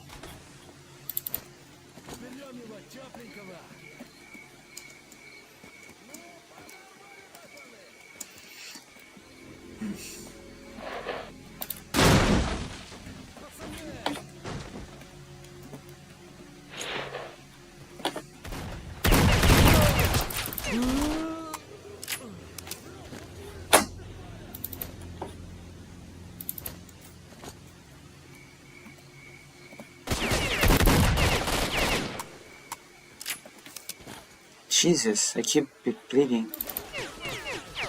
Okay, shooting.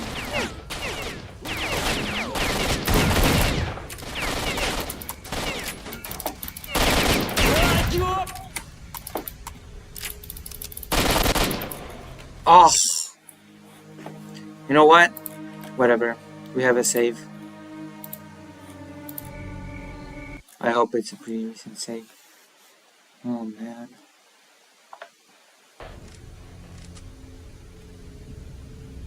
Can you tell me something interesting?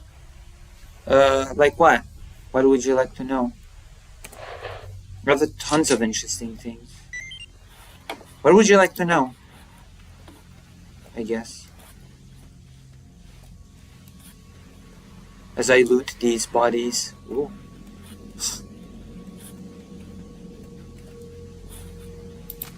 Damn. Is there anybody else here? What are you standing there for, stalker? If you want to go through, come up and we'll have a chat. If not, I suggest you take off before we get angry. What would you like to know? That's interesting.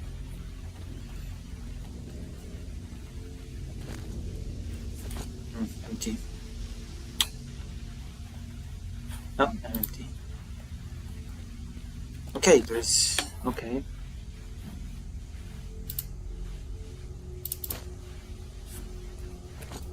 I guess that's better.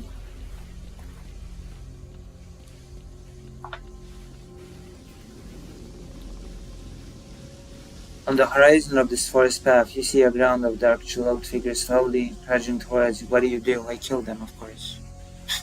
Duh. Of course I kill them. I kill them all. Like the animals that they are.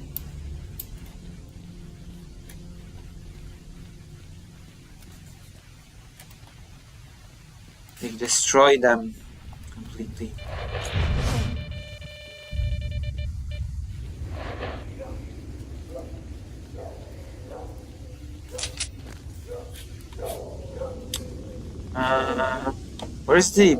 Where are my bandages?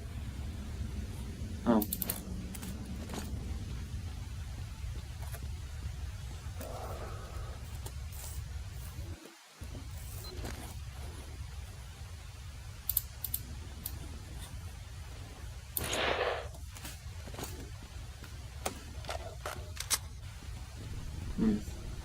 I don't have that much of this.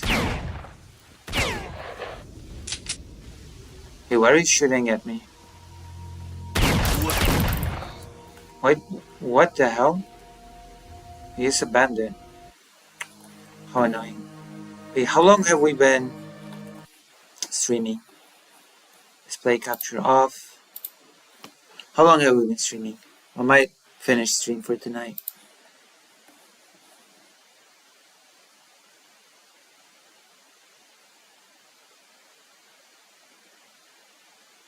Oh my gosh. See that someone is in their own world. Flute solo. I guess nobody's watching the stream anymore, so I guess we can finish for tonight. We've been streaming for, I'm gonna tell you how long.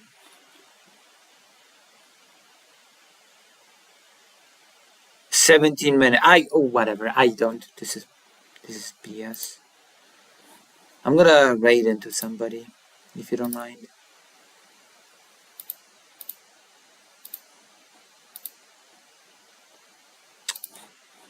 Let's raid into someone.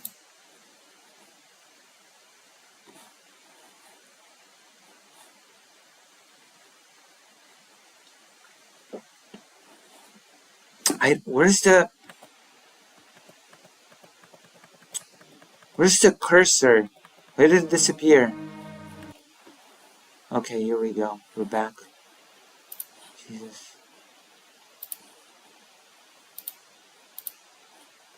So tell me what I see, right? Yes, thank you. Let's just slow it down so you notice that the hooded figure is a little shorter. You can... Oh my gosh. I killed them all. I destroyed them all. Oh my gosh. This is... Wow. This is some tabletop. Edit. We're gonna raid into someone. The Line, Shakespeare, Vaush.